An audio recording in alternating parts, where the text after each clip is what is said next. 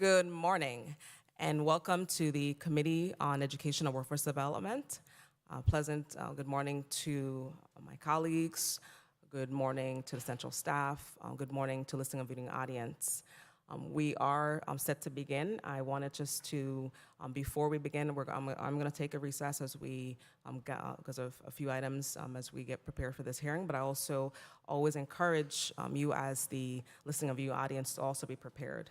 I really encourage that you go to legvi.org, go to the committee's folder, go to the today's hearing, 6122, and go ahead and you can access the information for today's hearing. Also, just to continue to encourage that you preview the information that's available there. I'm going to now, because I just want to also put out there as well, we received testimonies up until the last hour before today's hearing, which is unfortunately the custom of certain departments and agencies. The Committee on Education will stand for a 5-minute recess as we get ready for today's hearing. The Committee on Education and Workforce Development stands in recess for 5 minutes.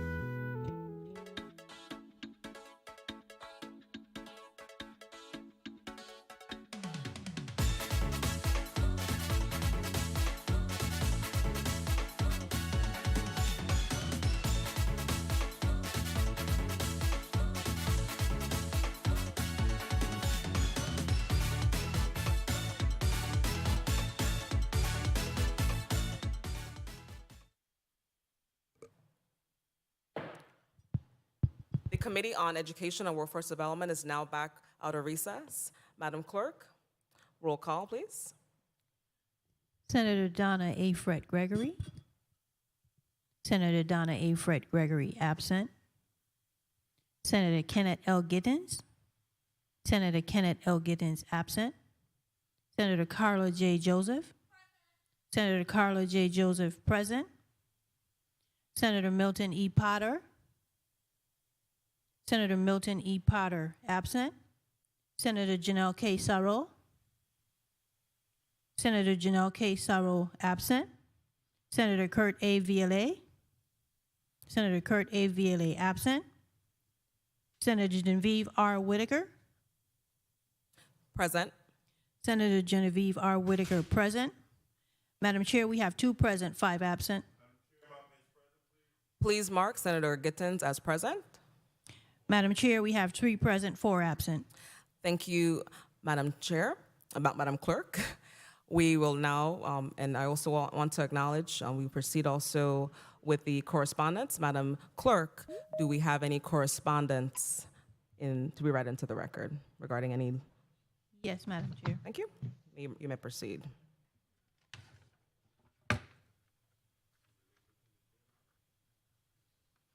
Correspondence from the Honorable Donna A. Fred Gregory, Senate President, dated June 1st, 2022, to the Honorable Genevieve Whitaker, Chairperson, Committee on Education and Workforce Development, Legislature of the Virgin Islands, 3022 Estate Golden Rock, Christensen, St. Croix, VI 00820, regarding late arrival to Committee on Education and Workforce Development.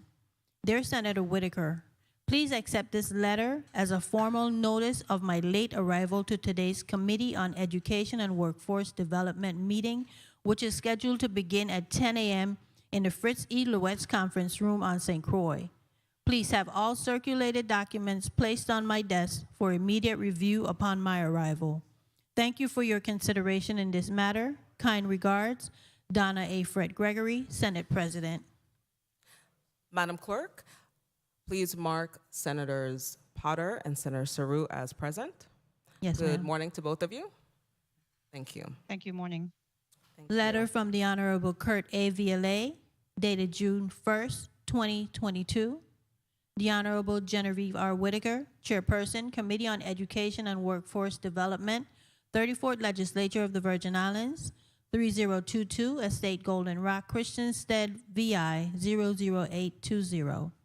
Dear Senator Whitaker, I will be late for today's Committee on Education and Workforce Development meeting due to a previous engagement. I apologize for any inconvenience this may cause, and I look forward to participating upon my arrival. Thank you for your kind consideration in this matter. Respectfully, Kurt A. Vla, Senator, 34th Legislature of the Virgin Islands. Madam Chair, those are the correspondence. Thank you, Madam Clerk. And good morning once again. Good morning if you're just tuning in. Good morning once again to the listening and viewing audience. Good morning to my esteemed colleagues, to the central staff. I want to especially thank everyone, of course, our central staff, media, security, facilities management, custodial management, everyone, Journal, Office of Legal Counsel, everyone, and especially my staff in preparation for today's hearing. As I had begun at 10 o'clock, because we did start on time, I did, as I always encourage you as the listeners, viewers, it's so important for you for all of us to be prepared for today's hearing that I really encourage you go to legvi.org, go to the committee folder for today's hearing at Committee on Education and Workforce Development, where you'll see a lot of the correspondence. I also want to emphasize that we received testimonies quite late. I continue to endeavor that our testifiers respect our institution by sending us, with this correspondence, as well as testimonies ahead of time. And I do want to thank those testifiers who make it and some who consistently submit on time. I also want to express huge congratulations to all of our graduates of our public, parochial, our private schools. It's been a tremendous occasion for all of our students. I am extremely proud of each and every one of you. And as I shared, for those ceremonies I got to attend, and those I certainly was there in spirit. Just continue to shine those the bright lights. Know that we are all proud of you. Your support, your family, everyone that is responsible for you to have reached the milestone you've reached in your journey. And we know that you worked tirelessly hard through many circumstances. And so today's hearing a reflection of us continuing the work on behalf of the upcoming generation of children. Certainly this month, it's always important to recognize this month as we've gone into the month of June.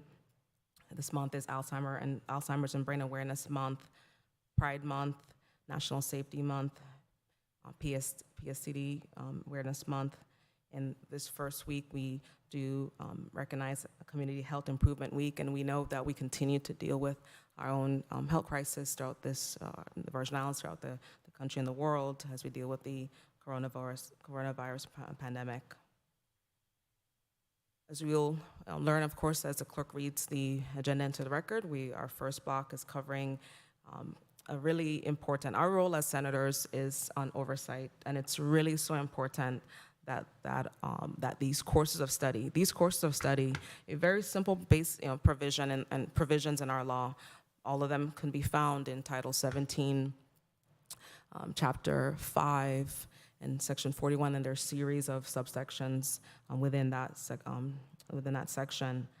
These are mandates by law, important mandates for our children to learn, because as we deal not only with our school infrastructure, it's important what the children learn, and it's really critical that we follow up on that from the legislation from 39, 40, many years ago, to even current legislation.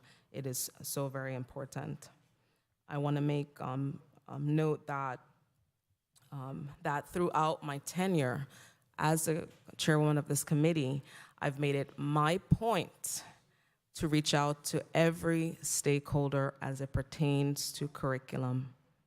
That involves internal meetings, that involves critical research, that involves following up.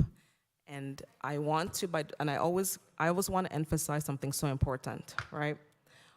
Good example.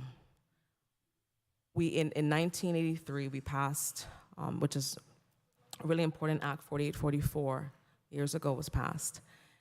Within 3 years, the Department of Education put together a massive outline regarding VI history. That is the same expectation we have as legislators today, that if they can put together, and I want to give by way of reference, a 250-page document, typewritten, that's 1986, they used typewriters back then. I showed this before last year in a hearing held early in the term. If we can do that back in the days of typewriting, what is stopping us now from being able to churn out those kinds of guides and curriculum today? That's a question that I have and that persists. In Block 2 is a bill that I've sponsored, bill to address this long-standing issue with the teaching of Virgin Islands and Caribbean history in our schools from K to 12. And finally, I want to emphasize the Block 3, covering the areas of workforce development. And I want to emphasize two things. Many of you who have been following this committee are quite familiar with the $9 million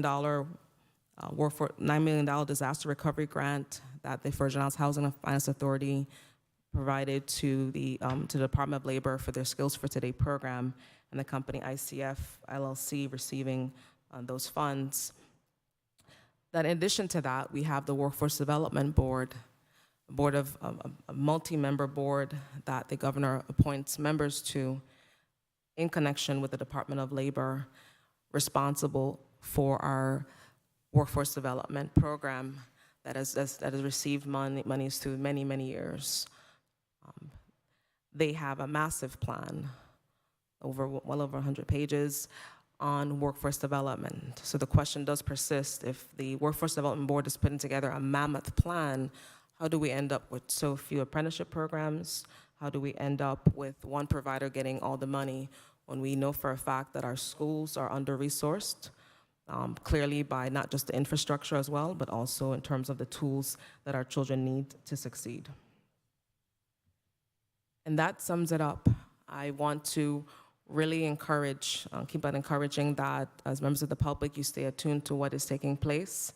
That a lot of the document, and I just also want to emphasize, a lot of the research in preparing for today's hearing, you can also grab on that same committee folder. I literally, my staff put in all the provisions we're going over today, the acts, and so on and so forth, so that you too can be part of the process. Madam Clerk, please proceed with reading the agenda into the record. The Committee on Education and Workforce Development has scheduled a hearing for Wednesday, June 1st, 2022 at 10 a.m. in the Fritz E. Lewis Conference Room on St. Croix. Block number 1. The committee will review testimony regarding the status of all curriculum mandates as per Title 17 of the Virgin Islands Code, Sections 41, 41B, 41C, and 48 from the Virgin Islands Department of Education and the Virgin Islands Board of Education. The status of the teaching of agriculture in the classroom as per Title 17, Virgin Islands Code, Section 41F from the Virgin Islands Department of Education, Virgin Islands Department of Agriculture, and the University of the Virgin Islands. The status of the implementation of Act 8374 as it relates to the development of a sustainable career and technical program for public high school students who have selected a vocational career path from the Virgin Islands Board of Career and Technical Education and the Virgin Islands Department of Education, and the status of Emergency Medical Services Program as per Title 17, Virgin Islands Code, Section 17, VIC 41I, from the Virgin Islands Department of Health and the Virgin Islands Board of Career and Technical Education. Invited testifiers: Raquel Berry Benjamin, Commissioner, Virgin Islands Department of Education; Dr. Kaiser Carwood, Chairman, Virgin Islands Board of Education; Dr. Michael T. Francoise, Chairman, Virgin Islands Board of Career and Technical Education; Leontine Jones, President, St. Thomas St. John Federation of Teachers, AFT Local 1825; Justa Y. Encarnacion, Commissioner, Virgin Islands Department of Health; Rosa Soto Thomas, President, St. Croix Federation of Teachers, AFT Local 1826; Dr. David Hall, President, Virgin Islands University of the Virgin Islands; Positive T.A. Nelson, Commissioner, Virgin Islands Department of Agriculture. Block number 2, the committee will review testimony on the following bill. Bill number 34-0238, an act amending Title 17 Virgin Islands Code, Chapter 5, Section 41C, relating to courses of study in the public schools to require the Virgin Islands and the Caribbean history be taught specifically in kindergarten through 12th grade and for other purposes, sponsored by Senator Genevieve R. Whitaker. Invited testifiers: Raquel Berry Benjamin, Commissioner, Virgin Islands Department of Education; Dr. Kaiser Carwood, Chairman, Virgin Islands Board of Education; Kai Nielsen, CEO, VI Collaborative Solutions, LLC; Leontine Jones, President, St. Thomas St. John Federation of Teachers, Local 1825; Rosa Soto Thomas, President, St. Croix Federation of Teachers, Local 1826; Mr. Mario Moorhead, Historian, Author. Block number 3. The committee will receive testimony on the ICF contracts and the status of workforce development and update on the Skills for Today Workforce Development Program, a status update on the apprenticeship program, and an update on the status of implementation of Workforce Innovation and Opportunity Act, WIOA, Virgin Islands State Plan. Invited testifiers: Gary Malloy, Commissioner, Virgin Islands Department of Labor; Michael Carty, Chairman, Virgin Islands Workforce Development Board; Dana Clendenin, Interior Director, Virgin Islands Housing Finance Authority; Dr. Suzanne Darrow McGrath, UVI Cell Director and Chairwoman, Virgin Islands Apprenticeship Council, William Turnbull, Vice President, ICF Incorporated, LLC, and Kai Nielsen, CEO, VI Collaborative Solutions, LLC. Madam Chair, that is the agenda for today.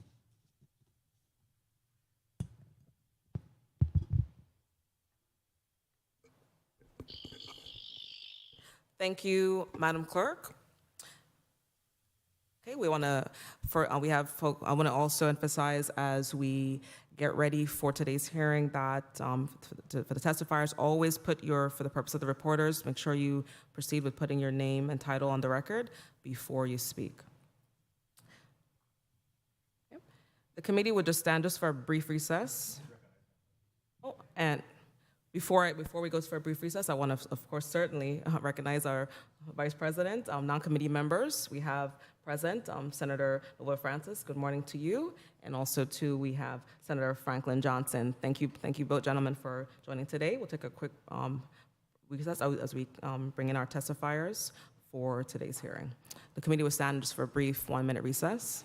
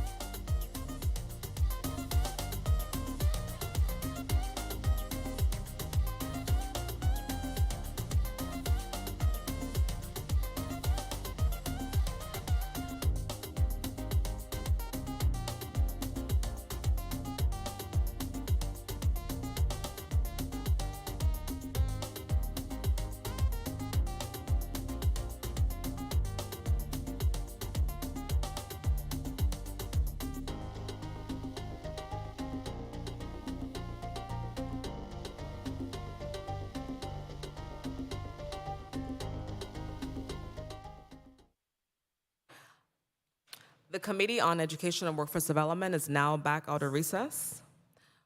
I would like to proceed with, by way of our rules, of course, with having our testifiers raise their right hand for our oath of office as per Rule 507B. Testifiers both in person, of course, online, please raise your right hand. Okay, and at the end of my statement, just say I do. I will. Do you solemnly affirm, under penalty of perjury, that the testimony you will give to this committee will be the truth, the whole truth, and nothing but the truth to the best of your knowledge and belief? I do. Thank you so much. Okay, so we'll proceed now with our first testifier. And good morning to you, Dr. Michael Francois, the chairman of the Virgin Islands Board of Career and Technical Education. Welcome, Dr. Francois. Please proceed with your testimony. Good morning, everyone. I'm Dr. Francois. Good morning, Honorable Senator Genevieve Whitaker, members of the Committee on Education and Workforce Development, and other members of the 34th Legislature of the Virgin Islands, fellow testifiers, members of the viewing and listening audience. The Virgin Islands Board of Career and Technical Education members, thank you for the opportunity to testify before our committee. My name is Dr. Michael T. Francois, Board Chair. Critical to our mission as board members of the Virgin Islands Board of Career and Technical Education is the mandate that employability skills, both academic and technical, be provided to all students in the Virgin Islands, regardless of whether the goal is to attend college or enter the workforce directly after high school. Today's testimony will include the status of the implementation of Act 8374 as it relates to the development of a sustainable career and technical program for public high school students who have selected a vocational career path, and the status of emergency medical service program as per Title 17 Virgin Islands Code, Section 1741I. Following Act 8374, Section 1G, the Board of Career and Technical Education, in consultant with the Department of Education and the University of the Virgin Islands, is responsible for promulgating the program's rules before the initial implementation date to achieve a timely and efficient implementation process. The board and the Department of Education shall notify all public schools in the territory about any updates to the rules after implementation. The Board of Career and Technical Education, the university's representative, and the Department of Education collaborated and published 13 rules about developing CTE programs in the territory, which we sent as an attachment to my testimony. In addition, the board wants to iterate that all high school CTE programs should lead to national and international certification, or if neither is available, a local license. Therefore, the CTE program must use the certifying organization's curriculum for national and international certifications. If necessary, local programs may add to those curricula to meet local needs. However, they may not take from or substitute the certifying organization's curriculum. Further, all programs and curricula must be submitted to the Virgin Islands Board of Career and Technical Education for approval. For career and technical programs that culminate with a local license, the Department of Education shall include the curriculum with the request for program approval from the board. We would also point out that the board is the certifying agency for all CTE instructors for high school and adult education, or any school receiving local or federal funds allocated explicitly for CTE. These certifications are mandatory and part of the employment contract each instructor agrees to when entering the teacher's pool. Regarding the Emergency Medical Service Program as per Title 17 Virgin Islands Code, Section 1741I, the board supports the initiative. However, the board has a concern about the funding, which was brought to the attention of the sponsoring senator at the last meeting we attended. The board feels that the budget is not enough to support the program. The board is also waiting on the program to be submitted for review and approval. We want the committee also to know that the CTEC Curriculum Committee and the Office of the St. Croix CTE Coordinator are working on updating CTE curricula from middle through high school. Once completed and reviewed by the board, we will gladly update the committee on the findings. Madam Chair, this concludes my testimony. Thank you for allowing the CTE board the opportunity to testify. We are prepared to answer questions you may have for us. Thank you, Dr. Francois, for your testimony on behalf of the Virgin Islands Board of Career and Education. Madam Clerk, can you please read the correspondence into the record? Letter from the Honorable Raquel Berry Benjamin, Commissioner, Department of Education, dated May 31st, 2022, to the Honorable Senator Genevieve R. Whitaker, Chairwoman, Committee on Education and Workforce Development, number 3022, Estate Golden Rock, Christiansted, St. Croix, Virgin Islands, 00820. Dear Senator Whitaker, please excuse the VI Department of Education vibe from today's Committee on Education and Workforce Development hearing. As you were previously informed via written communication on May 16th and the 23rd, the Virgin Islands Department of Education already had on its calendar employee appreciation activities scheduled for June 1st, 2022. I would like to thank you for your understanding, as employees are the #1 asset of the department. It is because of their ability to adjust to new ways of teaching and supporting students that we are able to successfully provide quality educational experiences for our students during the COVID-19 pandemic. This has been a trying year for education around the world, and my leadership team and I look forward to rewarding the hardworking men and women of VIDE with a much-needed opportunity to bond as a VIDE family and recharge for our upcoming summer programs. The department looks forward to providing updates to the committee in the near future. Should you have any questions, please feel free to contact me at raquel.berry@vibe.vi or my executive assistants, Ms. Monet Edwards at monet.edwards@vibe.vi or 340-774-0100. Sincerely, Raquel Berry Benjamin, Commissioner.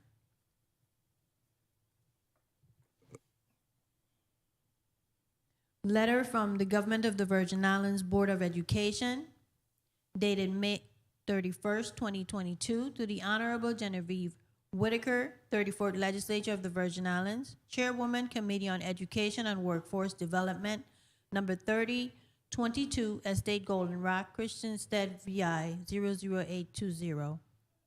Dear Chairwoman Whitaker, on behalf of Chairman Kaiser A. Carwood, please be advised that the VI Board of Education will not be available to testify at the Committee on Education and Workforce Development's June 1st, 2022 hearing due to schedule conflicts. The comments below are included for consideration.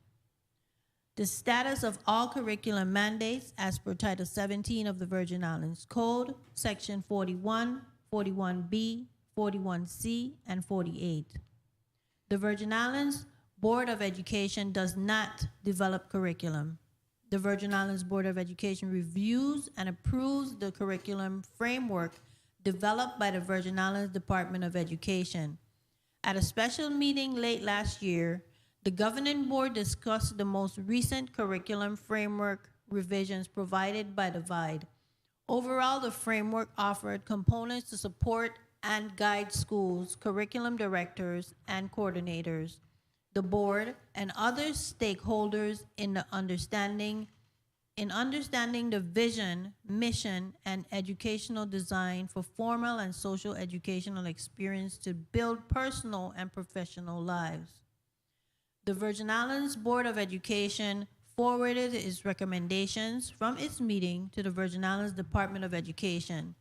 The Virgin Islands Board of Education looks forward to the Virgin Islands Department of Education's curriculum framework being implemented no later than 2022-2023 school year and serving as a living document that compiles with the Virgin Islands Board of Education's approved curriculum development and implementation policy. Bill number 34-0238. An act amending Title 17 Virgin Islands Code, Chapter 5, Section 41C, relating to course of study in public schools to require that the Virgin Islands and Caribbean history be taught specifically in kindergarten through 12th grade and for other purposes. The Virgin Islands Board of Education has no objection to the Virgin Islands and the Caribbean history being taught in public schools. The Virgin Islands Board of Education has sought through correspondences to ascertain the extent to which that mandate is being implemented, specifically with regard to the teaching of VI history and basic Caribbean history. While the Virgin Islands Board of Education has asserted that the VI history is being taught, Virgin Islands Board of Education has asked specifically for evidence of a curriculum or outlines that indicate the aspect of VI history that is being taught. The Virgin Islands Board of Education, however, indicated to the board that it is in the process of completing a comprehensive curriculum framework which the board expects to be available to give the evidence needed to prove compliance with the statute. Lastly, we remain mindful that given the number of instruction hours required, there is not sufficient time in the current school day for all the courses, subjects, mandates by the legislature to be included as standalone courses for all students. While VI history is a standalone course and a graduation requirement for every student on the senior high level, VI history must be taught within the context of the social studies curriculum on the lower level, and the Virgin Islands Department of Education should provide the curriculum evidence that shows the specific content for the VI history that is part of the social studies curriculum on the lower level and available to all students. Your consideration of the Virgin Islands Board of Education's comment in lieu of our presence is sincerely appreciated. Regards, Stephanie J. Barry, PhD, Executive Director. Madam Chair. Thank you, Madam Clerk. We'll now proceed with our next testifier, Dr. David Hall, the President of the University of Virgin Islands. You may proceed with your testimony. Good morning, Chairwoman. Are you hearing me okay? Yes, we can I'm hear you getting loud. feedback. Loud and clear, we can hear you. Welcome, good morning and welcome. Good morning, Chairwoman Whitaker and members of the Committee on Education and Workforce Development and other members of the 34th Legislature present, other testifiers, members of the press, persons in the viewing and listening audience, ladies and gentlemen. My name, as indicated, is David Hall. I'm the president of the University of the Virgin Islands, and it is indeed an honor for me to appear before the committee to offer testimony on behalf of the University of the Virgin Islands. I was asked to provide an update to the committee regarding the status of all curriculum mandates as per Title 17 of the Virgin Islands Code, Section 41, 41B, 41C, and 48 from the Virgin Islands Department of Education and the Virgin Islands Board of Education. Also, the status of the teaching of agriculture in the classroom as per Title 17 Virgin Islands Code, Section 41F from the Virgin Islands Department of Education, the Virgin Islands Department of Agriculture, and the University of the Virgin Islands. My testimony today will focus first on the role of the university regarding the mandates included in the cited title, and then as my role as co-chair of the Virgin Islands Agriculture Plan Task Force. The university, primarily through its Cooperative Extension Services, CES, and its Agriculture Experiment Station, AES, has been deeply committed to ensuring that children in the Virgin Islands are exposed to the values and benefit of agriculture. However, the university is not responsible for the public school curriculum, so I am not able to comment on all that has occurred through the Department of Education regarding the cited legislation. The university's greatest asset in fulfilling the mandate of the cited legislation has been through our supervision and implementation of the 4-H program on a systematic basis with schools throughout the territory. 4-H is the non-formal youth education outreach arm operating under the auspices of the UVI School of Agriculture Cooperative Extension Services. Historically, 4-H has been rooted in agriculture, with traditional cows and cooking club being the norm. Since its implementation in the Virgin Islands in 1972, when UBI became a land-grant institution with a research and extension mission, 4-H has broadened its reach to include a much more diverse array of 4-H project work, reflecting three main mission mandates: healthy living, STEAM, which includes science, technology, engineering, agriculture, and math, and citizenship. Today, 4-H is circling back and responding to a renewed interest in food security, sustainability, local food production, and home gardening, and food security in response to the COVID pandemic. There are projects within the schools that are coordinated by our CES and AES staff. These agriculture-based projects expose students to various aspects of gardening, farming, aquaponics, and other intriguing endeavors. Each school is encouraged to involve their students in a project, which is evaluated by a panel of judges. The culmination of these projects occurs when the winners and their projects are announced at the Agriculture and Food Fair. Just a few days ago, 2 schools were brought to the stage to highlight what they had done during the school year to learn about agriculture. Many of the learning outcomes outlined in subsection B of 41F are achieved through the projects of the students who participate in the 4-H program.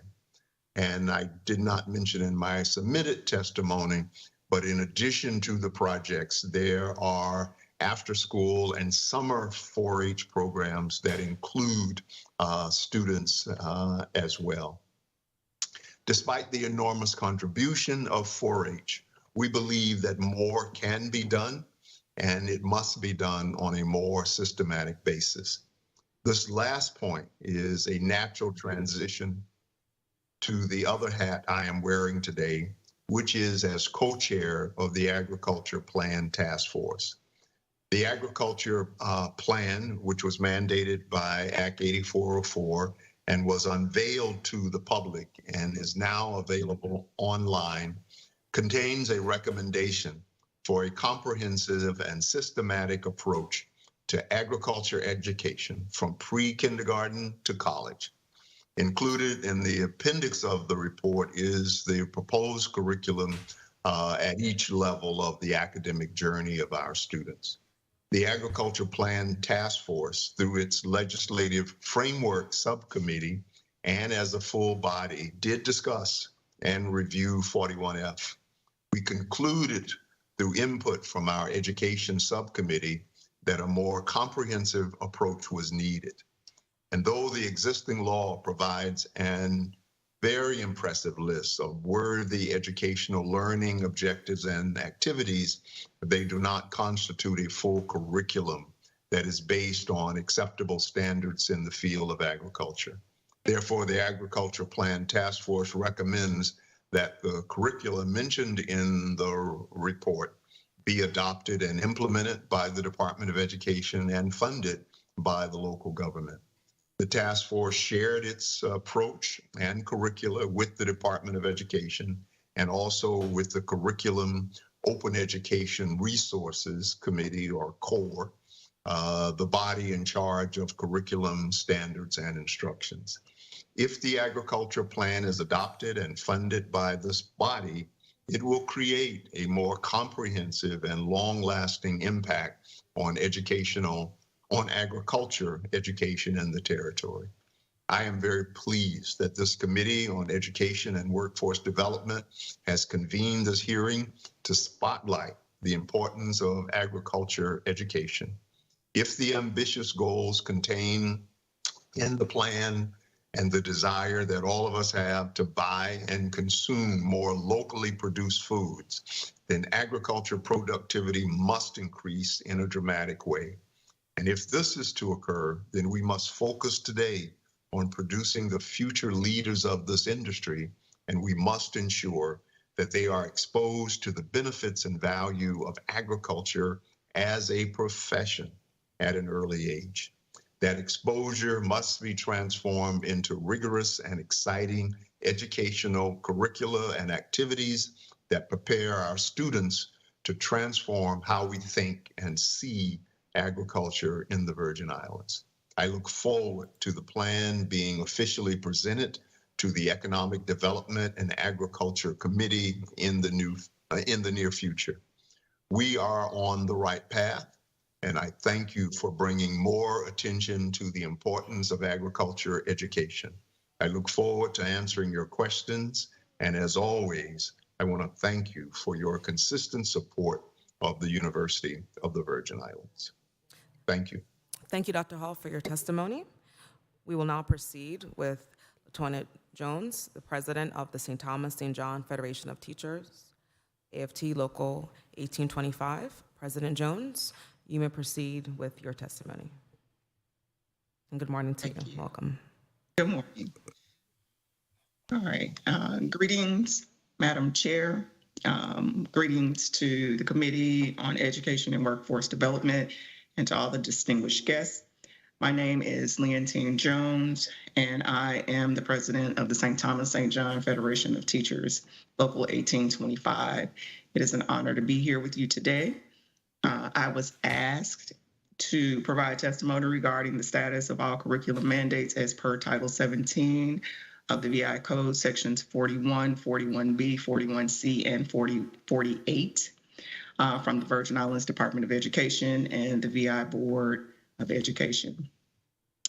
Even though the union is not responsible for the type of curriculum taught within the Department of Education, we are vested stakeholders in the type of curriculum implemented within our public school system. I consider all of us being responsible for establishing and developing curricula and determining requirements for enrollment and production. So on that note, the St. Thomas St. John Federation of Teachers is concerned with the status updates because the programs have a growing staffing shortage of professionals to fill the positions and a lack of proper resources and funding required to implement the courses. I just broke down each section, Title 17, Education, Chapter 5, Public Schools, 41B. And these are just basic questions that I have regarding the implementation of the courses that are mentioned. So with 41B, the union would like to know, have federal funds been set aside for implementation? If so, how much?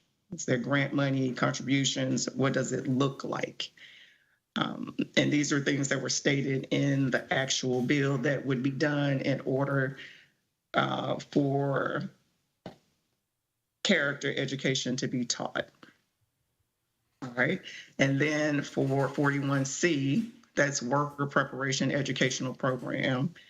The questions that we have are, or statements, there is no evidence to support the labor relations component, D and E. Speech communications perhaps covers F 1 through 10. However, this course will no longer be offered as a core requirement at the high school level beginning fall 2022. As far as 41F is concerned, agriculture in the classroom program, the questions that concern the union are, has the Department of Education sought the assistance of other government agencies and private organizations involved in agriculture education? Has the Department of Education sought assistance from these agencies to create curriculum guides composed of thematic units, lesson plans, and educational field trips? Are there educational annual workshops to provide training to teachers? For 48, priority in industrial arts training. There are, I think the Jobs for American Graduates program covers a few of the components of 1, 2, and 3. And then lastly, according to the medical technology schools.com EMT as a career. A career as an EMT begins with emergency medical technician training. Most programs only require the students be 18 years of age with either a high school diploma or a GED. EMT courses can take a few months depending on the school and the schedule, and include classroom and practical instruction on anatomy, trauma care, and emergency management. At the end of the training, new EMTs are eligible to take the exam given by the National Registry of Emergency Medical Technicians. Upon passing the exam, candidates are awarded a nationally recognized certification. The salary range for an EMT is between $39,000 and $60,000 annually. Right now, the high school students have a nursing program taught by school nurses. They are doing double duty, making a sacrifice. This program is in jeopardy due to the diminishing return of nurses to the program. On that note, the questions to ponder for EMTs, even though EMT courses are not new to most high school curricula, do we have the infrastructure to implement this course in the Virgin Islands? Who will teach the course? Where will the courses be taught? What type of equipment will be provided for the instructors and students? Does the instructor require certification, licensure? How long will the certification last? Who chooses qualified applicants? Once the student completes the required hours, will there be an opportunity to take the national exam? Those are questions that the union would like answered. Thank you, Chairperson Whitaker and the Committee on Education and Workforce Development for hearing the AFT's testimony today regarding the concerns of the status of all curriculum mandates. The Local 1825 is hopeful this testimony provides thought and encourages the 34th Legislature to support our public schools with significant curriculum changes for the academic enhancement of our students in the future. Thank you. Thank you, President Jones. And before I proceed to our next testifier, I want to make a specific note. If you're just tuning in, I really encourage that you go onto the public drive. The provisions of the code for the course of study are on the public drive. My staff, we conducted the research. I want you, because we're part of this hearing, persons asking questions. I like the interactive nature of all of our hearings. It's important that we have the facts and information. I want to also emphasize that the role of the legislature and the oversight responsibility is that the onus on the promulgation of the actual substance of these provisions is on the onus of the stakeholders. We, the legislature, are responsible for when there are funding concerns. Hence why not beyond today's hearing for my entire term, I've followed up with these stakeholders, especially the ones who are named in the legislation regarding curriculum. This is a long-standing matter, and it requires that both the executive and legislative branch work together in that endeavor. We'll now move on to Commissioner Justa Encarnacion, Commissioner for the Department of Health. Good morning and welcome, Commissioner. Thank you. Good morning, Senator Whitaker. Good day, everyone. Commissioner Justa E. Encarnacion, Commissioner of the Virginia Department of Health. Good day, Honorable Senator Genevieve Whitaker, Legislative Secretary, Chairperson of the Committee on Education and Workforce Development of the 34th Legislature, members of the committee, other testifiers, ladies and gentlemen. I am Justa Ortita Encarnacion, the Commissioner of the Virginia Department of Health. Thank you for the opportunity to be here today in support of Bill 340053 and provide an update. It is an act amending the Virginia Code Title 17, Chapters 5 by adding Section 4 LI to establish Emergency Medical Services Program, amending Title 33, Chapter 111 by adding Section 3099A to establish Emergency Medical Services High School Program Fund, and making a $160,000 appropriation for the Centennial Special Fund to the Department of Education to fund the Emergency Medical Services Basic EMS educational program. Joining me is Assistant Commissioner Nicole Cragbo-Sins. I'm sorry, she's unable to join today. I forgot Assistant Director of Fire EMS, A.D. Lyle.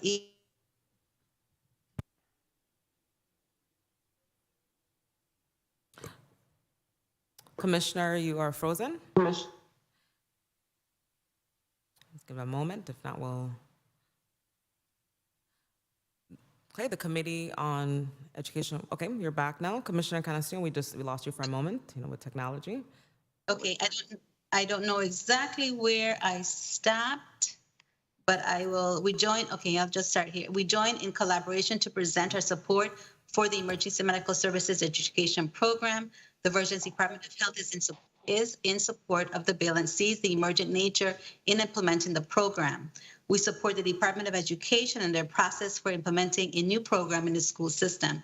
We pledge to assist and will guide them on the clinical and educational aspect of engaging students in a program that will save lives. There is an increasing emergency medical need of an aging population and a decrease in an emergency medical services workforce, which has placed a burden on many communities in meeting demands of emergency care. One of the mechanisms for meeting this demand is to introduce emergency medical programs to students in high schools. Emergency medical services is a public service career field filled with excitement. The goal is to expose students to health sciences and those who are interested in a healthcare career track.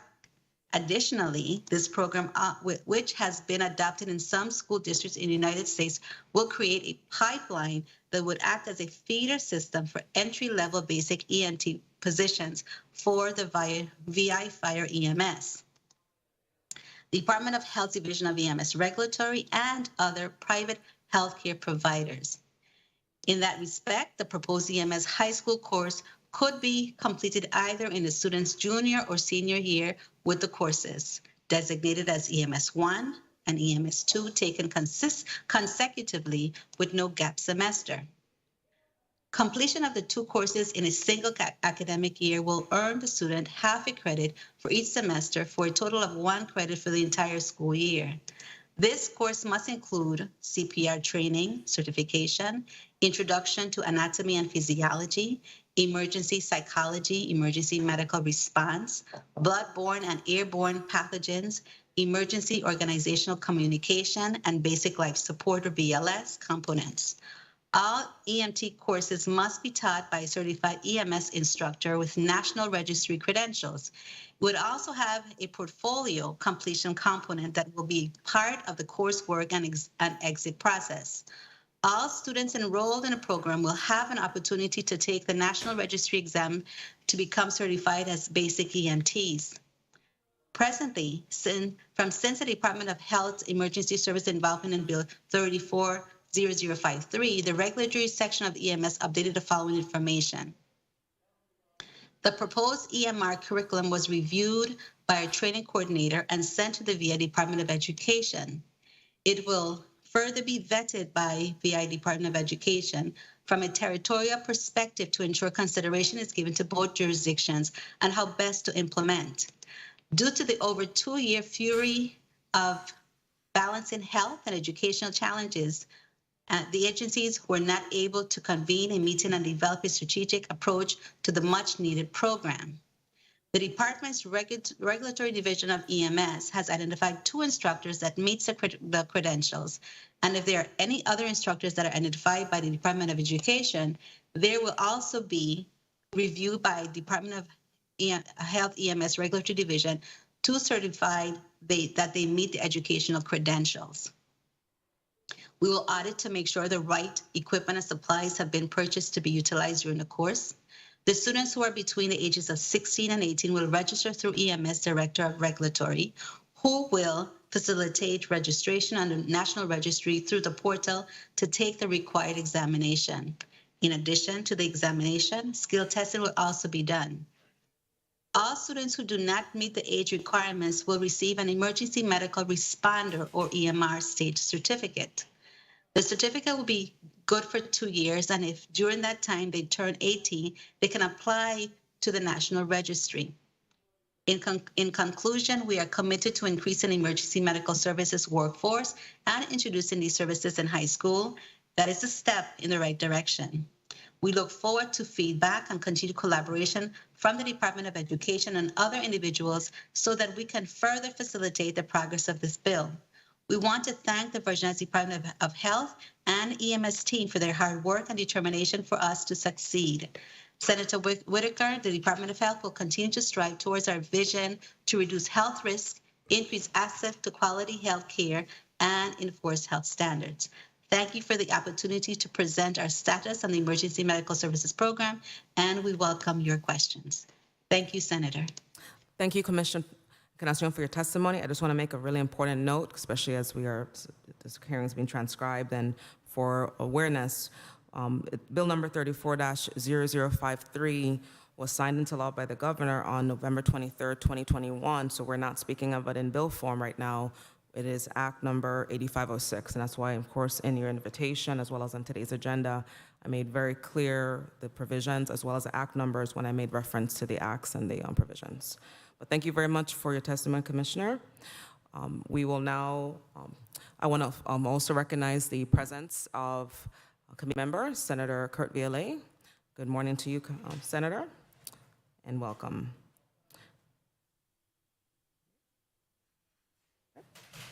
So we will now proceed. I will now proceed with our round. What I also want to make note of before going to our round, so one of the things that you do see for those who are listening and going into the agenda, and as is read by the clerk, we do have another correspondence to be read into the record, but I also want to make note that Commissioner Positive T.A. Nelson did not submit a letter of excuse. I do acknowledge, of course, for the Virgin Islands Department of Agriculture that we just had the fair, which was a great event, but he did not submit an excuse. And I really want to put a message out that that is not, that's inexcusable. I think that it's important that even just due respect to the committee, due respect to this institution, that our directors and commissioners at least respect the process if they cannot attend, to simply sending a letter of excuse, which my staff consistently followed up and showed proof of engagement. Madam Clerk, you read the last correspondence or additional correspondence into the record.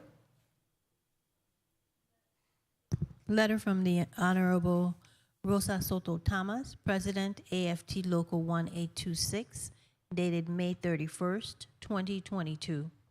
To the Honorable Genevieve Whitaker, Chair, Committee on Education, Workforce Development, 34th Legislature of the Virgin Islands, Capitol Building, Charlotte Amalie, St. Thomas, Virgin Islands. A blessed good day.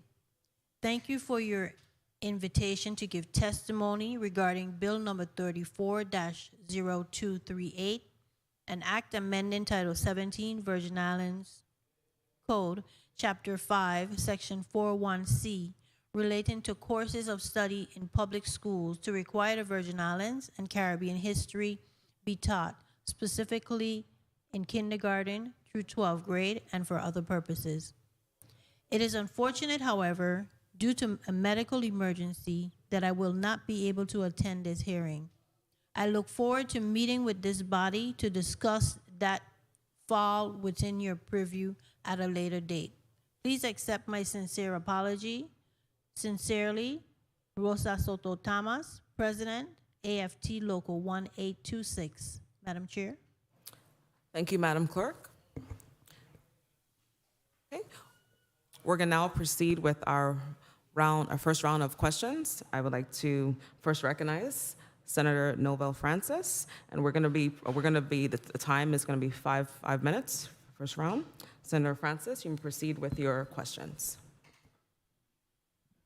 Thank you very much, Madam Chair. Good morning to you and to my colleagues. Good morning to the testifiers, and certainly good morning to the people of the Virgin Islands. I too think that today's topic is a very important one, and one that is long overdue in respect to addressing some of our courses of study. I am concerned that under Virgin Islands Code Title 17, Section 41, that there's a number of course requirements here, some of which is in place and some that still needs to be put in place. Basic Caribbean history, drug prevention, family life, sex education, substance abuse, real estate appraisals, financial education, hotel and tourism training courses, swimming and water safety, a structured civics course, basic agriculture education, in addition to all of the other core subjects. And, I'm saying that we have to be mindful that every time we add to what is required, we're extending the school day. We're extending the school year. So we need to make sure that when we legislating and putting these things in place, that in fact, whether or not we want to develop curriculums, whether or not we want to allow for these be a topic or class, versus, this full curriculum mandates, we have to really be mindful and concerned about that. And of course, all of them are basic life issues that should be discussed. Whether or not they need to fall into the realm of a full curriculum mandate is something that we also need to contemplate. So, for me, I believe that what's critical for me is what is the synergy? What is happening between the University of the Virgin Islands, the Career and Technical Board, the Board of Education? What is being discussed in respect to some of the recommendations that we want to see happening within our schools? Because, of course, the Department of Education have that awesome responsibility to make sure that they're adhering to all of these mandates. How are we addressing the synergy of those very important stakeholders in this discussion? And I wanted to start out with you first of all, Dr. Francois. Yes, Senator. Dr. Francois. As far as we have monthly meetings or monthly meetings sometimes, or whenever we see necessary, we may call a meeting with the Department of Education. We have a representative from UVI on our board, so that individual are at all our meetings, and we have that relationship there. We also have meetings with the Board of Education where we call meetings. We try to have them once a month, but we do them sometimes more often based on what's required to make sure that we're all working towards the same thing. Okay, and Dr. Hall, in regards to the synergy, how are we having that discussion, and what is some of your input in regards to that? Because I appreciated your testimony, and I'd just like to know what are some of your recommendations, because you did put on record your concerns as well. Thank you, Senator. My response would be, first, on a general standpoint, there is a lot of collaboration between the university and the Department of Education. And as indicated, the Workforce Development Board. A lot of our interactions have been around ways to help create a better pathway for students entering the university in some key areas where we've seen some deficiencies, and that is around science and math, because many students have to end up in what we call skill courses because they aren't quite ready for the regular courses. So we've had numerous interactions, sharing of information with the department to see what can be done to strengthen that. And of course, we have a number of summer programs that are exclusively dependent upon coordination with the department as ways to intervene and support students. My testimony was focused a lot on the agriculture curriculum, in part because of this other hat I'm wearing as co-chair of the Agriculture Plan Task Force. And that is a place where I do feel that there needs to be greater coordination around a curriculum, because we have strengths in our School of Education as to how that could occur. The task force spent a lot of time reviewing curricula from other states in the field of agriculture. And we just believe that working together with the recommendation from the task force, that we could establish a more robust agriculture curriculum. But as the representative from the union indicated, we know that there will have to be funding, that we can't layer this requirement on top of the other responsibilities that teachers already have.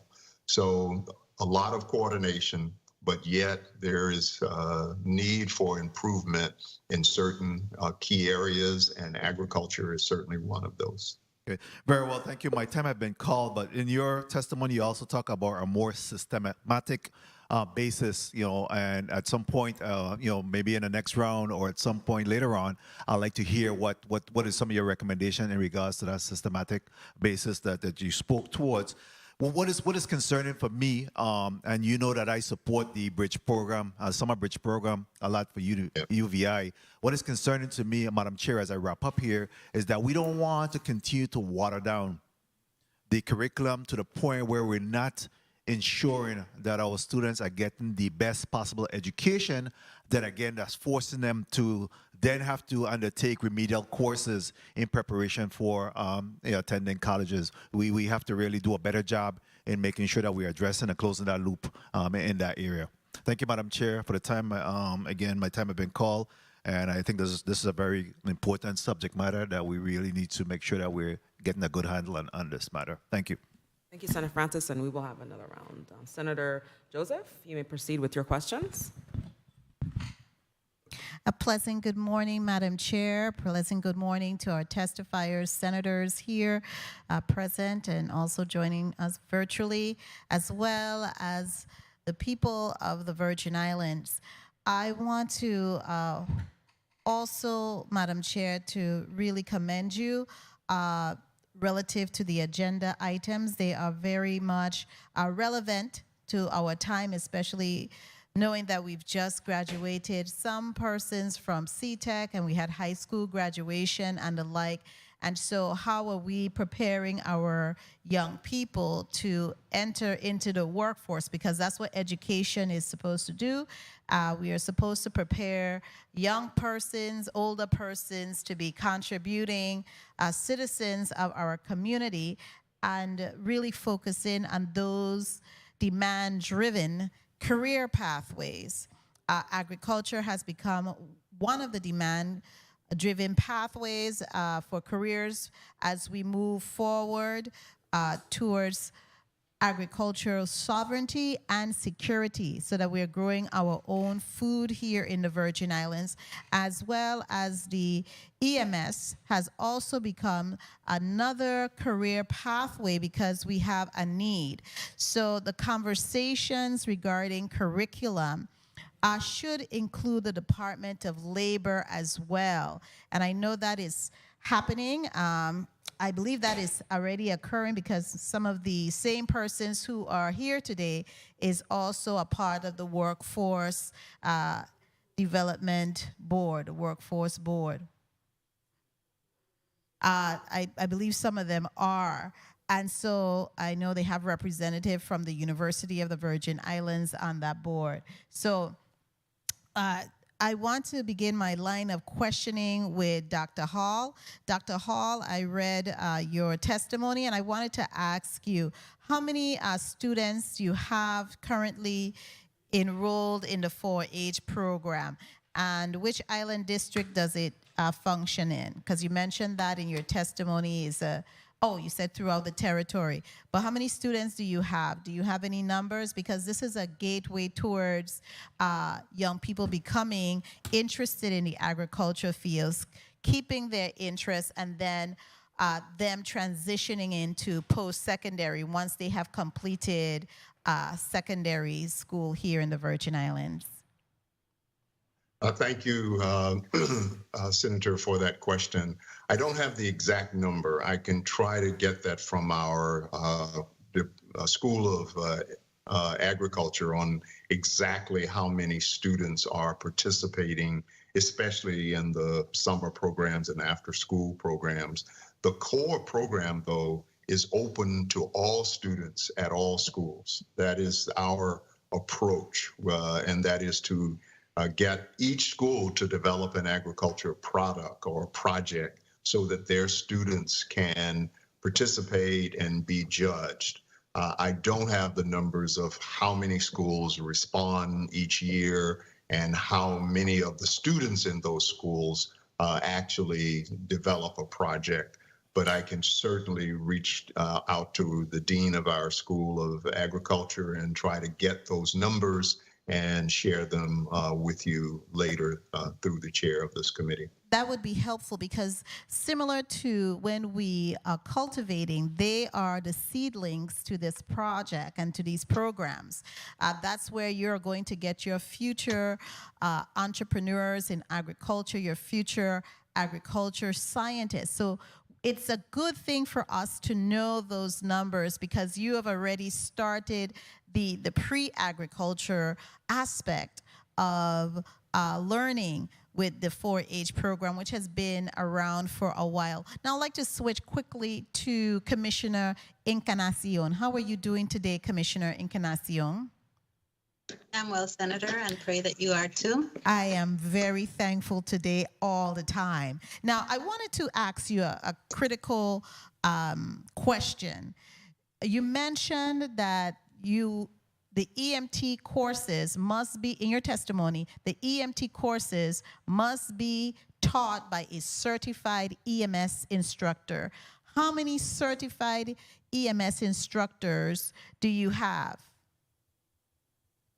Within the territory, I'm actually going to allow Jacqueline Greenwich Payne to respond to that question.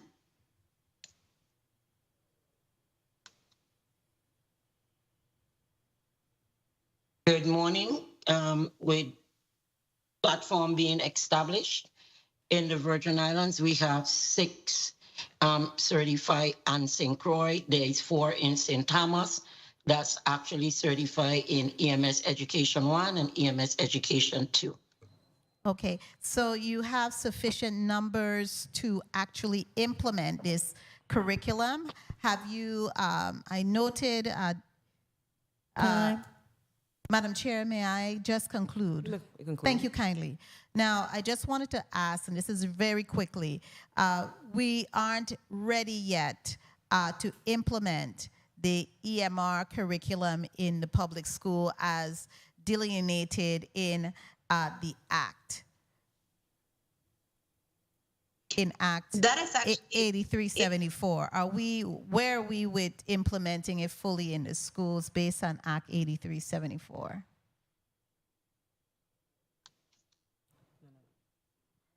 If I may, that is a question. According to the Act, the board needs to approve and implement. The educational system implements, but only after approval by the board.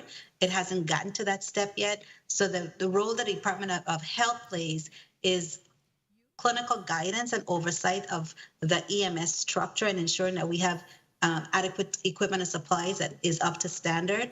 And Jacqueline Payne Greenwich can also speak to that. We have to make sure that we have the certified educators.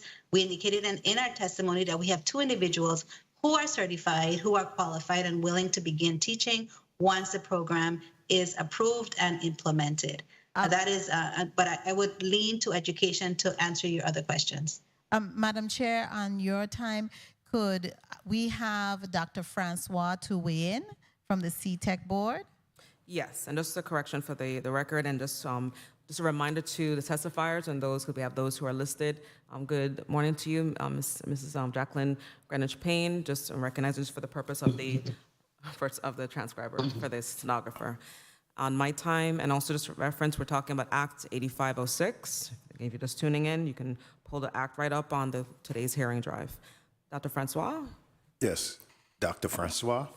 The way that works is that the Department of Education would have to send the curriculum to the board for approval, and we haven't received anything from the Department of Education at this time. Also, I want to stress that yes, the instructors must be certified in their field, but we also certify all instructors in CTE. So they have to come through us to also get certified for CTE.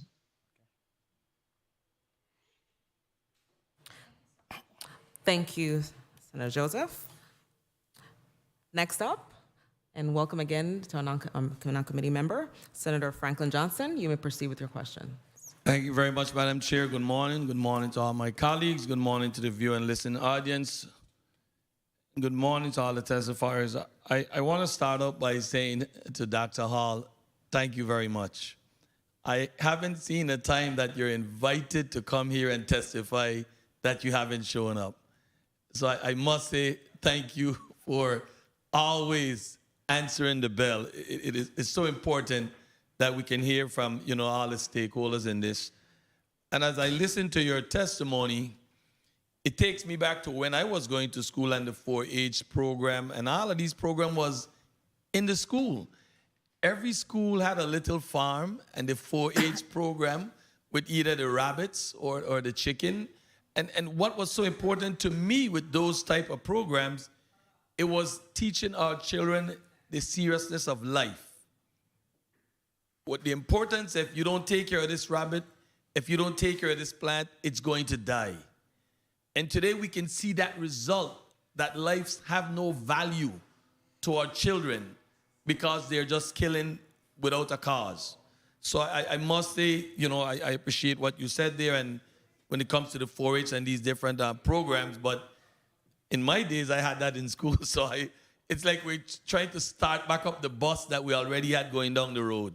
So it's sad in a way, but it's important that we try to get it on board. But I'll start my line of questioning to Dr. Francois, right? Yes. The Department of Education is losing its teachers in the career and technical department.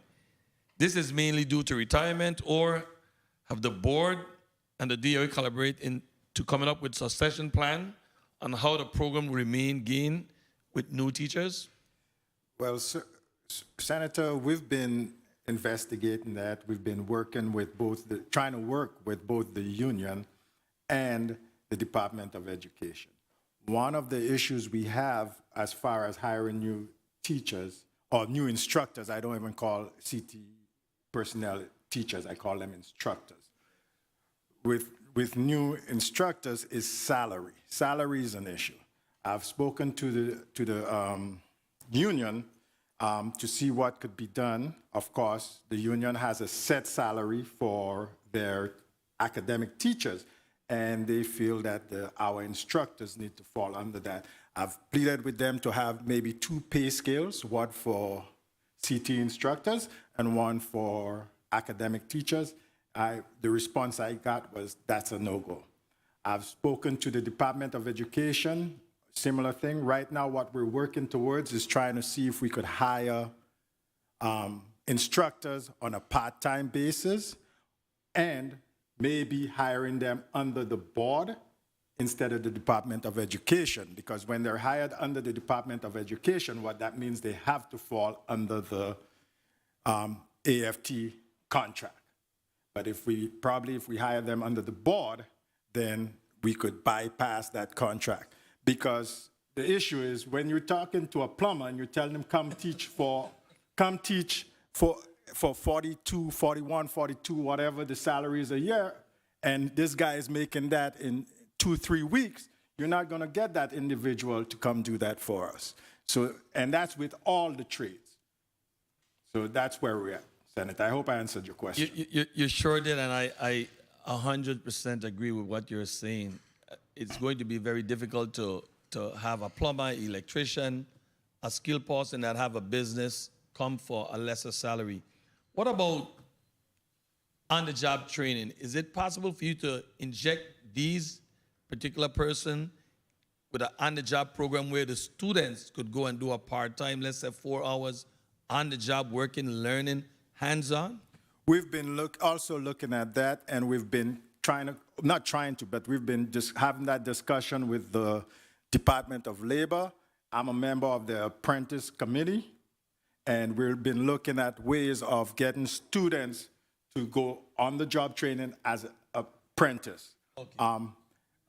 Part of it is the business has to show interest in bringing those students aboard. So the Department of Labor has been doing an excellent job, but they've been working hard to try to get businesses involved. And once we get that, then we would be able to send the students.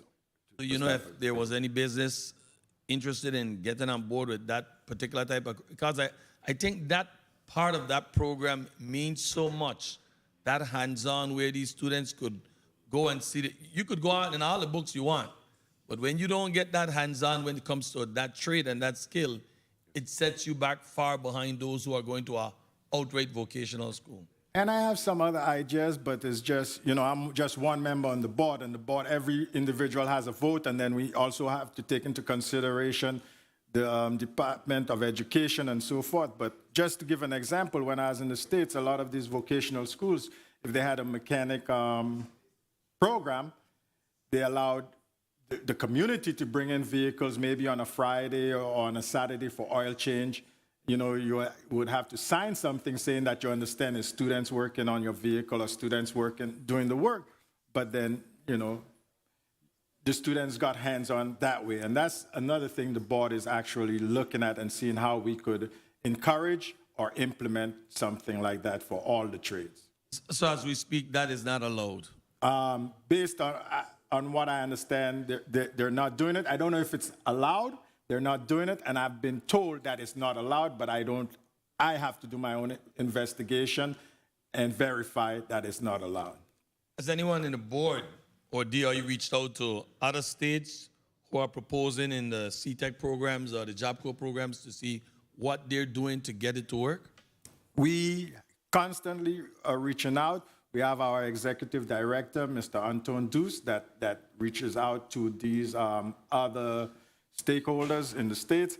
And one of the things we want to do is during the Skill USA, we want to see if we could meet with these individuals in person and just get some feedback on how they approach what they're doing in the States and see what is successful and what would work in the territory for us. And I don't know if my time has been called yet, but I'll wrap up on this. You may wrap up, go ahead. That's fine. I want to go back again to something that I know took place in the schools. Normally, with all of these CTEC programs, they're normally a competition with schools against schools in the air condition, the plumbing, carpentry, the mechanic.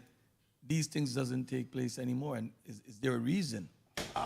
That I wouldn't be able to answer for you. That's something that the Department of Education typically handles. However, if the Senate feels that the board should be oversight over something like that, the board would definitely take it into consideration and try to push that.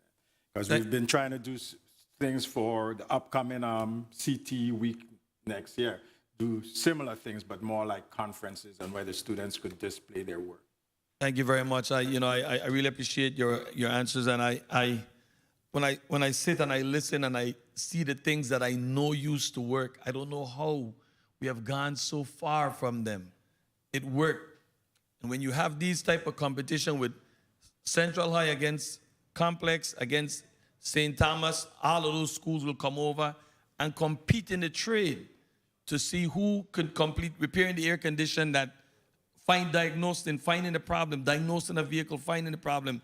These things enhance our student learning and make them more attractable in the workforce. And I sure hope we could get back to some of those things that did work back in those days to really enhance our education, especially in the CTEC program, because everyone is not college material. And we must do what we can do to enhance and make sure that our children are ready for this workforce right here in this territory. Thank you very much, Madam Chair.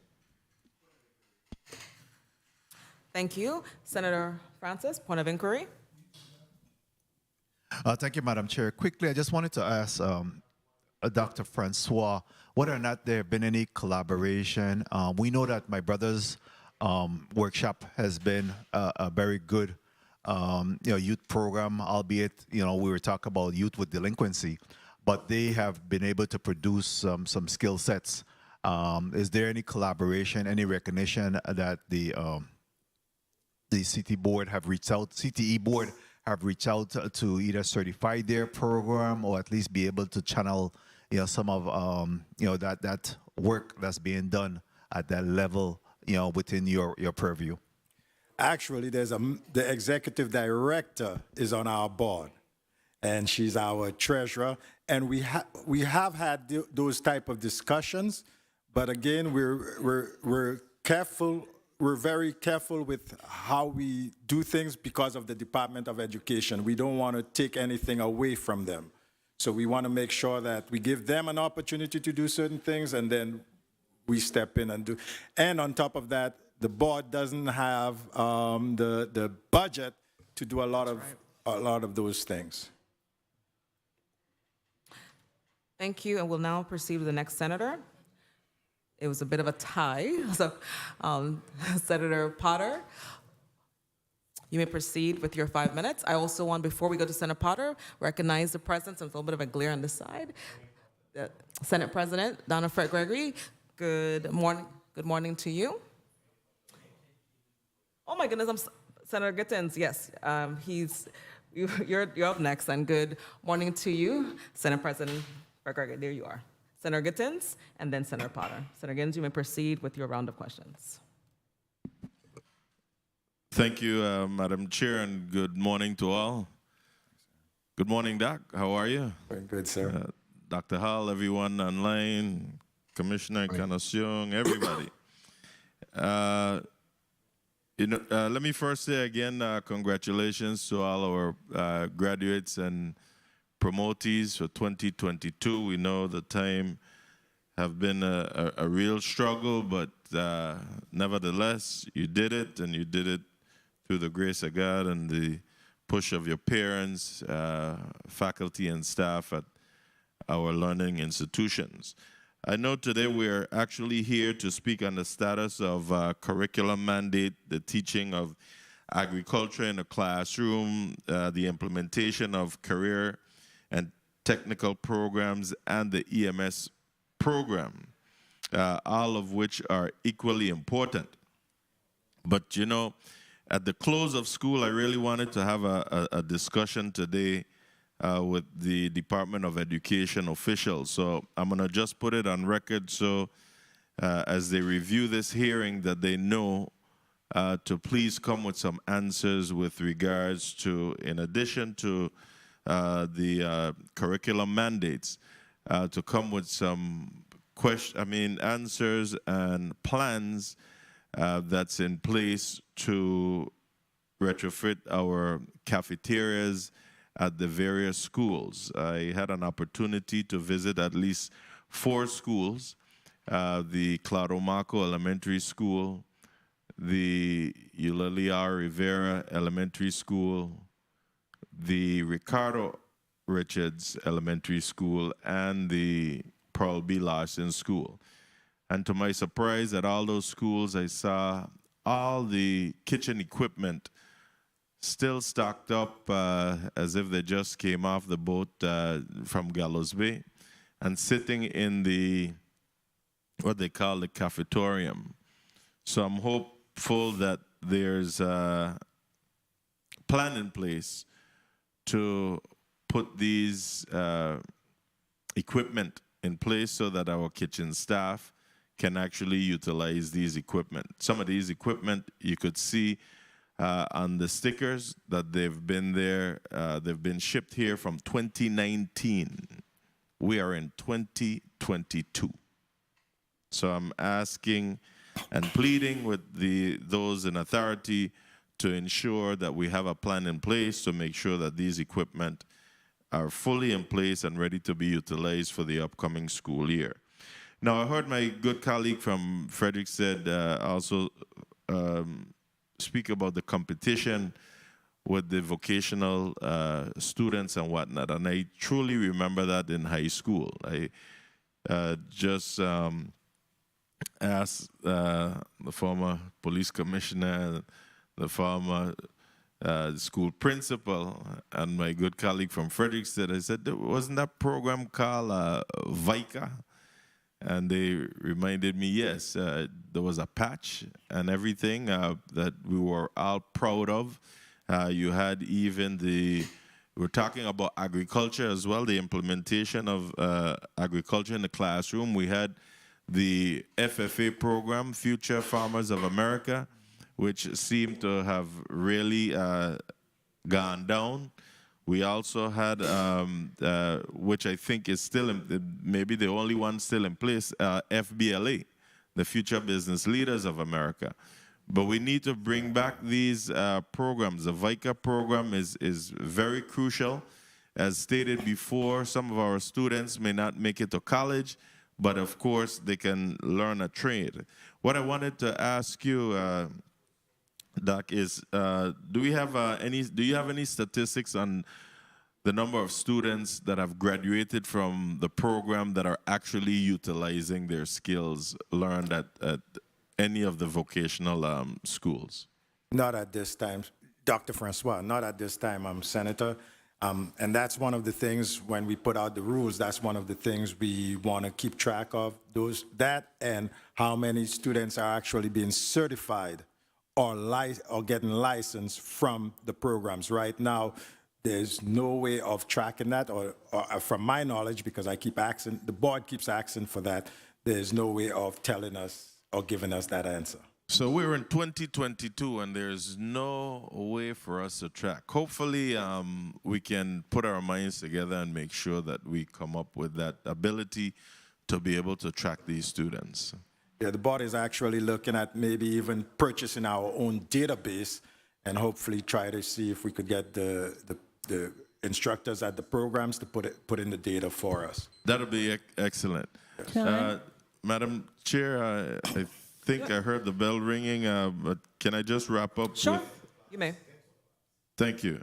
I want to wrap up with Act 8506, the EMS program within the schools. What's the plan for informing students? And Department of Education is not here, but Department of Health and EMS. What's your plans to assist the Department of Education in informing our students about this EMS program opportunity within the high schools?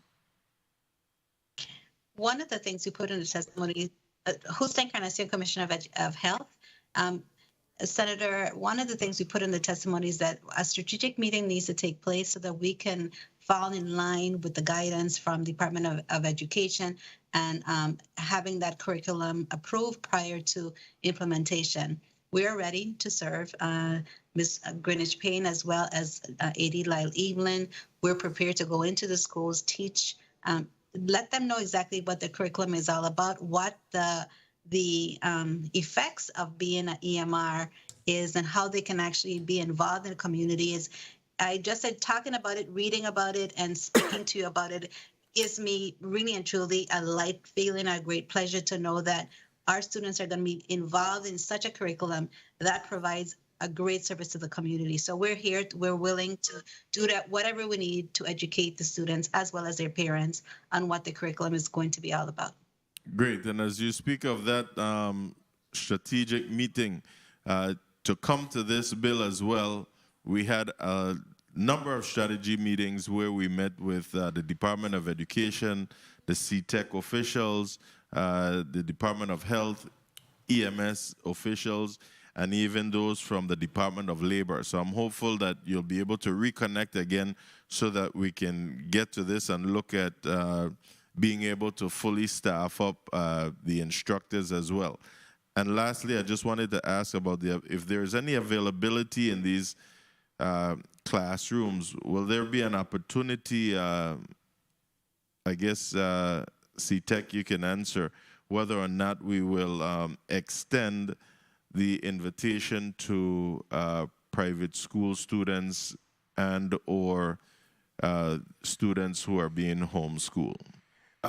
The way the CTE programs work, Senator, private school students and homeschool students are always invited to participate in any CTE program funded by the government. So I'll just say during those strategy meetings, if you could have that conversation as well. Madam Chair, thank you for the lenience and thank you all for your responses. And Dr. Hall, I do look forward in having that Economic Development and Agriculture hearing, I believe sometime in July, so we'll have a chance to hear of the rollout of the agriculture program. Thank you for always being here as well. Thank you. Thank you, Senator Gittins. And before I move to Senator Potter, I just want to make, I did this earlier today, right? So if you're just tuning in the public, I showed in 1986, and I'm going to name out some folks. It's important to note because I'm going to make a point before we move to the next senator. Charles W. Turnbull, PhD, Commissioner of Education. Wilbur Smith, PhD, Assistant Commissioner of Education. Delta Dorsch, Deputy Commissioner, Curriculum and Instruction. Mavis Brady, Deputy Commissioner, Curriculum and Instruction. Ruby Simmons, Deputy Commissioner, Curriculum and Instruction. Myra Golden, Director of Curriculum. Gloria Canagata, Superintendent of Schools. Winston Adams, Superintendent of Schools. And let me also note that Gloria Canagata was superintendent at that time for this, of course, the St. Croix District, and Winston Adams, the superintendent of schools for the St. Thomas, St. John District. Violette A. Bao, Social Studies Supervisor, and Karen C. Turlin, Social Studies Supervisor. And this is just for the VI History curriculum, 250 typewritten pages. So back then, it appears that they were very intense about the support for children more than a generation ago. And I make that note because I do recognize and appreciate that the Department of Education is recognizing the teachers. Those are amazing teachers that we have to continue to support in every which way. Of course, their salary, the resources that they need. Of course, as our unions also advocate for their rights.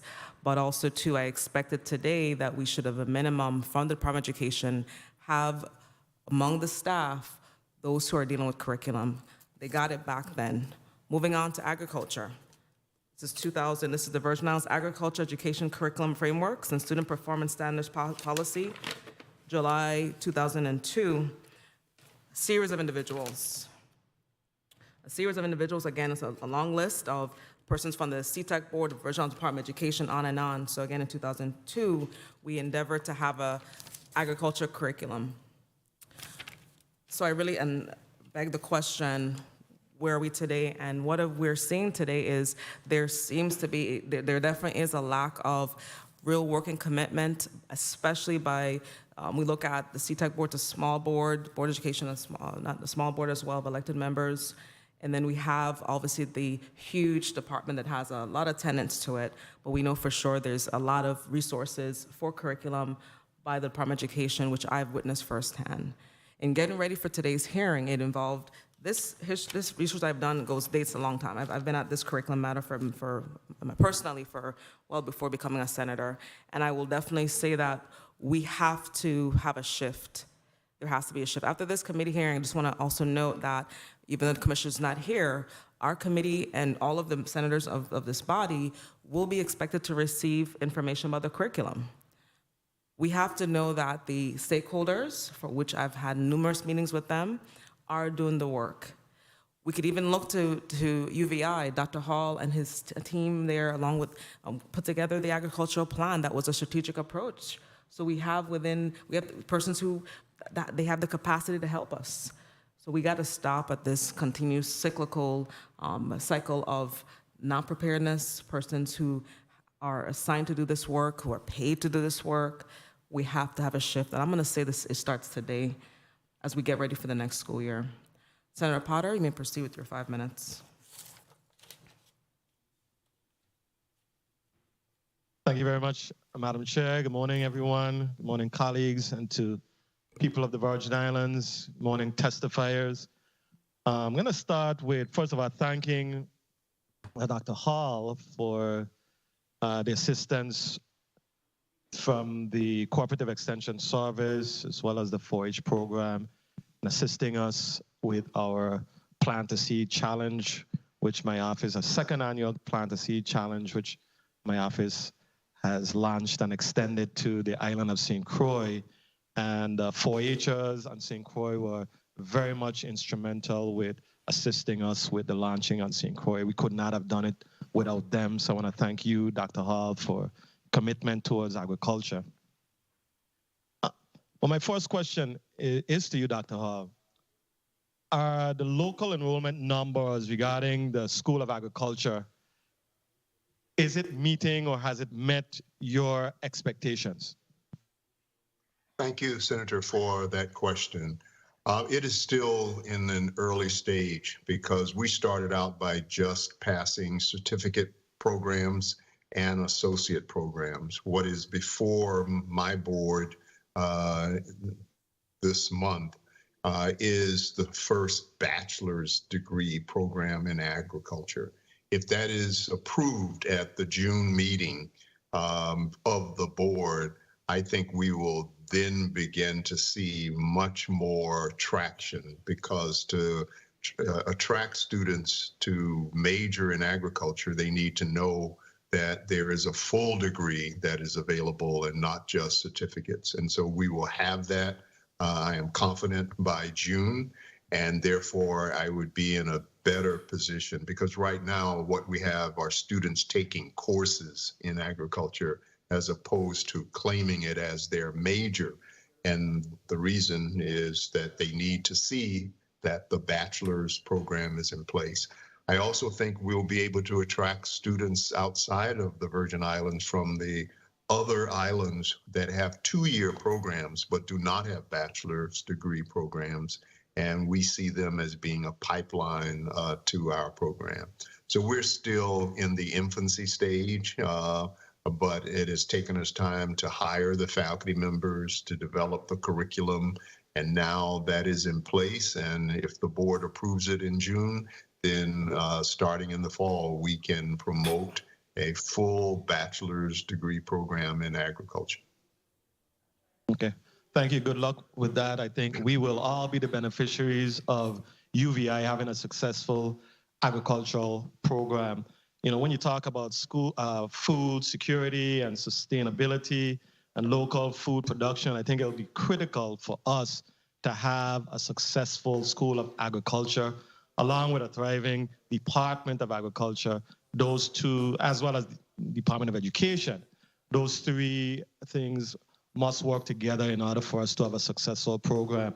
I learned earlier this year that the University of the Virgin Islands had a thriving, successful, they were trailblazers when it comes to hydroponics. I think in the 70s and 80s when hydroponics was really taking off.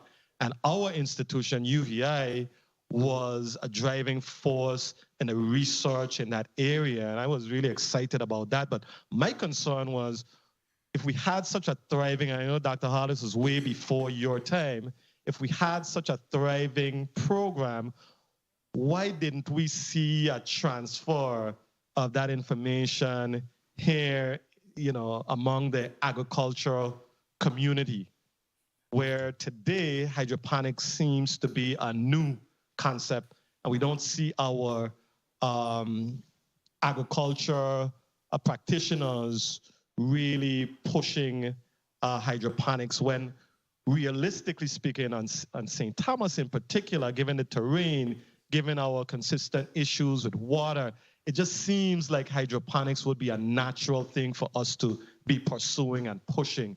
Any thoughts on that, Dr. Hall? Yeah, excellent question. And that history that you were referring to about the university being a leader in aquaponics and hydroponics lasted long after the period that you're referring to. When I became president in 2009, it was still strong, and we were attracting people from around the country who would come to our training programs. One of the limitations of the approach was that people felt that they were focused more on research and didn't focus a lot on how do we engage in what I would call transfer technology. How do you get others to do it? What has held us back is that the facilities were destroyed in the 2 hurricanes. And we have been working with FEMA to get them both rebuilt. And we hope that that will occur soon.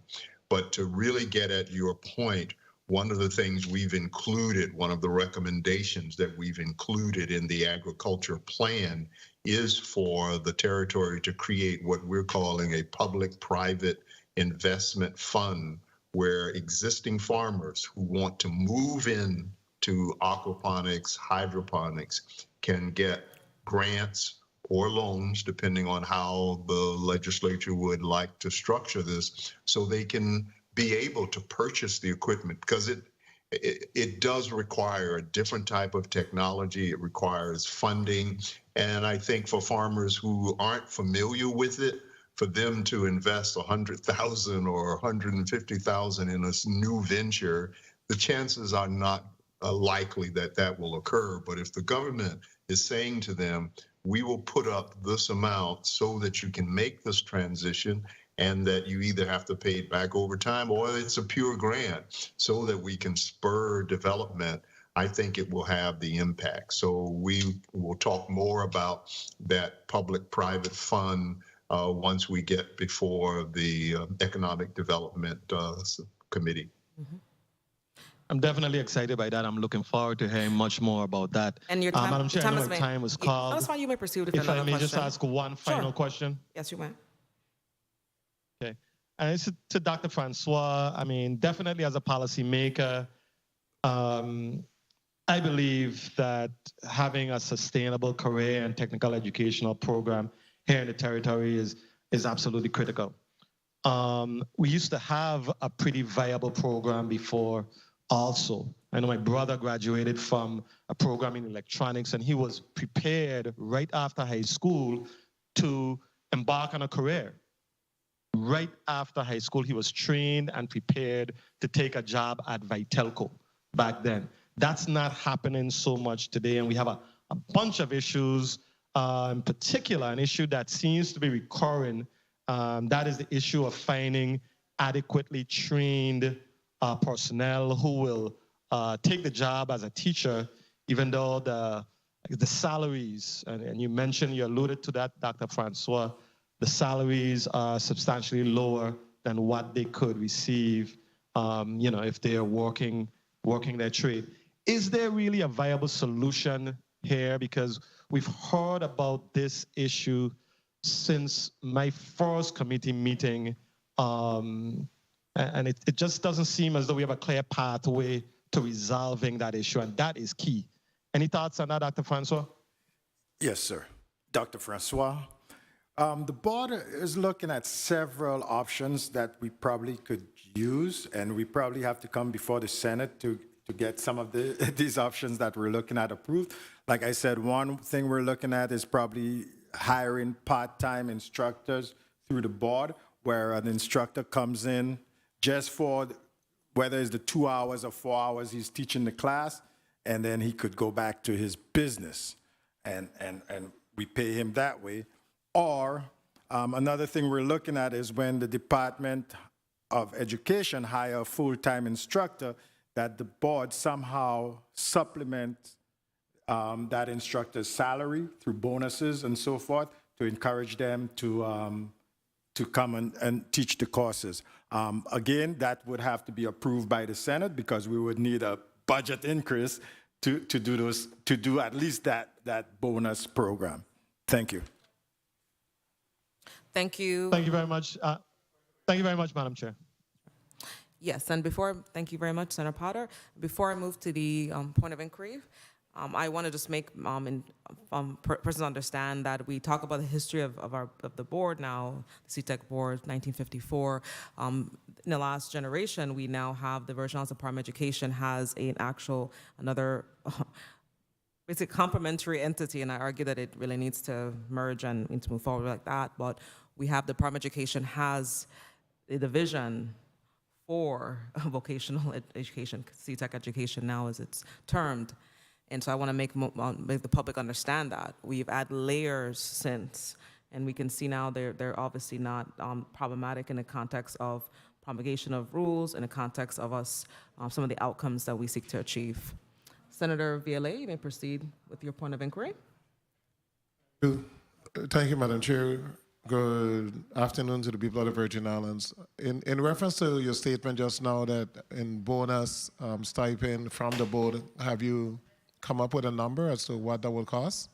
We haven't come up with a number yet, Dr. Francois. We haven't come up with a number yet, Senator Viale. We're still researching, investigating to make sure we could do it, and we know that they do it for the teachers, for the special education type teachers. So we're looking into seeing how we could do it, if the department would approve of that, and if the union would approve of something like that. Do you have a target date as to when you hope to get those answers? We're hoping that the plan is that the board wants to meet, if we could get all our members together, sometime during the summer, do maybe a 3 or 4 day type conference meeting like with the board where we just work straight for 4 days together and put those things together. That's just one of the things on our agenda. Thank you. Thank you.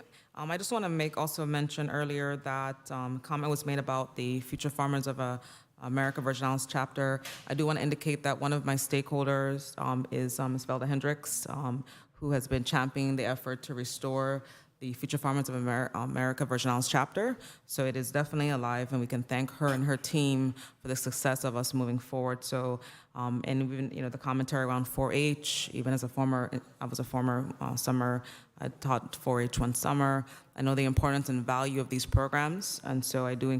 And I also want to acknowledge that Dr. Hall, as well as along with Board Chair Smock, we've had actually internal meetings surrounding the matter of support for the farmers. So I just want to indicate to the public, and this stems back to last year into this year, so the public makes comments about what we're doing today. In preparing for today involved many months of preparation for today's hearing. I will now proceed with Senator Saru. You may proceed with your questions. Thank you, Madam Chair, and good afternoon to my colleagues and to those listening and viewing. Dr. Francois, your testimony is pretty much the same since last year when you came before the former chair of the Education Committee. How many certified programs do you have now in CTEC? I don't have that number with me, Senator. Are you the chair of the board, Dr. Francois? Yes, I'm also a volunteer, Senator, so I'm not present all the time at the board. I have a full-time How long have you served on vocation. How long have you served on the CTEC board? I think it's about 2 years, ma'am. But programs are constantly changing, and things are constantly changing based on the Department of Education. The board does not run the programs, the department does. So that feedback would have to come from the program. Dr. Francois, I didn't ask you who run the programs. I'm asking you how many certified programs do you have now? And as the chair of the board, you are unable to tell me that information. So we'll move on. Through the chair, I'd like to know how many certified programs does CTEC have? Then your testimony. Excuse me, Senator, one question. How many programs CTEC has, or how many CTE programs are there in the territory? How many certified CTE programs do you have? Now, your language in your testimony, it says you use should a lot. You should. What are you doing now? So you're talking about your the curriculum. You've been, I think, when the president was the former chair of education, you were updating the curriculum then as well. Do you have a timeline for when the curriculum will be updated? Again, Senator, Dr. Francois, Senator, my board does not do curriculum, and we don't update curriculum. That's from the Department of Education. What must happen is once the department updates the curriculum, they send it to my board for review and approval. You, Mr. Chair, you promulgate rules and regs through CTEC. Yes, ma'am. And there's also a CTEC curriculum committee, right? That's working through the St. Croix office. And you're working to update the CTE curricula from middle school through high school. And then once it's completed and reviewed by the board, you will gladly update the committee on the findings. This is your second to last paragraph in your testimony. I am asking you, based on your second to last paragraph, Dr. Francois, do you have a timeline on when this committee will be able to have some level of update on the curriculum? Again, Senator, that committee does not report to the board. That committee reports to the Department of Education. That's a Department of Education committee. So once they have understand. Hold on, Dr. Francois. I understand, right? I'm not mixing up the rules. I get it. But you also have a vested interest, because if If you drive in a car and the mechanic can't fix the engine, then you can't drive the car. So you have a vested interest. So what are those discussions with education and getting this done? Because it does impact your role as well. None of this is isolated. So let me rephrase the question. Have you reached out to education, asked them what phase are they in this process? So you guys can all be on the same page, because at the end of the day, we're still serving the same population. Senator, let me try to explain this.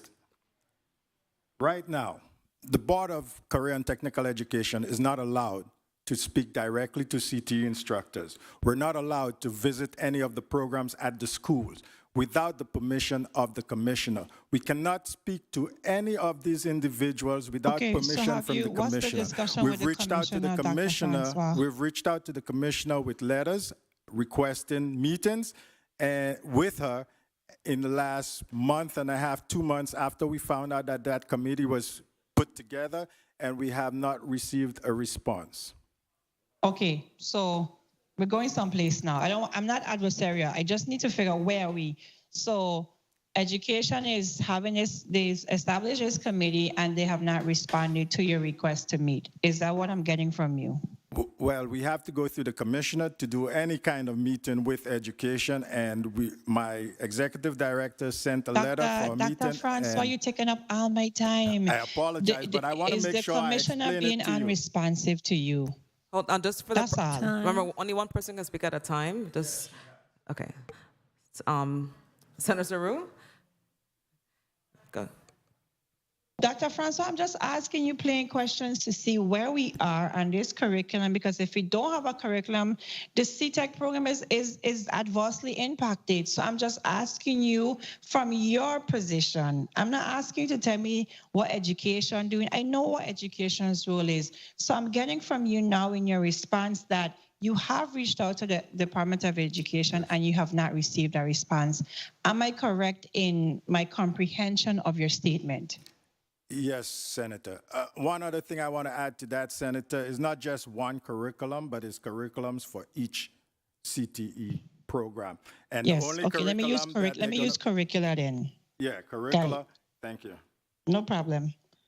Now, President Jones, you're on the line? Well, just real quick, Senator, your time has been called, so if you wanted to wrap up. Oh, my time has been called? Yes, but if you want to ask your Madam Chair, I didn't even get a chance to ask decent questions because the president of the board to which you serve ate my time up in responding. So, Senator thank you for the time. Hold tight, Senator Roux.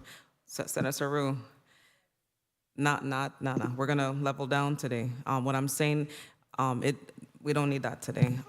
You can, as I've allowed all our colleagues today, you may proceed with your questions, and I plan to have at least another quick round so we can make sure we get some final questions. If you have another question, you can proceed with that question. I'm asking that the testifier just respond to the questions and not beat around the bush. Can I ask the president of the AFT St. Thomas St. John a question?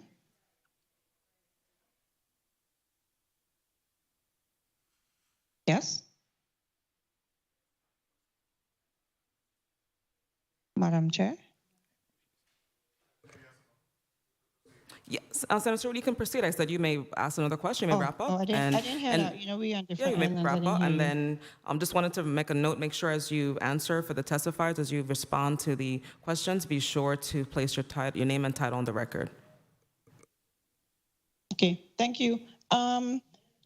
President Jones, good afternoon. Just two quick questions in your testimony. In the first paragraph, you highlighted the shortage in the programs and the staffing shortage of professionals to fill the positions. The board does require degrees and other requisite information that the average plumber or mason or whoever, they go to trade school in most cases or receive a license. Have you had any discussions with the board on changing the requirements for those professionals to educate our students? No, I have not. Okay. And then just one more thing as well. In your second paragraph, when you talked about Title 17, Chapter 5, Public Schools, 41B, character education, and you're asking about how is it implemented, have federal funds been set aside for implementation. I know when they're doing the CGA grants, there's something called social emotional learning component that they can use to receive federal funding under the CGA. Has education or anyone in the federal grants division had a discussion with the union on the use of those funds through the CGA? No. Okay, thank you. Thank you, Madam Chair. You're welcome. Thank you, Senator Saru. And before I proceed, I just want to make clear also something that's really important to know for everyone's awareness. So we are speaking about particularly this, for this hearing in particular, the status of the implementation of Act 8374, which is passed by, in the previous legislature, chiefly sponsored by our Senate President, Donna Fred Gregory. I also want to, because I've been part of those meetings, make an awareness to the public that the CTEC board, along with the chair and the chair of the curriculum committee, has consistently, by way of documentation and even evidence, has consistently engaged the Department of Education in the last couple of years, for this particular measure in the last year. And then as part of today's hearing, for those of you who are tuned in, who are on live and everything, you can go right now onto today's committee hearing documents. You can pull up the rules that the CTEC board sent to this committee as part of today's hearing, because part of the process in addressing Act 8374 was to promulgate the rules pursuant to that act. The new committee that the Department of Education is putting together is new news, and certainly something that we'll continue to drill down on. And I plan to, for this committee and all the senators, get actual concrete information about the status of the curriculum. I will also add many months and counting now, 7, 8 months and counting, that has not been asked in several years of senators, that I in fact asked for the dropout prevention plan to be submitted to this committee and to the legislature. And I do want to say that I've received an update from the Commissioner of Education, who is working on that draft, as it's also a mammoth task. So I just want to make sure we're clear on today's record as to what I asked the CTEC board to come before us today to present. But also we got to put facts on the table about respect to the work of all the stakeholders as they also deal with the Department of Education. We'll now move on to our next senator. Senator Violet, you may proceed with your questions. Thank you, Madam Chair. Good afternoon to the people of the Virgin Islands. Good afternoon, colleagues. Good afternoon to the testifiers. Mr. Francois, have the board, along with the Department of Education, conducted an evaluation of the present programs and possible new programs? Dr. Francois, Senator, we have not, Okay. but that's one of the things we put in the rules. Yeah. No, I just want to put on the record, because we are speaking about the expansion of CTEC program and reinforcing and enhancing the present programs that we have. And we now in what is officially summer for the school year. The students' last day, I think, was last week. And new school year is coming up. So we need to have the discussion as to what is going to happen during that new school year in reference to CTEC.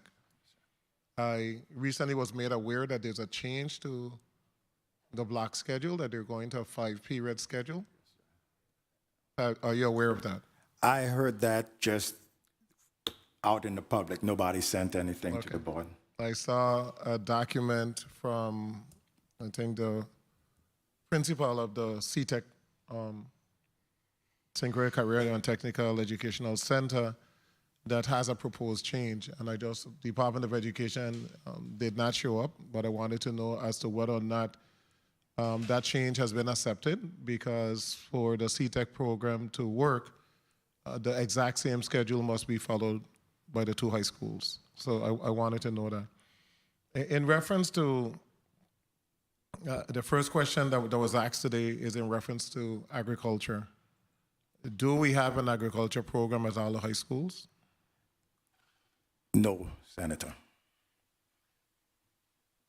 do we have issues being able to recruit agriculture teachers? Yes, Senator. We don't even have a curriculum. So we presently don't have an agriculture curriculum. Based on what I know from the board. Okay. And do you know as to whether or not the Department of Education is working on the curriculum? No, Senator. Okay. So it's hard for us to improve these programs if they are not conversation between CTEC board and the Department of Education. We have switched a number of schools in St. Croix to a kinder to 8 format, which merged the elementary and junior high schools and expanded the number of schools that offer junior high education on the island of St. Croix especially. When we made that conversion, there was no consideration for pre-vocational programs. So we converted schools that were not equipped for pre-voc. Pearl B. Lawson. I attended Pearl B. Lawson. I know that they had a home economics classroom, but that's it. There were no shop classes at Pearl B. Lawson. Eulalie Rivera, Juanita Gardine. And they are all now K-8, but when we expanded the number of junior high school programs, it severely reduced the pre-voc offerings.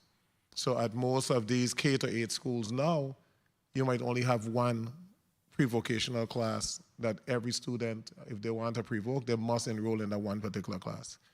Have there been any discussions as to how we're going to expand pre-voc in the junior high schools, in the K-8 schools? Other than what we placed in the new rules that we sent out to the department, no, Senator. Additionally, with the K-8 expansion, those specialized classes are gone. You know, the old Arthur Richards had a number of specialized classrooms for pre-vocational subjects. These K-8 just don't have the classroom. So even if you want to teach carpentry or woodwork, you don't have the facility to teach it. So we are to the point where we have to make a decision as to what direction we're going to move in. If we're going to continue with these K-8 configuration, then we need to make the decision as to how many classrooms will be converted to pre-voc and how we're going to be able to get individuals into those classrooms, or we literally phasing out pre-voc on the junior high school level. So we need to have that particular conversation. On the high schools, I know in St. Croix, the agriculture program is dormant. So at the St. Croix Educational Complex, the grass and tantan encroaching on the school, which was supposed to be agricultural land for the classroom to plant. But if we don't have a vision moving forward, and from your testimony today, it sounds like the board is ready to move. And in all honesty, this is the first time in the 8 years that I've been in the Senate that we have a board that is ready to move. Time. But there's no collaboration. There's no collaboration. You can't tell me that today, because of an appreciation day for the Department of Education and St. Croix, that not one management individual is able to testify. Not one person. So you're telling me the director of vocational education from St. Thomas, Ms. Calwood, she's over here for the appreciation party too. Every single deputy commissioner, assistant commissioner, superintendent, every single person in the department is at this appreciation day, that this committee cannot be shown the respect, and somebody from DOE come to this meeting that the chair requested 3 weeks ago. We can't have an assistant commissioner from agriculture that can come and attend this meeting. We have assistant commissioners from agriculture that is clearly saying that they're singing for the supper. So maybe they should sing for the job and come here and represent to the people of the Virgin Islands what are the plans for the Department of Agriculture. And I'll end, but it seems like every time the chair has a meeting, there's a certain level of disrespect by not showing up, that they feel is not important enough to show up.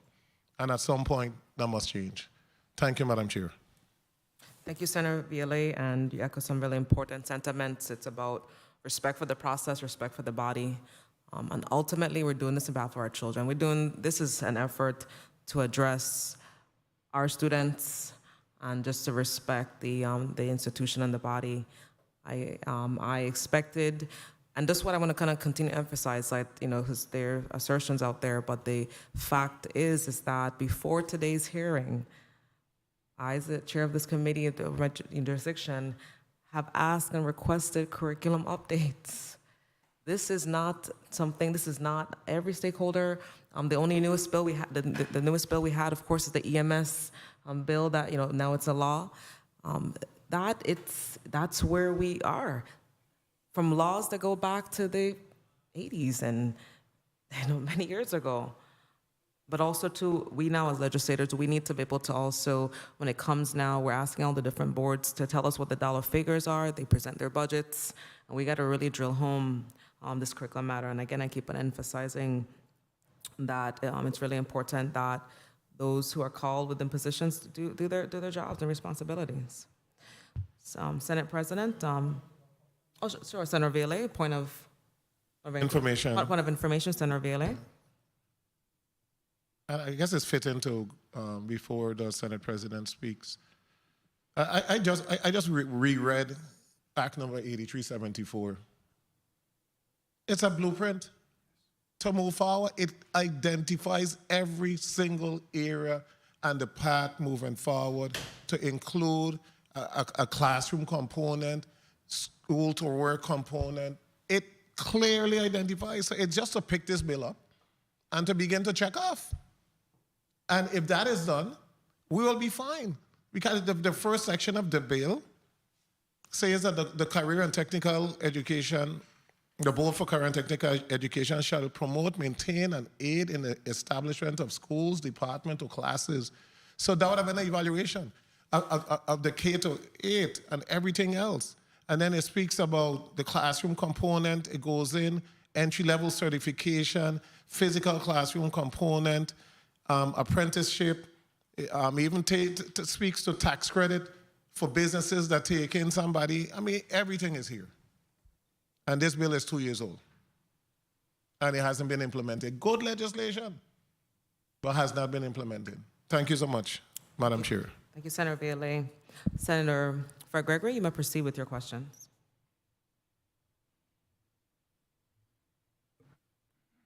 Please recognize the mic. Please. Yes. Thank you, Madam Chair, and good afternoon to the testifiers, and good afternoon to my colleagues.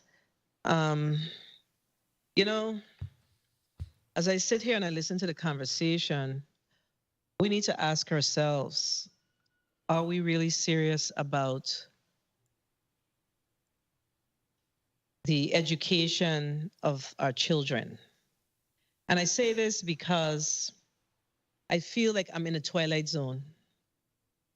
These conversations that we're having, we've had them over and over and over. When we hear the discussion around career and technical education in particular, of course, the Department of Education is not here, so it is extremely difficult to really flesh out this conversation that we're trying to have today. But when we hear the conversation around career and technical education in particular, we've long had this conversation. We continue to promote workforce development in the Virgin Islands. However, we have yet to see and hear the collaboration between the University of the Virgin Islands, the Career and Technical Education Board, the Workforce Development Board, the Board of Education, the Department of Education, and I can go on and on. That's disheartening. It almost seems as if all we want to do is hear ourselves. We just like to hear ourselves talk. We are talking around and around ourselves. And guess what? The children of the Virgin Islands, the young people in this territory, they're the ones suffering. Now, CTE Board, Dr. Francois, there was a question that one of my colleagues asked, and it wasn't answered. and it was around the certified CTE programs in the Virgin Islands. And at minimum, the board should have the information around the certified CTE programs in the territory. What CTE programs are currently being offered in the Department of Education? Dr. The board should know that. I don't have that information readily available, Senator. So what are you? What is it that you all are managing and policing if you don't have that information? Part of the board's responsibility, and I know I have to say that the board, this particular board, has done, I would say, a good job. They've made a significant effort. They've been deliberate about making an effort to change the narrative around CTE and what it looks like in the territory.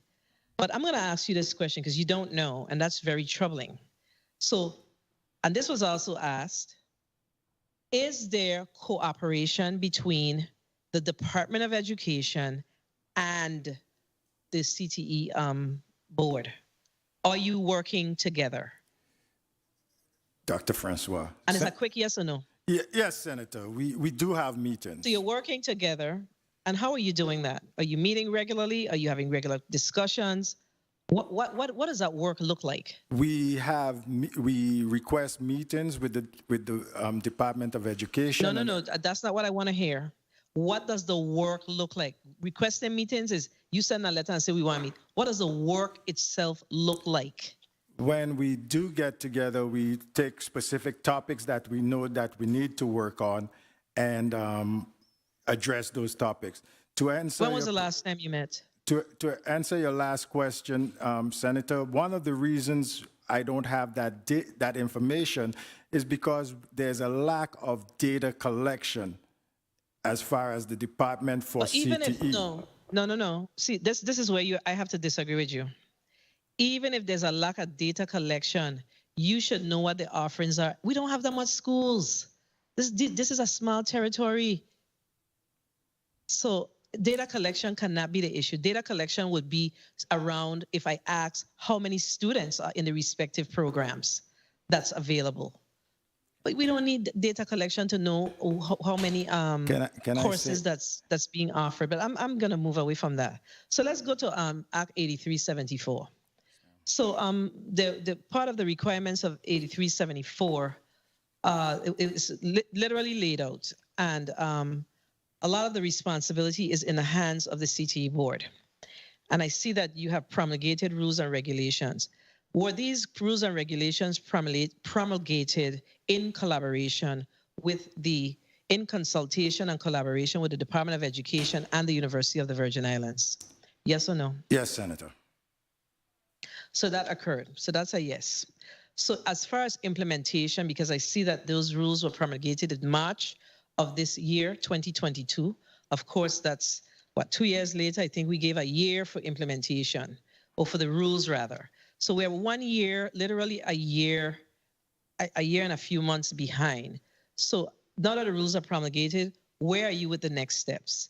As it relates to the EDC component, you're notifying your EDC beneficiaries, informing the small businesses here in the territory overall as it relates to the tax credits opportunities for businesses if they participate in training of students. Where are we with the implementation and rolling this out? The Department of Education has been rolling that out, and from my understanding, they're saying that it's their responsibility to do that, so the board allowed them to do that, but they have been doing it. So how are you checking? Where's your check and balance on this? At this time, there's no way to check. We have nothing in place to do a check and balance. Okay, so that's the problem. So, like I said, I know that I think my time has been called, Madam Chair. Can I please wrap up? You may. Yeah, so there's no way to check and balance. And I have to differ because you have the right as the board of the CTE CTE here in the Virgin Islands to visit the schools. It's not happening. You visit the schools, have the necessary conversations with the leadership. You don't have to wait. The Department of Education cannot tell the CTE board that they cannot enter school buildings here in the territory. So you have to be deliberate and a lot more assertive in getting what you need to move this train along. This truck got to move. This thing is not moving. We've been having these discussions for a very long time. We came very close to some good implementation a few years ago, but we get set back again. And I know that you've been working very hard to move things forward, but there's still that delta where you are unable to answer the questions because there's no opportunity and no availability for you to check. That's a problem. How do you, where's the accountability component? I think that's the piece that's missing. So the Department of Education isn't here. I think we are spinning our wheels today as it relates to this overarching conversation that we need to have around CTE. I really think that this is a lot of information that was asked of all concerned to kind of pull together, and we have to be a lot more deliberate about what we asked for at the time so we can really flesh out and have the meaningful conversation. I'm just going to say thank you for this at this point, because I just feel that we're spinning our wheels. Thank you, Madam Chair. Thank you. But I do want to put on the record that Commissioner Barry Benjamin, in respect to the CTEC board visiting the schools, even in respect to me as a chairwoman of this committee, continues, and it's a continued battle around our presence on the school campus. So that is in writing, actually. So we have to, as senators, continue to push to be respected, because in fact they are told that they cannot come onto the campus. And I know this by way of first-hand information, as well as this is also written documentation, keeping the respective stakeholders from, particularly the board, the CTEC board, from going onto campuses in particular, as even myself as a senator. But nonetheless, we make it onto the campuses. I do want to also, before we're going to actually break, because it's important that we have a break. I want to, and before going to the break, for those who, again, if you're just tuning into today's hearing, because I'm also reading commentary, it's really important that you access today's information and for the documentation. I also want to recognize this presence of Senator Samuel Carrion. Good afternoon to you and welcome. We will, I'm going to go ahead and have you, Senator Carrion, proceed with your 5 minutes, and then after that, we'll take a break. Senator Carrion, we proceed with your questions. Thank you. Thank you, Madam Chair, and good afternoon to my colleagues. Good afternoon to the testifiers this afternoon, and to the viewing and listening audience. Dr. Michael Francois, right? Yes, sir. I hope I pronounced it correctly. Good afternoon, sir. How are you? Doing great, sir. Good. First of all, I want to say to you and to the members of the board, thank you for your service. Like you mentioned, it's volunteered. You guys took it upon the call to volunteer and to serve on the board, and we want to thank you for the work and for accepting it. I have to follow the sentiments and echo sentiments of my colleagues. It is a bit difficult this afternoon to really get the type of answers that we need. And it's almost, for me, is like a deja vu to my committee hearing a few weeks ago, where we were missing some key stakeholders that we needed to hear from. But there seems to be a gap in communication between the board and the Department of Education. And if this doesn't change, I'm afraid we continue to fail our children. So definitely something needs to change, and we need that change now. If not, we won't be able to achieve the goals that we want and see the results that we want. Now, Dr. Francois, is there, in fact, a gap in communication between the board and the Department of Education? I would have to say there is. We have meetings, we discuss things, but it's almost, and that's my personal opinion, I get the feeling that I'm just being, okay, yes, we'll listen to you, but that's about it. and that, you know, right now, just to talk about,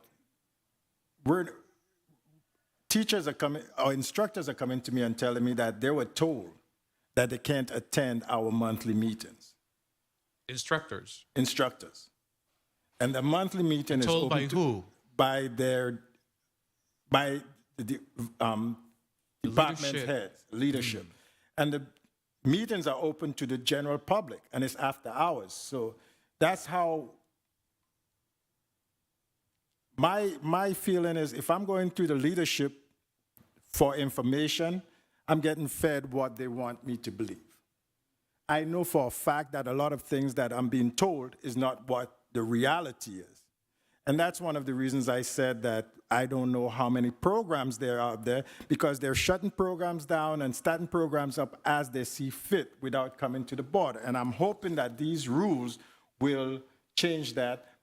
But again, my concern also is there's no way of enforcing those rules. The board can't enforce those rules. So unless we can enforce the rules, then we're still back doing the same thing. This is very troubling. What we're hearing this afternoon, very troubling. And the bottom line to it is that who suffer is our children. So is this gap or lack of communication affecting the productivity of the board, and by effect then affecting our career and technical schools? It's slowing things down. It's making things more difficult.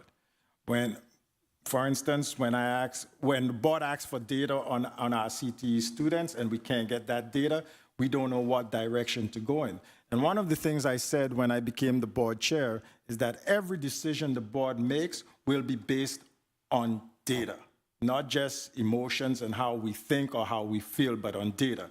And there's a lack of data, and there's a lack of what I want to say real communication, because if we don't have the data, then if we're not being told the truth, then it's a waste of communication. So you're requesting the data, and you're requesting it. You have those requests in writings. For the most part, yes. For the most part, and you're not getting answers and response from the Department of Education, the data that you're requesting. Well, I'm being told when I ask that the data is not available. So from your perspective, what needs to happen in order to bridge the gap that we have right now? From my perspective, I just think there's a lack of communication throughout the CTE process. And let me give you an example of that. You have CTE coordinators in each district. The CTE coordinators reports to the superintendent. You have the state office of CTE that needs to get data from the coordinators, but because the coordinators don't report to the state office, they can't enforce anything with them. And then you have the state office that the board gets data from, or should be getting data from, that doesn't report to the board. So again, we can't force anything our way. That's just an example of some of the issues we have. So what you're saying is that we have people in positions that are not doing their work that they're supposed to be doing. I'm not necessarily saying that. I'm saying we need to look at the format of the whole CTE as a whole and probably need to make some changes. Make some changes. Have you made those recommendations then to this body or to the Department of Education? Well, one of the things that I've been talking to the executive director about, and we plan on putting it together and bring it before the board. We're going to make those recommendations, and hopefully our thing was send it to the governor's office and then get it going from there. I look forward to hearing those recommendations. Madam Chair, thank you. And just in wrapping up, if I may, we hear from every government agency complaining about the lack of skilled workers. We have workers that come into our territory from the mainland and from other places for construction projects, all kinds of projects, etc. And sometimes we don't realize that we have within our midst people with potential abilities. We just need to get our young people and in general, a community trained and skilled for these jobs. And I hope to see the changes happening as soon as possible, and that we can bridge this gap of communication between the Department of Education and the board. Thank you, Madam Chair.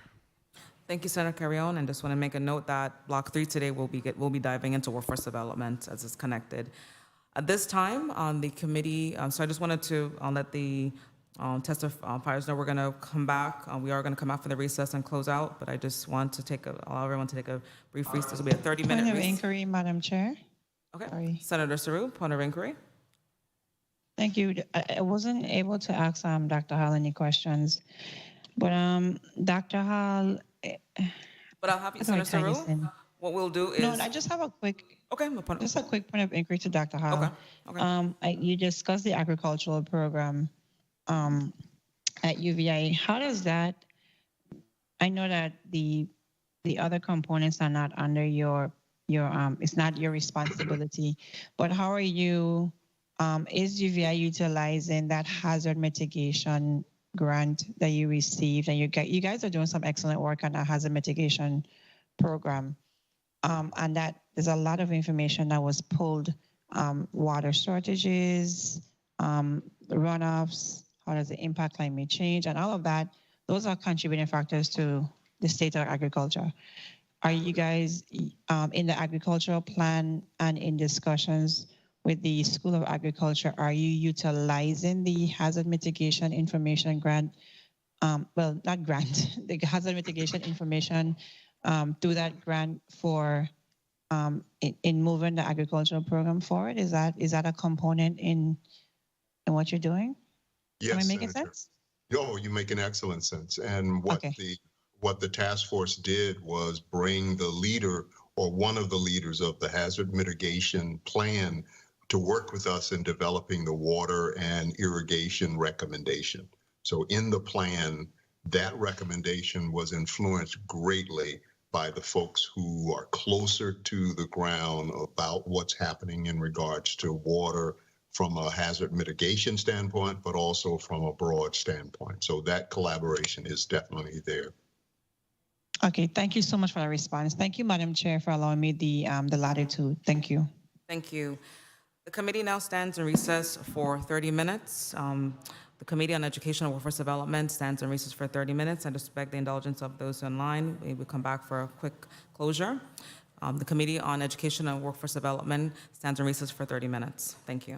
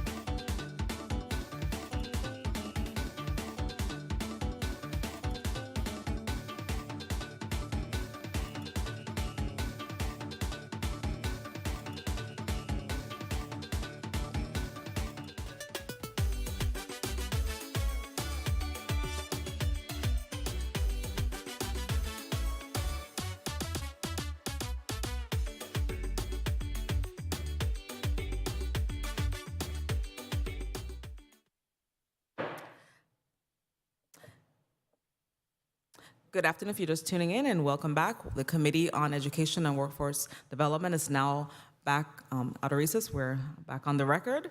I want to acknowledge the presence of non-committee members, Senator Alma Francis Heiliger. Good afternoon to you and welcome. So we'll now proceed, just in interest of time, as we have to, we kind of course went over time here. We're going to have our quick 3-minute round, and as we go around. And I want to also, well, before we proceed to, I'm going to go ahead and start with Senator Francis Heiliger. I know she had joined, so I want to go ahead and allow you, Senator Francis Heiliger, to start, and then we'll allow you. We're now in the 3-minute round.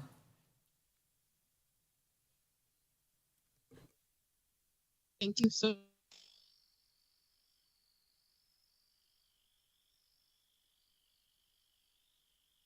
the territory. I wanted to first ask my first set of questions in regards to the Board of Career and Technical Education. I Senator Francis, here a little bit. Senator Francis Heiliger, Yeah. we can't see you at all. Did you want to just quickly log out? Just kind of come out and come back in, and I'll let you. Okay, I will try. Yeah, and then I'll have the well, next go senator. ahead and I'll log in and come back. So much. No problem. Thank you. Look forward to your questions. Okay, well, we have Senator Joseph. You may proceed. We're gonna. We have 3 minutes. 3-minute. It's a 3-minute round.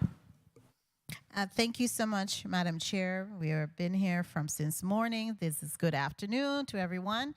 I do have a follow-up question for the president of the University of the Virgin Islands. I know that you mentioned the STEAM program as well as the 4-H program in your testimony. I'm wondering if you're also familiar, this is a program I know, and I'm just focusing on young people programs because education, as I mentioned, is a great equalizer and getting our young people ready for the workforce and work life, and life in its holistic forms is critical. So there was a program, and it was federally funded many years ago. It was housed in the public housing community. It was called CYPHER. CYPHER, if I recall, stands for Children, Youth, Families at Risk. Are you familiar with that? I believe it was. I have heard the name, but I have not been involved with the program and cannot speak authoritatively about it. It's not something that I believe the university is engaged in at this point in time. No, you're not. You're not engaged in it, but it was a very critical program in a public housing communities.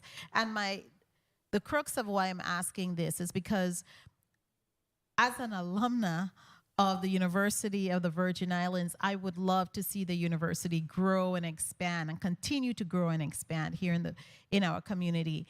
And how to do that is that we need to get them as young as possible, get them in that frame of mind where education, getting the knowledge, the exposure, good exposure, so that they are able, and they being our young people, are able to chart a course for themselves based on the knowledge and the exposure that they've gotten.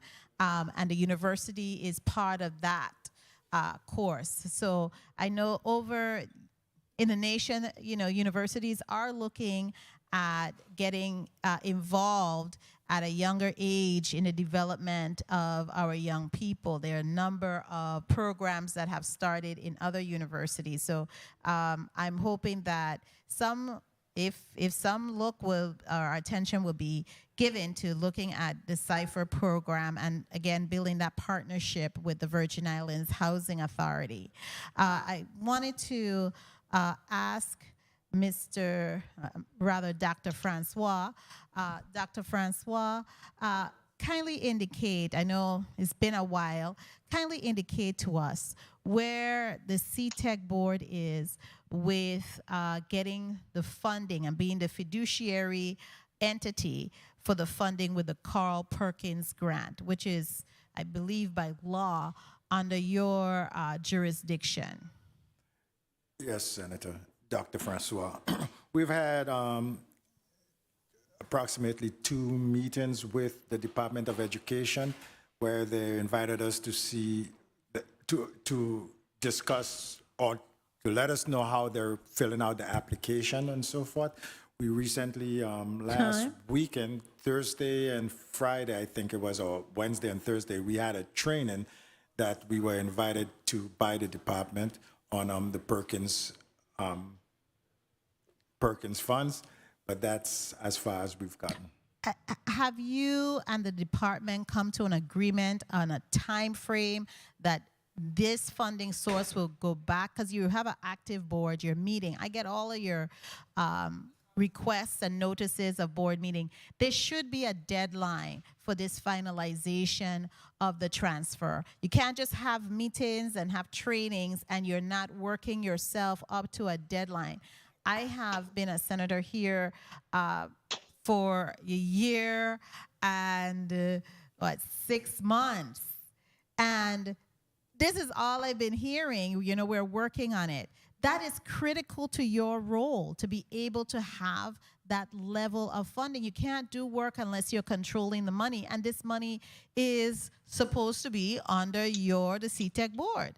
So we need to get next time a time limit, a firm time limit from the Department of Education especially, and you should impart that to them, that the senators are looking for that time limit when that funding source is going to come back to the board for its management and to be able to do what you are supposed to be doing based on our Virgin Islands Code. Madam Chair, thank you so much. Thank you so much, Dr. Francois, as well. Thank you, Senator Joseph, and I do want to mention that both you and I, of course, have worked on that matter. It's important to note that in order for the board to, to do this work, they need the funding. And I know of the fact that, as the board has presented to this committee, consistent efforts to obtain the fund, to build the capacity so that it can, the work can be done. So thank you to my colleague, and we'll continue.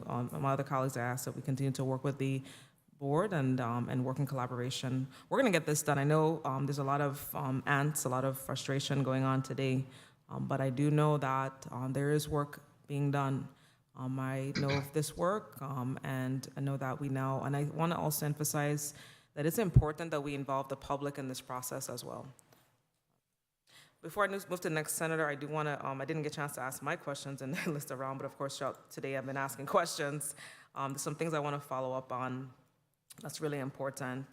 I want to start off with, and Madam Clerk, please put the timer on for me. I want to first start off with Dr. Francois, and a lot of the questions even were already asked, but I want to particularly kind of have you emphasize of what's the value added of, what's the importance of the hands-on experience and how the board can work with the other stakeholders to promote more on-the-job training and work with the other stakeholders to get this accomplished, and maybe some of the top areas of the top areas that the board is working on with respect to some of these on-the-job training programs. Hands-on is extremely important as far as CTE, because you could read how to put 2 pipes together as much as you want until you've actually done it. It's not the same. It's the same thing with in computers. It's the same thing with carpentry. Just reading how to do something and doing it in a classroom environment is not the same as being out there in the field and doing it real life experience where you're actually doing the work. I think it's extremely important. Hopefully we get some sort of apprenticeship program going for these programs. And also follow up around the EMS program. Have you all worked out the cost? Would you be able to present to this committee as we coordinate with the Committee on Finance ahead of the budget? Well, we're now in the midst of the budget season. Would you be able to provide to us a dollar figure to this committee in coordination with the Committee on Finance so that we can properly fund this program, as well as funding for the programs, other programs that we have outlined? Well, that would have to be part of the curriculum when the department sends it to us. Our concern, the board concern, is when we looked at the amount of money that was being allocated to that program, is that we know how expensive it is to get equipment for that type of industry. And we looked at it like if we want to have it throughout the territory and not just on one district, we would probably have to double or triple the amount of funding that's being allocated to the program. Thank you. Let me see if she's still online. President Jones, I think she's dropped off. Dr. Hall, just a follow-up question about the 4-H program. And would you also be supportive of working with the Future Farmers of America Virgin Islands chapter? I'd like to coordinate have Ms. Hendricks and others coordinate with you on that. Would you be something that you might entertain? Absolutely, Senator. And we've had some previous meetings and we'll be at their disposal to work to make that move forward. Thank you. And any other support in that area for 4-H? Is there any for this upcoming summer? Are you returning to any summer programs for 4-H with respect to this upcoming, well, as we reopen the campus? Yes, we do. We did not cease the program, though, of course, a lot of it was virtual during certain parts of COVID. But we do plan to have summer programs, and we also plan to continue to do the outreach to the schools for the next academic year. I do want to answer one of the questions that was asked earlier, I think by Senator Joseph, was how many students are presently participating. And I reached out to staff and they indicated, that there are 755 students who are presently registered and participating in the 4-H program. That is awesome, and thank you for that. And that is a great tribute to the work being done. We often talk about what's not being done, but we need to also highlight what's being done. Wonderful. And the final question, as I am timing myself, of course, Senator, before I move to the next senator, I want to also ask to Commissioner Encarnacion. I just wanted to, and of course, just to highlight once again, this is a new piece of legislation just passed on November 23rd of 2021. And a lot of questions are already asked already. But I want to know what are your, in contemplation of this measure, how are you supporting more of, retaining more of our healthcare workers to assist with the teaching component? I mean, what does that look like, and how are you working to help retain and maybe incentivize persons to teach and be part of the teaching staff for this program? Well, Ms. Greenwich-Penn did indicate that we have 2 individuals who are already certified and willing to teach. So that's 2 already that we have captured. We'll continue to engage upon the ones that have been verified. So that's 6 on St. Croix, 4 on St. Thomas. So we have 10 certified instructors who we can encourage to teach the program as well. Our really goal is a supportive role to see what we can do to ensure that we have EMS. We are going to retain state authority, and that is because we have to regulate each of these programs. So we will be regulating those that is being managed or led by Lyle Evelyn, so he can also speak to that as well. But we are also regulating all of the EMS entities throughout the territory. So we are going to be fully engaged in ensuring that we are producing the best and putting the best out in the community to help others. Thank you very much. And finally, I do see President Jones. She's back on, of course. Thank you, President Jones. On the question I just have, you asked a lot of very pertinent questions as well about where we are with the curriculum.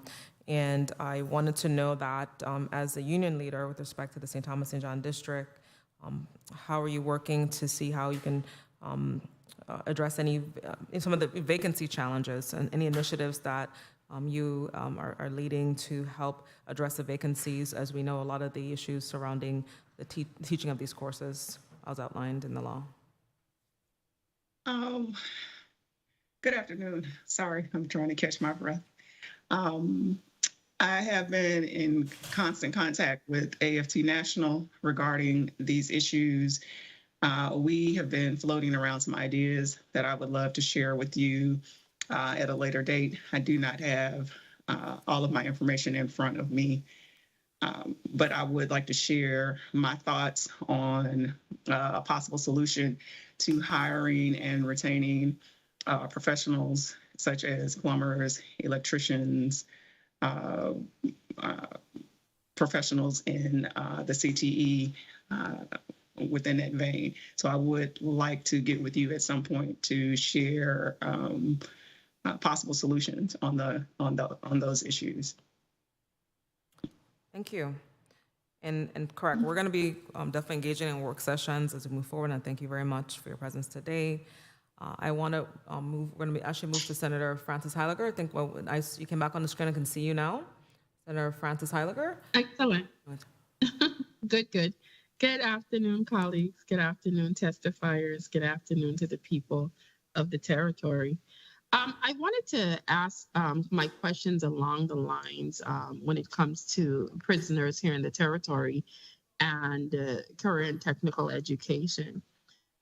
Is there any robust programs or anything that is going to be developed specifically geared or could be partnering with our prison system to assist with preparation for returning into the community, rehabilitation? Are there any things in the works, or are there programs that already exist? Because I would really like to see a little bit more robust programming when it comes to that aspect. Could you share any of that information with me? This is Dr. Francois. I know of no programs right now in the works for CT in those facilities. I know there were some previously. I'm not sure if they're still there. And I also know that UVI Cell is doing the high school program in those facilities. Well, Dr. Francois, when you speak to knowing that there used to be, do you think that this is something pertinent that we need to be focused on? Or because, there are hundreds of young men and women locked up in our prison system. And what are your thoughts in regards to even rejuvenating a program like that or seeing the need for it in our community? Oh, definitely. I think having people locked up and not giving them an opportunity to change their lives doesn't make sense. I think putting some sort of CTE program, upholstery, something in the prisons where these individuals could learn a skill, so when they come back out, they don't have to go back into doing the same thing they did previously is a very good idea. Okay. I also wanted to ask in regards to difficulty in finding people to teach the Career and Technical Institute, because quite a bit of governmental agency has come before us and say, they're having a hard time finding people to work in the various agencies. Do you guys have the same problem, or are you, you're finding every handyman, cosmetologist? Do you have any issues in that regard? As far as finding CTE instructors, especially with CTE instructors, it's kind of difficult because when you have a CTE trade or skills, you're basically an entrepreneur. You could own your own business, start your own business, and you could demand your salary. And what we're paying our teachers here just can't cover that. So what are some solutions do you think that we as even legislators or even the government can do to potentially bring forward some more individuals that might be interested in the teaching aspect? Because I do see technical training, career training as very important to individuals here in this territory. The board has looked at a few things, like I mentioned previously. One is hiring our instructors as part-time instructors, where they could go back to their business and only come in to teach. Another thing is to give those instructors, full-time instructors, some sort of bonus, like we do with the special education instructors, teachers, where we supplement their income that way. And the last thing is to just put them on a separate pay scale than our regular academia teachers. Okay, Madam Chair, may I just ask one question in regard to the EMS certification program? Sure, you may proceed, conclude. Thank you. In Department of Health, in regard to the EMS certification program, has there been any type of robust marketing pushing to make sure that the students are aware that these things do exist and what can or cannot be done? How do we advertise and let students know that they could participate?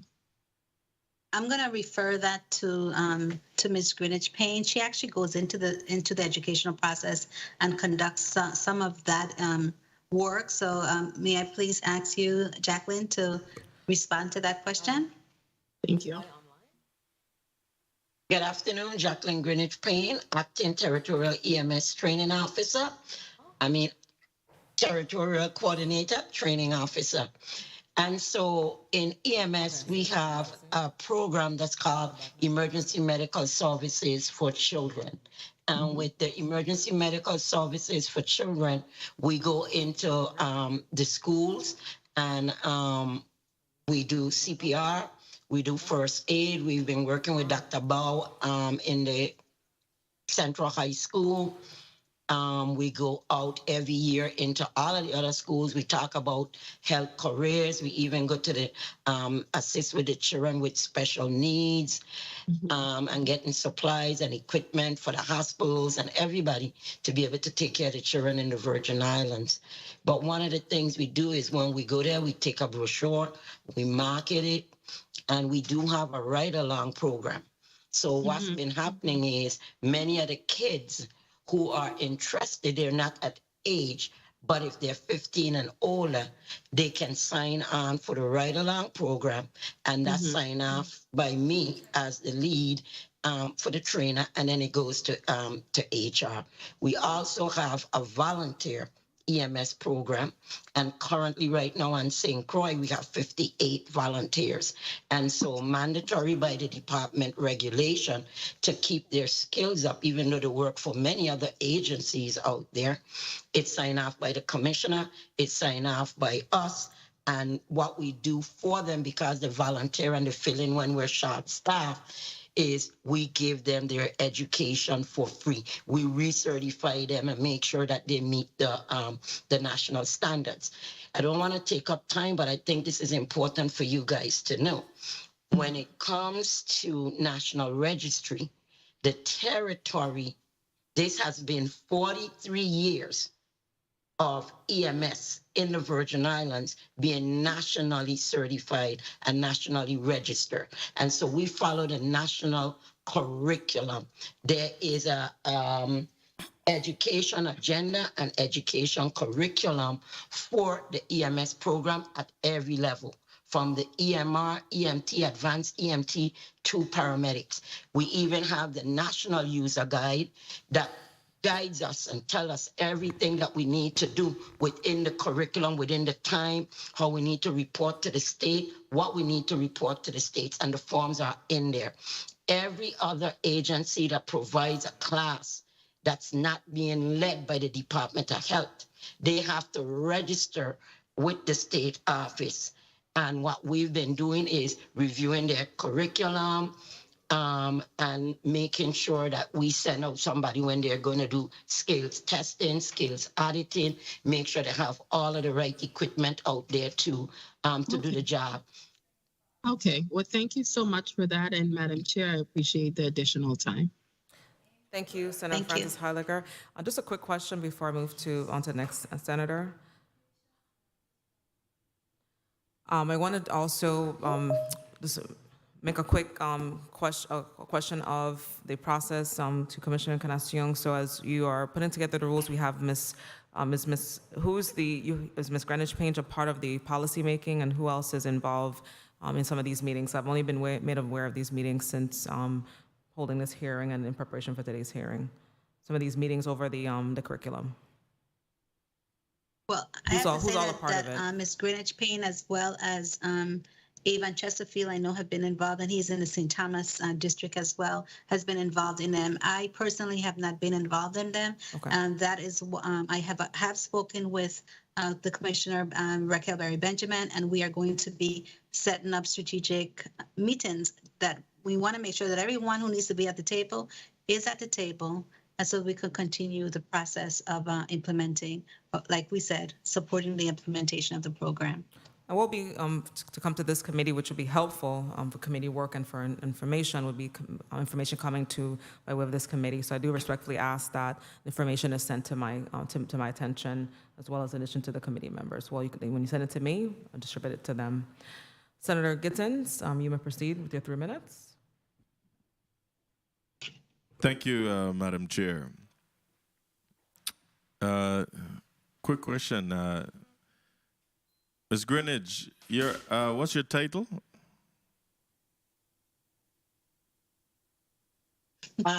Currently, I'm the acting territorial coordinator for the EMS service, and I also serve as the training officer for the Department of Health EMS. Okay, I'm just wondering why you're acting, but I think I know why.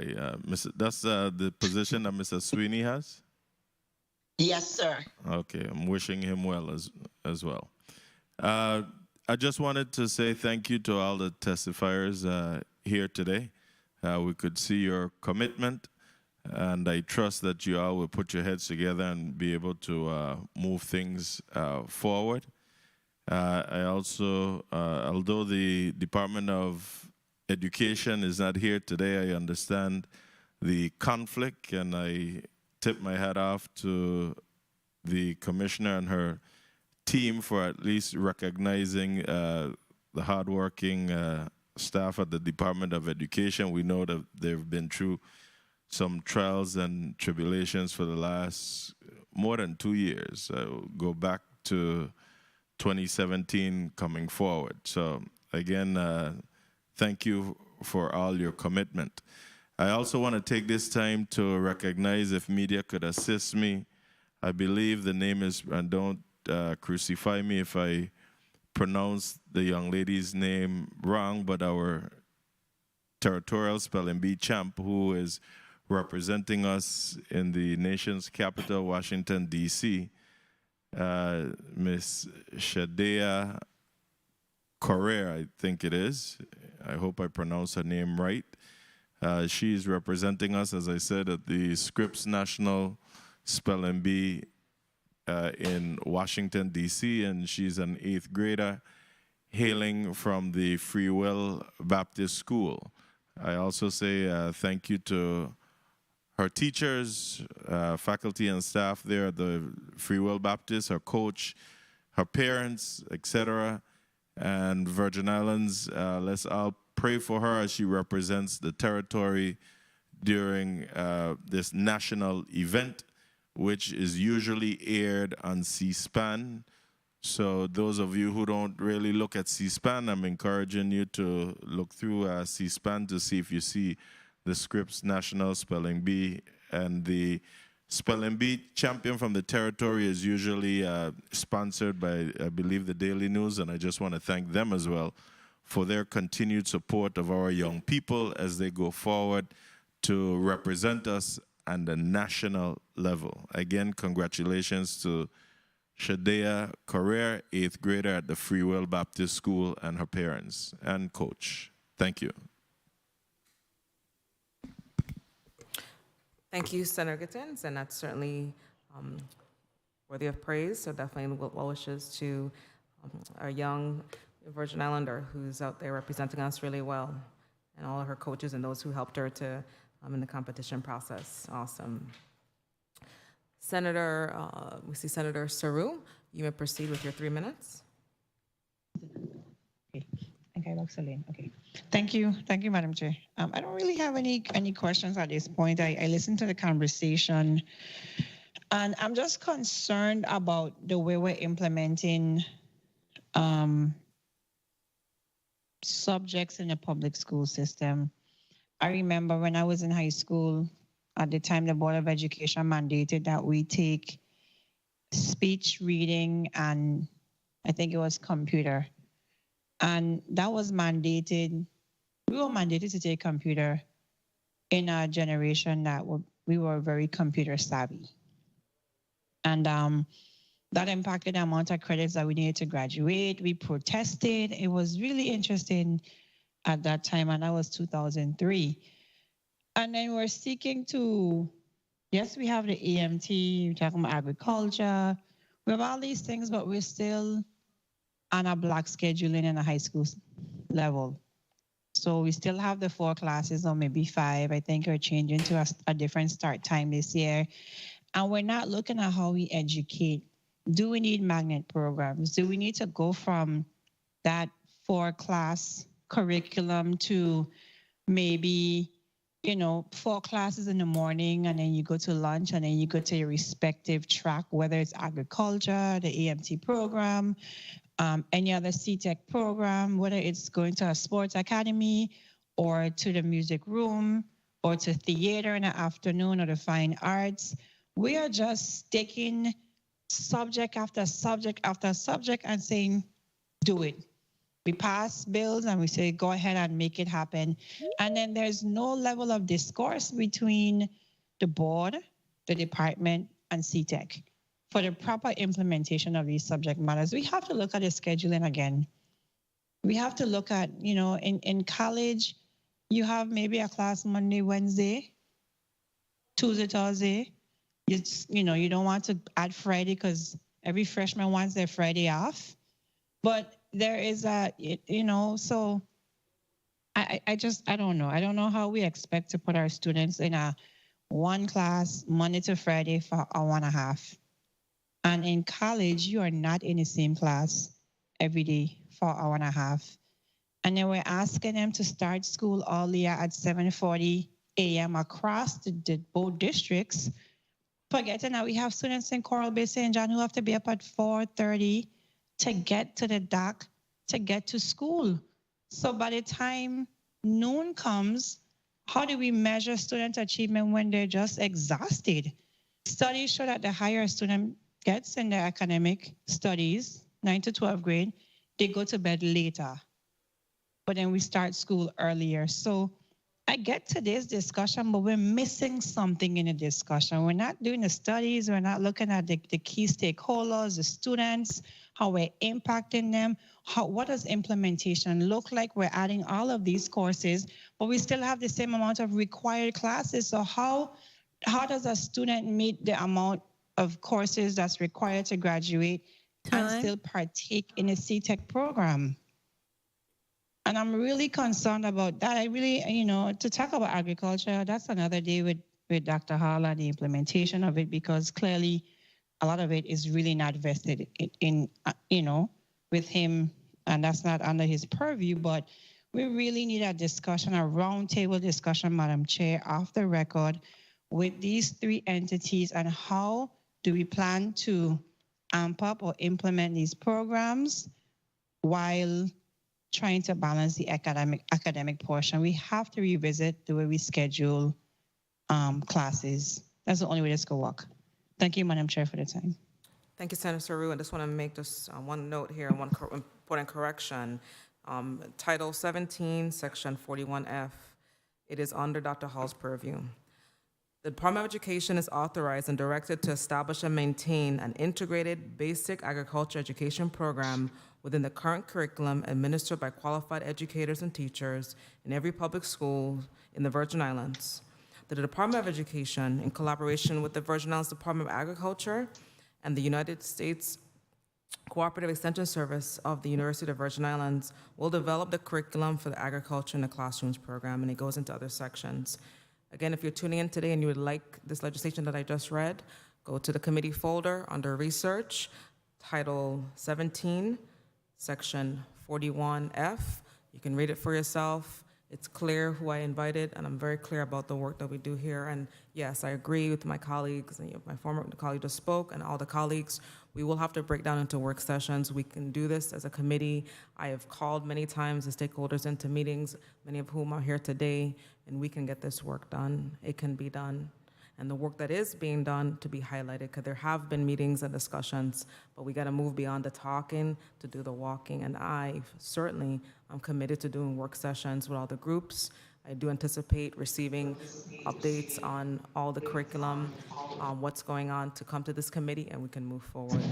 Madam Chair, point of information. Point of information, Senator Saru. Thank you. I don't want the public to misunderstand me. I understand the university's role, but Dr. Hall is not responsible for the public school curriculum nor the implementation of the program within the public education system. And I wanted to make that clear. That's why that's what I said. I'm not going to drill Dr. Hall on an agriculture program for the public education system. That is definitely not his role. Thank you for the time. Thank you. And any last questions from my colleagues? Okay, so we are going to now we're going to break now to move. We allow all the testifiers for block one to just give concluding remarks, starting with Dr. Francois. You want to give a brief conclusion, closing statement? Thank you, Senator Whitaker. It's an honor being here, great opportunity. The board will keep moving forward and working, giving it our best until we get what the Senate is looking for done. Thank you. Thank you. Dr. Hall? Thank you, Chairperson Whitaker and all of the members of the legislature who are present. I want to first just thank you for highlighting many of these issues. The one in particular that I am here and have testified about is agriculture in the classroom. It is so important that that issue stays on the agenda.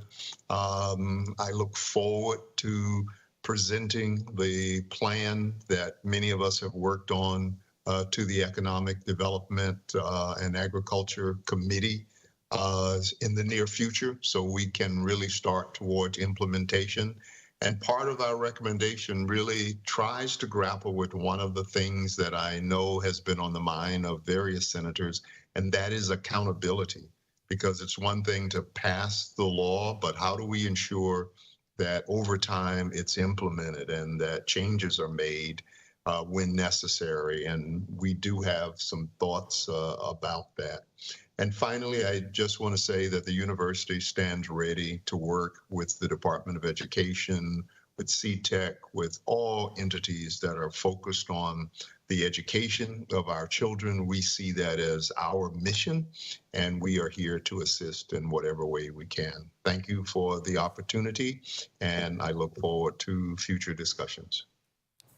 Thank you. And Commissioner Encarnacion?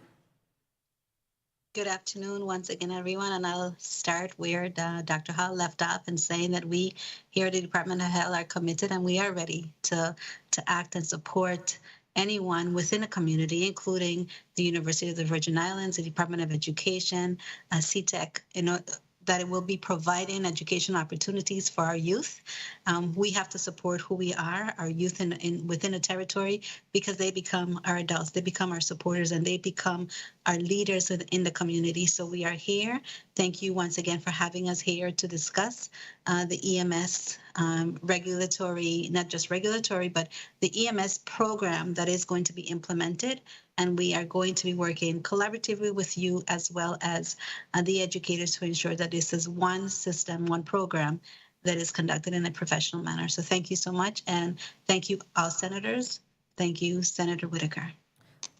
And finally, President Latoine Jones, President of the AFT St. Thomas St. John Federation of Teachers.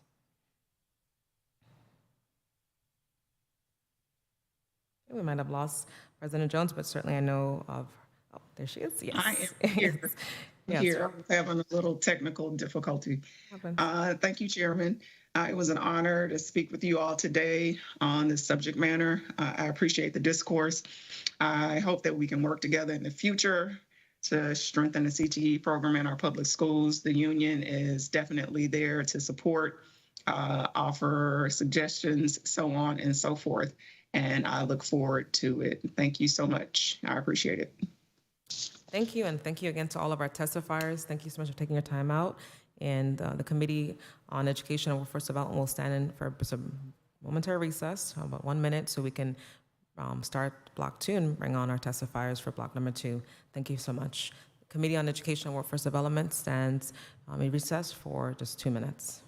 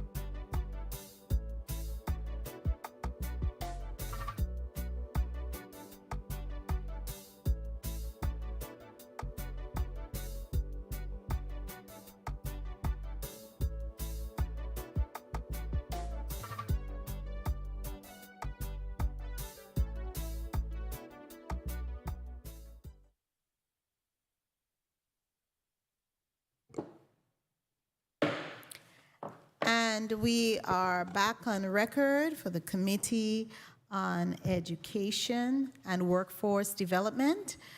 Madam Clerk, kindly read into the record Block 2 on today's agenda. Block number 2, Bill number 34-0238, an act amending Title 17 Virgin Islands Code, Chapter 5, Section 41C, relating to courses of study in public schools to require that the Virgin Islands and Caribbean history be taught specifically in kindergarten through 12th grade and for other purposes, sponsored by Senator Genevieve R. Whitaker. Invited testifiers: Raquel Berry Benjamin, Commissioner, Virgin Islands Department of Education; Dr. Kaiser Carwood, Chairman, Virgin Islands Board of Education; Kai Nielsen, CEO, VI Collaborative Solutions, LLC; Leontine Jones, President, St. Thomas St. John Federation of Teachers, Local 1825; Rosa Soto Thomas, President, St. Croix Federation of Teachers, Local 1826; and Mr. Mario Moorhead, historian, author. Thank you, Madam Clerk. Who speaks on behalf of Bill number 34-023? I do. Senator Whitaker, you're recognized. Thank you, Madam Chairwoman. I offer Bill number 34-0238, an act amending Title 17 Virgin Islands Code, Chapter 5, Section 41C, related to the courses of study in the public schools to require that Virgin Islands and Caribbean history be taught specifically from the kindergarten to the 12th grade and for other purposes. I want to highlight that this measure comes from we reached the 39-year mark in the lack of the full implementation of the teaching of Virgin Islands Caribbean history from kindergarten to 12th grade. The bill is quite simple, but it will have a tremendous impact as I hope for it to be passed. Why do we want this bill? It's fairly simple, right? We want our children to know the history and where they come from. And I stand here also as a United Nations Fellow for the International Decade of People of African Descent. And one of the things that me and hundreds of other African descendant activists throughout the world have committed to our government is that we will push for the children in respective countries to know where they're from, under particularly the pillar of recognition, one of the pillars for this decade.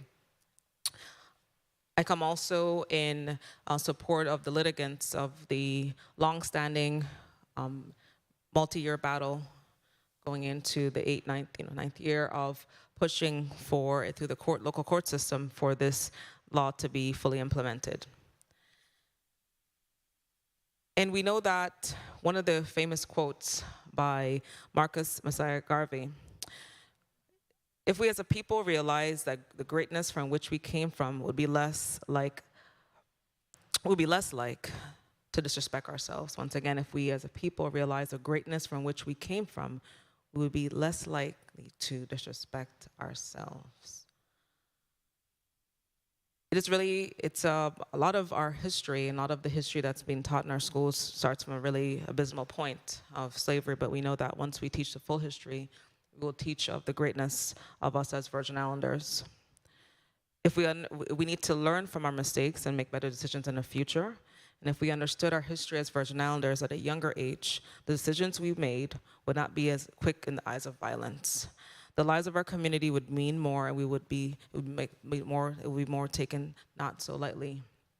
We'll be more serious about who we are and the choices that we make. History is not just a story, it's his story, her story as well. It's not so the students could be bogged down with learning and as the assertion that this will be a burden to the Department of Education and the board, because now they learn a lot of European history, they learn of other histories, but they don't learn their own. We want our students to learn about who died for, who made the sacrifices for them to be able to learn in school. Those who fought for change, and it's about those who had a dream and kept pushing to achieve it.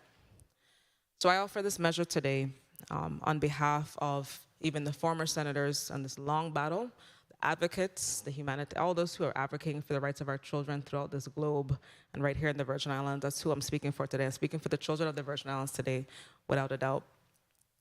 So I move that bill number 30, and I hope to get a support today from my colleagues for this measure. Thank you very much, Chairwoman. This concludes my statement. Thank you so much, Senator. I do know we have scheduled, based on the agenda, several individuals to testify in person as well as virtually on this measure. I do recall earlier that we did receive a letter of excuse from Commissioner Raquel Berry Benjamin, as well as Rosa Soto Thomas from the St. Croix Federation of Teachers, Local 1826. And also we have a letter from Dr. Kaiser Callwood, Chairperson of the Virgin Islands Board of Education. We do have two persons, and then Mr. Mario Moorhead, historian, author. He's not present, but we do have two persons present here with us this afternoon, and joining us in the well is Mr. Kai Nielsen, CEO of VI Collaborative Solution, LLC, as well as Leontine Jones. And if I am mispronouncing your name, Ms. Jones, please be so kind to correct me. St. Thomas St. John Federation of Teachers, Local 1825. Before we proceed with the testimonies, the written testimonies we have received on this measure, I'd kindly like to ask Madam Clerk to read into the record the submitted testimony from the Virgin Islands Board of Education Chairman, Dr. Kaiser Callwood.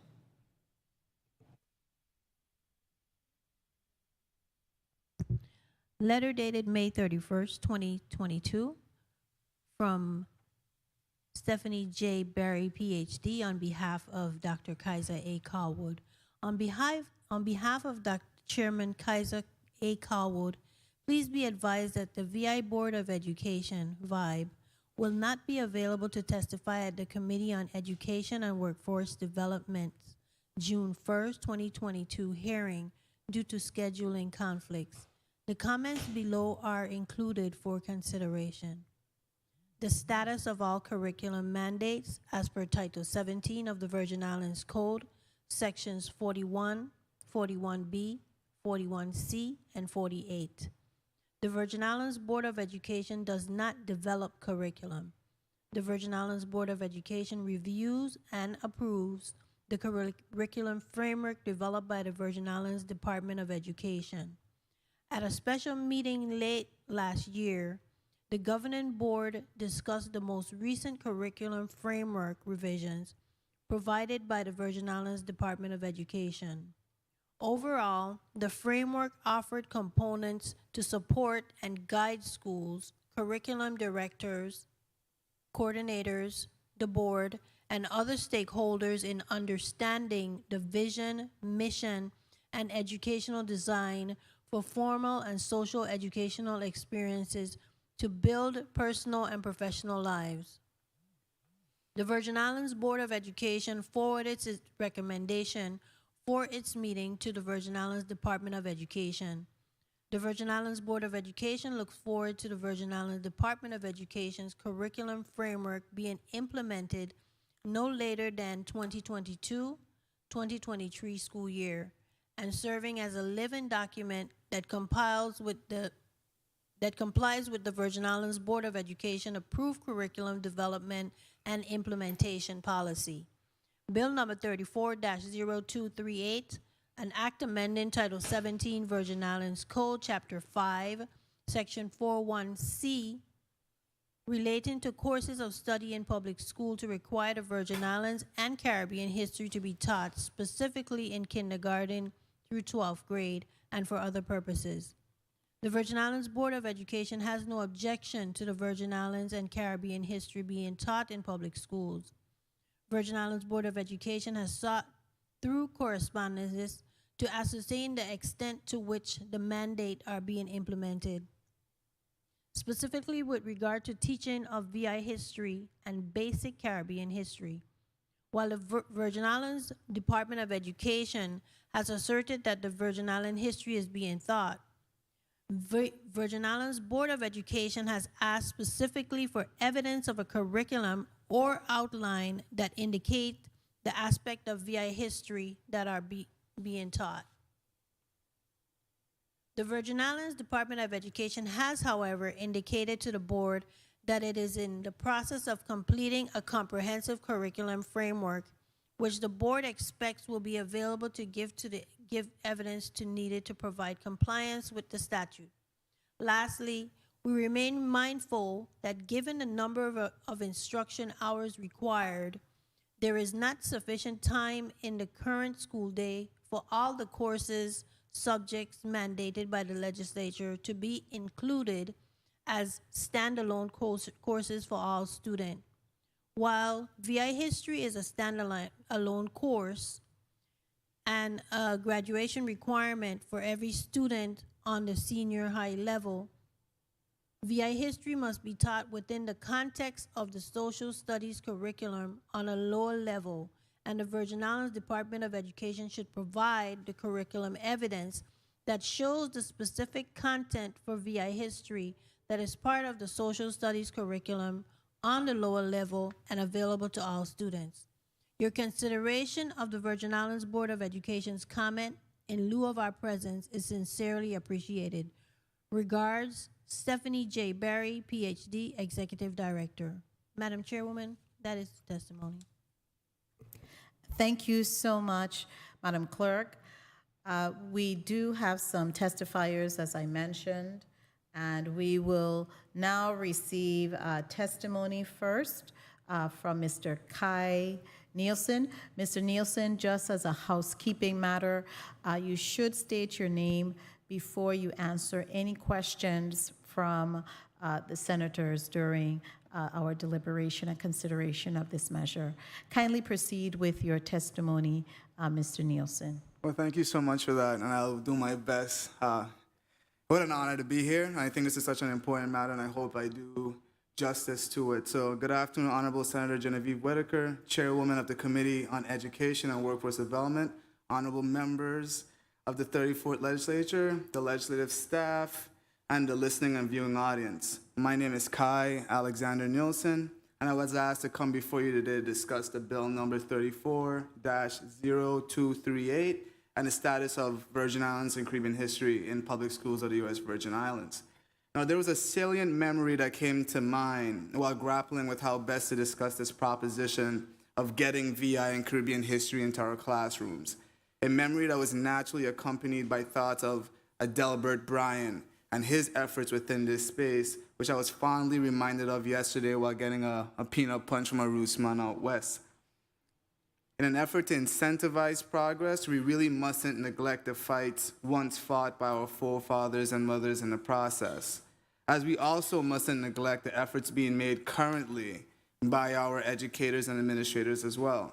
But while grappling with all of this, I really couldn't shake the memory of the coal pot. Now, the significance of the coal pot becomes much clearer within the context of hurricane season. And this season in particular was about 25 years ago, right around when Hurricane Marilyn came through and destroyed dozens upon dozens of homes and dislocated hundreds of loved ones. Yet amongst all this destruction, what I remember the most is sitting for hours with the neighborhood's elders around the coal pot while they cooked and listened to the legend Mr. Mario Moorhead, who couldn't be here with us today. See, I remember this well. Every evening, every elder would bring something to the coal pot. Mr. Gums would bring his makeshift radio with a duct tape on the back and a metal hanger for an antenna. Miss Margaret would bring the green onions and herbs from her garden while Mr. Tyson had the jokes and warm laughter covered. People from all walks of life and nationalities sat and co-created a meal, which we all give thanks for through prayer. Now, although the coal pot can be seen as a larger metaphor for what these legislative chambers are meant to be, I'm here to give thanks to the individuals and communities actively pursuing the enrichment of having VI and Caribbean history in the curriculum. I'd like to first give thanks to the First Lady, Yolanda Bryan, for visiting Juanita Gardine's Promise Patch and taking our environmental science approach to workforce development and Project Good Hope back to Government House. I'd like to give thanks to Dr. Kim Waddell, Kelly Harrigan, and Javon Stout for recruiting this vision into VI EPSCoR, which from January has engaged more than 1,600 children across the territory through these STEM-related activities. I'd also like to further that thanks to both Doctors Greg Winnell and LaWanda Cummings for dedicating the necessary technical resources to the teachers of these U.S. Virgin Islands to support these initiatives. Furthermore, I'd like to thank Davidson Charlemagne, Dr. Carla Bastian, Superintendent Disha Powell, Monique Cricky, and Director of Cultural Education, Shalana Brown, for supporting plans that will strengthen having agriculture be formally taught in the classroom while building a gateway to creating a circular economy. I'd like to thank the science and math coordinators, Ms. Joanne Lewis and Boniki, for their explicit support of VI EPSCoR's pending academic platform, which will encourage cultural education and track our children's STEM engagement throughout their entire academic careers. A special thanks goes out to CTEC's Dr. Vincent Gordon and LaVon Stout for incorporating the historical significance of the territory's watersheds into their eco-schools pathway. I'd like to also extend that to Hillary Lohman, Deshonda Samuel, and Chanel Callwood for their efforts in supporting this potential mitigation project, and Senior Policy Advisor Sana Joseph Smith for bringing all the necessary players to the table. Her support of the VI Conservation Society and Valerie Peters' vision cannot go unsaid within this forum. Finally, I'd like to thank Mrs. Tisha St. Jules, Ms. Anna Gordon, Olassie Davis, Sage of Farms, Director Aisha Williams, Linda James, Rudy O'Reilly, Olivia Alice, and Lovell Henry for giving our students opportunities to explore their shared history, culture, and science through real-world experience and field trip. These are the opportunities that truly create change in the behaviors and minds of our youth. You see, it's my belief that bringing VI and Caribbean history into our classrooms doesn't have to necessarily look like the rudimentary reading of the umbilical cord or a diatribe recital of significant dates and landmarks for a grade. Quite conversely, it can be the intentional localization of our students' subjects and materials through increased exposure to their natural and built environments. These aforementioned individuals all represent our territory's continued effort to bring VI and Caribbean history into the classrooms. We must continue to support them by meeting them where they are at, by providing them the necessary resources that will ensure their sustained success. I thank you for this opportunity to support Bill number 34-0238, and I look forward to answering any questions you may have. God bless the people of these Virgin Islands. And thank you so much, Mr. Nielsen, for your testimony. The chair will now recognize Ms. Leotine Jones to present your testimony on the records. Ms. Jones, you are recognized. Thank you. Greetings, Madam Chair, the Committee on Education and Workforce Development again, and all distinguished guests. My name is Leontine Jones, and I am the president, for the St. Thomas St. John Federation of Teachers. I am here today to provide testimony for Bill number 34-0238, an act amending Title 17 Virgin Islands, Chapter 5, Section 41C, relating to courses of study in public schools to require that the Virgin Islands and Caribbean history be explicitly taught in kindergarten through 12th grade and for other purposes. The St. Thomas St. John Federation of Teachers is concerned with this bill because it sounds as if Senator Whitaker, who is the sponsor of this bill, is asking for high school students to take four years of Virgin Islands and Caribbean history. While this idea may look good on paper, it is not conducive to students learning at the high school level where block scheduling is involved and would have the same issues even if courses were offered in the full year format at those grade levels. High school is structured differently from K-8, of course, because credits and core requirements are required. Requiring 4 years of VI history at the high school level will cause conflict for high school students. explicitly taught from K-12 suggests 4 courses of Virgin Islands history. By that token, it is the Committee on Education and Workforce Development asking that the board require high school students to earn 4 credits in VI history to graduate. It should also be noted that under Virgin Islands board policy, all students must have satisfied the Virgin Islands history requirement to attain a diploma certificate.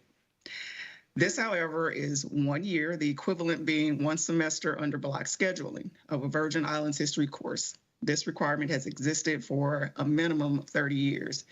Comparatively, no state requires students to take a state history course year after year as a core requirement. Many states do not require state or regional history at all. For example, if a student leaves the VI in the middle of their high school experience, what will the outcome for their 4 required credits in VI Caribbean history? Is this a course that will matter beyond our borders? Also, why is VI history and Caribbean history the only course offered year-round? Why not math, science, or English? What are we preparing our students for next? Currently, there are only 10 states that require state history at the high school level. However, I could not find any evidence that state history is compulsory. In most cases, elementary and middle schools provide state history only. Possible solutions to this problem are: first, begin thinking about the high school level differently from K through 8. According to the Common Core framework, what should the student know about the Virgin Islands by the time they enter 9th grade? And then by the time that they graduate from high school, what should all students know about Virgin Islands history, Caribbean history? What are the benchmarks? Look at possibly teaching VI history and comparative government instead. Comparative government will allow students to look at how different governments are run and compare those governments to the government of the Virgin Islands.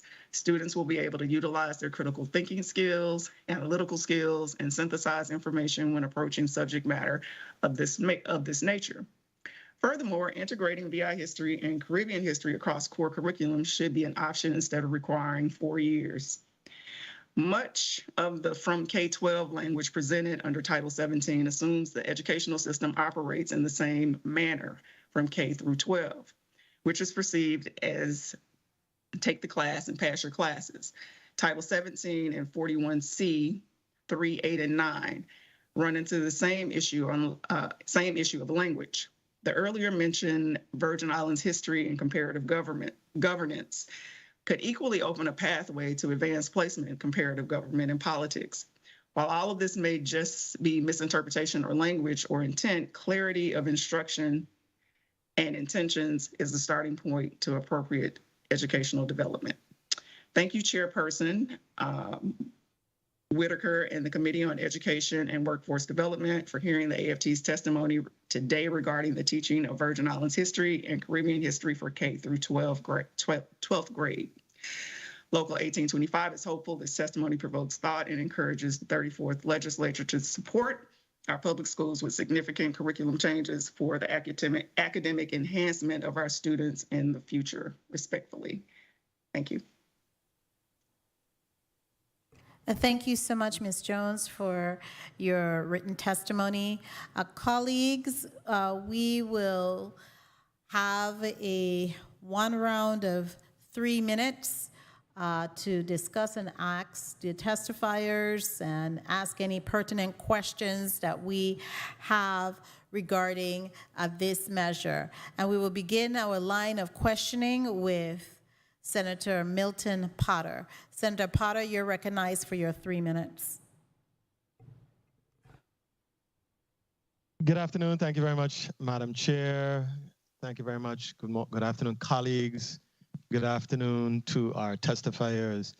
It is very difficult to vote on this issue without the key stakeholders, the Department of Education and the Board of Education being present.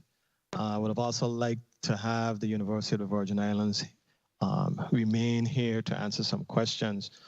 One question that comes to my mind just right off the bat, and I don't know who may be there available to answer that question. Both of our testifiers may take a crack at it. I was thinking about VI history and the fact that what qualifies an individual to teach Virgin Islands history in our schools? I mean, I know that, while you ponder it a minute, I know that we have obviously the University of the Virgin Islands, and I would have liked to ask Dr. Hall what we're doing at the University of the Virgin Islands with regards to preparing folks relative to Virgin Islands history. Obviously, if there was one institution that I think would be prepared to teach VI history to teachers, it would be the University of the Virgin Islands. But obviously not all of our teachers in our public schools come from the University of the Virgin Islands. So my question is, what qualifies one to teach Virgin Islands history to public school children? So if I may, Kai Nelson, Senator Potter, I really appreciate your question, and I do see where it's going. I'm the type of person I like to speak from what's going on currently.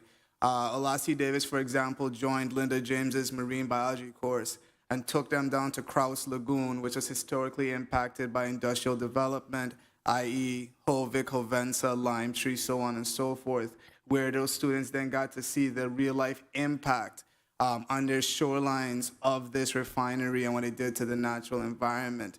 Again, I bring this up because although I'm not sure who's exactly qualified to teach it, someone like Olasi Davis comes to my mind immediately. And again, these opportunities don't necessarily have to exist in a vacuum or in a classroom. I think it's better that we send our youths into these environments that they call home, so then that way they can have a greater attachment and affinity to what VI history actually looks like. And I think that's something that we're missing in dialogue. We need to be able to utilize our outdoor spaces as our classrooms and strengthen our children's affinity to their homes, right? We're having an issue where these students are going abroad and they're not coming back. And that's creating a systemic problem as well. So I hope I took a little crack at that, Senator Potter, and I hope there is some light I can shed on it. I appreciate it. I appreciate your comments, Mr. Nielsen. I almost said Miss Price because Leontine, I think Price. Ms. Jones, can you take a crack at it also? Sure, why not? Beyond the regular requirements for teaching, such as a four-year degree, certification in history, I don't feel that I am qualified to give you like a description of who is qualified to teach BI history unless there is a major offered in that subject matter. And a lot of times people that are trained to teach these courses are not the best people to teach the courses. I think it comes from knowing the VI, experiencing the Virgin Islands in every aspect of the manner, as well as having academic knowledge. So that's about as best I can do in answering your question, Mr. Potter. But I do not definitely feel like appreciate I your am a response. qualified authority to say who is qualified to teach VI history. I appreciate your response. It was an unfair question because I think more so the Department of Education and the Board of Education and maybe UVI would have been more equipped to answer that question. Absolutely, I think that Virgin Islands history should be taught in our schools. I don't think anybody with credibility can say that it should not be taught, but just the mechanics, who is doing the teaching, does block scheduling accommodate for us to take the time to teach it in a manner that the bill suggests. There are a lot of questions that I think we kind of need to have flushed out. Absolutely, a generation, and somebody said it, wasn't me, a generation which ignores history, has no past, and has no future. We have Virgin Islands history in our schools right now. I think the challenge is whether or not what is being done adequately, whether or not we have individuals who are trained and equipped to teach it, whether there's some consistent pedigree that these individuals should have in order to be qualified to teach it. whether or not it's if somebody just has a history major can simply, just believe they can teach it and, just go out there and teach it. So there are a lot of things that I think we need to consider. I applaud the bill sponsor for pushing the issue because it needs to be pushed. But I think that we need to hear from the Department of Education, the Board of Education, and the University of Education, in addition to the individuals who made very solid presentations here today on the subject matter. Madam Chair, thank you for the time. I reserve the rest of my time. Senator, your time had already expired, but you have a St. Tomian total Virgin Islander here, so I know those were some critical questions you were asking, so I allowed you the leeway to get some responses, and I join you in saying that we definitely want and should have some type of Virgin Islands history taught in our schools because we don't know what career path our young people are going to go into in the future. They may be tour operators, they may be in the hospitality industry, they may be seeing or talking to individuals who are visiting here or come to work here from abroad, and they could definitely be part of that whole outreach in letting people know and marketing and letting them know what a very rich culture we have and how far we have come from. So I definitely can appreciate your line of questioning. Senator Sarro, you are recognized for your 3 minutes. Thank you, Madam Chair. As I'm a little embattled by this bill because I am very pro-history, having a BA and a master's in political science and a minor in history. So I do love history, and I used to be a U.S. history teacher while Miss Leontine Jones was teaching English at the other side of Building B at CAHS. And I do understand the testimony of Mr. Kai Nielsen. So I agree with her testimony, but I also agree wholeheartedly with the AFT president, Ms. Jones, and her testimony, because I understand the intent is really to decolonize education. I think that's the overarching theme here today. We're trying to decolonize it and to center or to not teach our history through a Western canon. I get that. I think that's the intent of the legislation. But I'm concerned insofar as legislating it rather than having a standalone subject from K to 12. And I know for teachers to be certified, when we had to take the praxis and the requirements from the Board of Education was that teachers must take VI history. Ms. Jones, am I correct? Is that still a requirement today? Yes, it is. Okay, so it's a requirement. And then going back to Mr. Nielsen, you do agree that we should have Caribbean and VI history, but what I also gathered from your testimony was a lot of cross-curriculum learning. So let's look at English, for example, and Caribbean history, reading authors like Derek Walcott and Chinua Achebe, Things Fall Apart, and other Caribbean, even down to Miss Carol Henneman, and various books. So that would be the cross-curriculum component of Caribbean history. When we're talking about social studies, I think that's a curriculum matter. Are we going to study about slaves, the Middle Passage? Will we be talking about modern VI history, or when the Fort Christian was built in 1671? Or what era will we be talking about from K to 3rd, 4 to 6?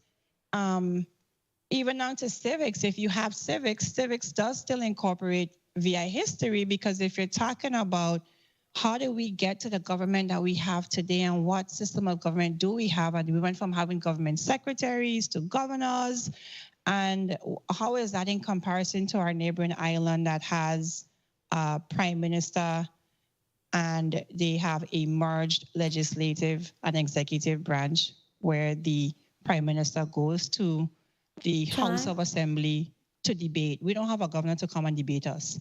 We have different, we have a very different system. So even in home ec, how do we, when we're teaching cooking, how do we make sweet bread, and what is the history of sweet bread, and why do we celebrate Bowl and Bread Day, and why do we have bowl food soup? So I don't know if it should be this standalone discussion, but as the bill is proposing, but if it's more of a mandate to ask education for our curriculum to incorporate VI history, because you just spoke about the Cross Lagoon and students going to the Cross Lagoon and looking at the environmental impacts that that Lime Tree Hovensa has had. And that's also a history lesson, because we know that Hovensa was established and it predated the EPA and the Clean Air and Water Act. They functioned with no regulation for much of its history. So there comes a science class. And in a science class, what does that VI history or Caribbean history look like?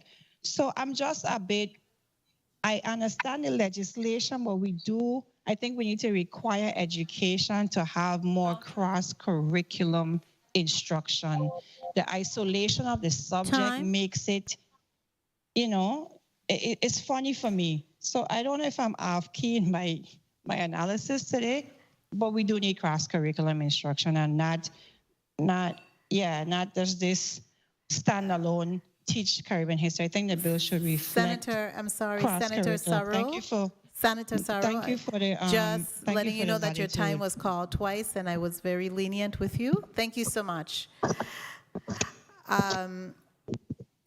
Mr. Nielsen, you had a response. I saw you gesturing. You want to have a response on my time, chair time. You can go forward. Oh, right now, look, Kai Nelson, I think that Senator Sarro was spot on. I do think that the intentions of this bill is valiant, but I do think there's tons of low-hanging fruit that we tend to miss out on while looking for the Holy Grail. I think there's tons of creative ways to infuse our Caribbean and VI history through these different subject matters, and that's exactly what I attempt to take on, playing my various roles in our community. I also think that there's a tech platform. You have Masterclass in the States. We're creating a STEM family platform with UVI and VI EPSCoR, where it can be self-paced, and they can use their login and teams to actually go through a culturally relevant academic platform with different teachers that we can have certified through our science and math coordinators of the territory. So I do think there's some low-hanging fruit through that cross-pollination we can take advantage of that we actually need to do now, instead of keep on pushing for this, and then we're another 30 years down the road, and we're talking about our current legends as if they're long gone. So I appreciate your understanding there, Senator Sarro. I appreciate for the time, Madam Chair. Thank you so much, Mr. Can I have a Nielsen. point of information, Madam Chair? Certainly, Senator Sarro. Go forward. Thank you, Madam Chair. That's why we really need to have education here, because we need to discuss, we have the ideas, but so often in education, non-educators put demands on educators. We don't do it with doctors and scientists, but we do it with education a lot. So I think it was critical to have education here, to no fault of your own bill sponsor. It's not an attack on you at all. Just we need education here to talk to us about how is this implemented now? What does the curriculum look like?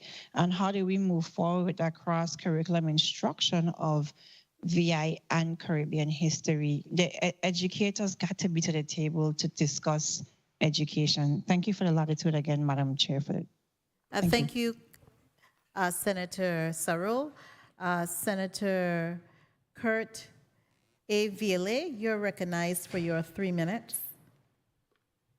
Thank you, Madam Chair. I looked at the bill and I said to the sponsor, I thought that it's already mandated from kinder through 12. Wasn't that a part of the old legislation? And I then read the bill and I read what exists in Title 17. And what this bill does is that it strikes the word elementary and secondary schools, and it inserts K through 12. its interpretation, I guess, as elementary is really K to 6 and secondary is 7 to 12, as to whether or not you have junior high schools. But anyhow, the new reading would be all public schools in the Virgin Islands shall instruct all students in the history of the Virgin Islands and basic Caribbean history, and such courses to be part of the curriculum for kinder through 12. So that would be the new wording after this bill, if this bill is passed. And it strikes drug prevention and education, and it puts it lower down in this particular section. It puts it, I think, in section 3, C3. The concern that I would have would be, we need to teach a history of the Virgin Islands, so let me just get that across. I do believe that it needs to be taught, and it needs to be taught in various grade levels as much as possible, as frequently as we can, and it can be incorporated into a number of subject areas. It don't have to be a standalone. It could be incorporated, and that is why I am an advocate for Virgin Islands Common Core, our own Common Core, in which we looked at all of the different areas and we make sure that we infuse the Virgin Islands curricula into that curriculum. And it could be in various subject areas. It could be in science, it could be in social studies, it could be in language arts, where what they're reading, local native artists, authors. It could be done in so many different ways. But we need Department of Education because we don't want the bill to be looked at as a requirement for 4 Virgin Islands history or Caribbean history requirements in high school, because that would be a mandatory requirement and would then reduce the availability of that student to be able to take varying courses. And right now, I think the graduation requirement is 26 credits, and you can attain 32 credits in high school overall. So I would like to see what are they thinking about implementation? How are they going to be able to implement this? How are they going to be able to weave this into the curriculum without it just being a standalone? Should there be a standalone? Yes, there should be a standalone Virgin Islands history course in high school. There's already a requirement for graduation. How now are we going to be able to incorporate the teaching of Virgin Islands history in our high schools and it doesn't affect the credits, the requirements for graduation? Kinder to 8 is really easy because you could just infuse it into the history course.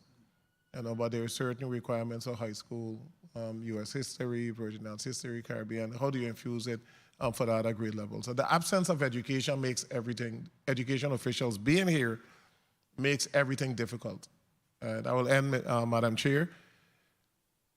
You may proceed. The senator is trying to bring some clarity to the language.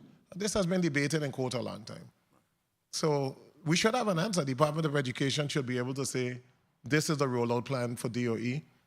We are aware of the court case, and this is the way that we're going to infuse and implement the teaching of Virgin Islands history and Caribbean history throughout grades K through 12. Thank you so much.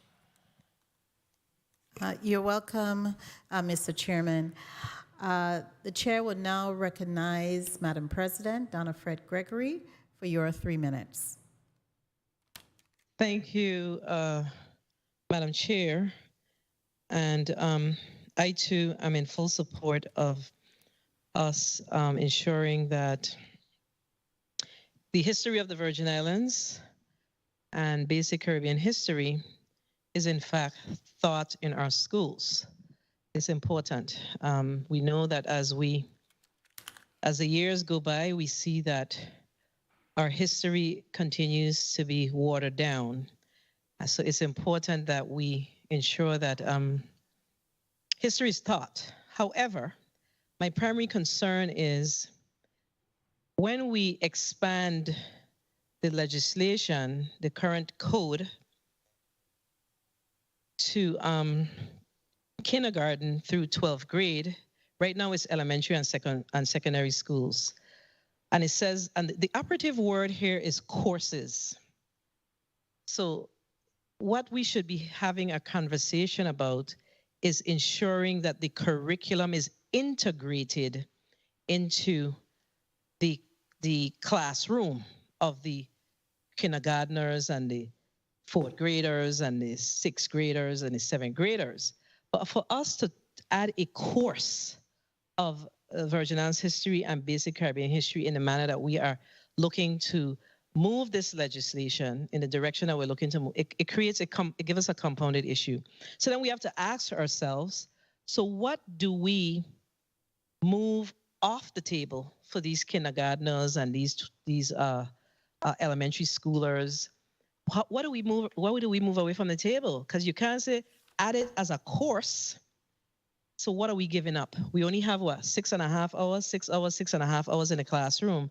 So we have to contemplate how do we make this very important matter a reality for our children? And how we make this a reality is that we begin to have the integration conversation. I think one of my colleagues mentioned it about integrating it into language arts and your English classes, etc. Even math, you could do it with your math courses.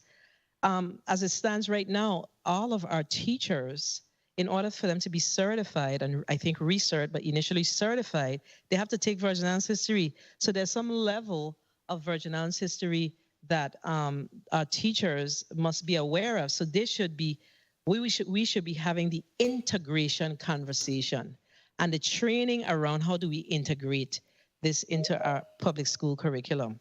I don't have any questions because one, the Department of Education is not here. They have the information as it relates to their the hours.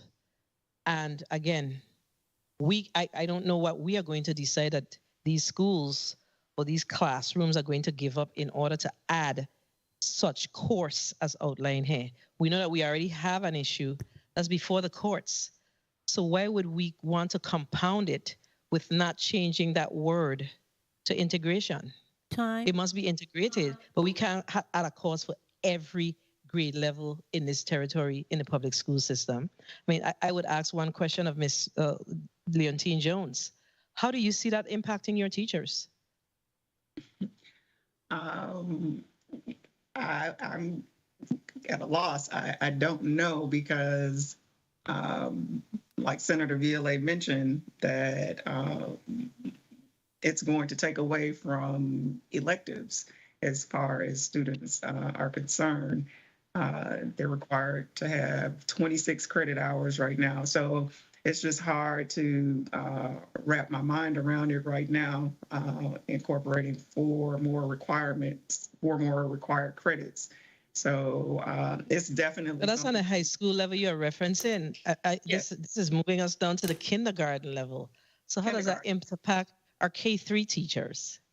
I don't see. Because it says course, it doesn't say integration. I don't see, well, you can't really teach it as a course. I don't really see it as an issue for K through 3 or K through 8.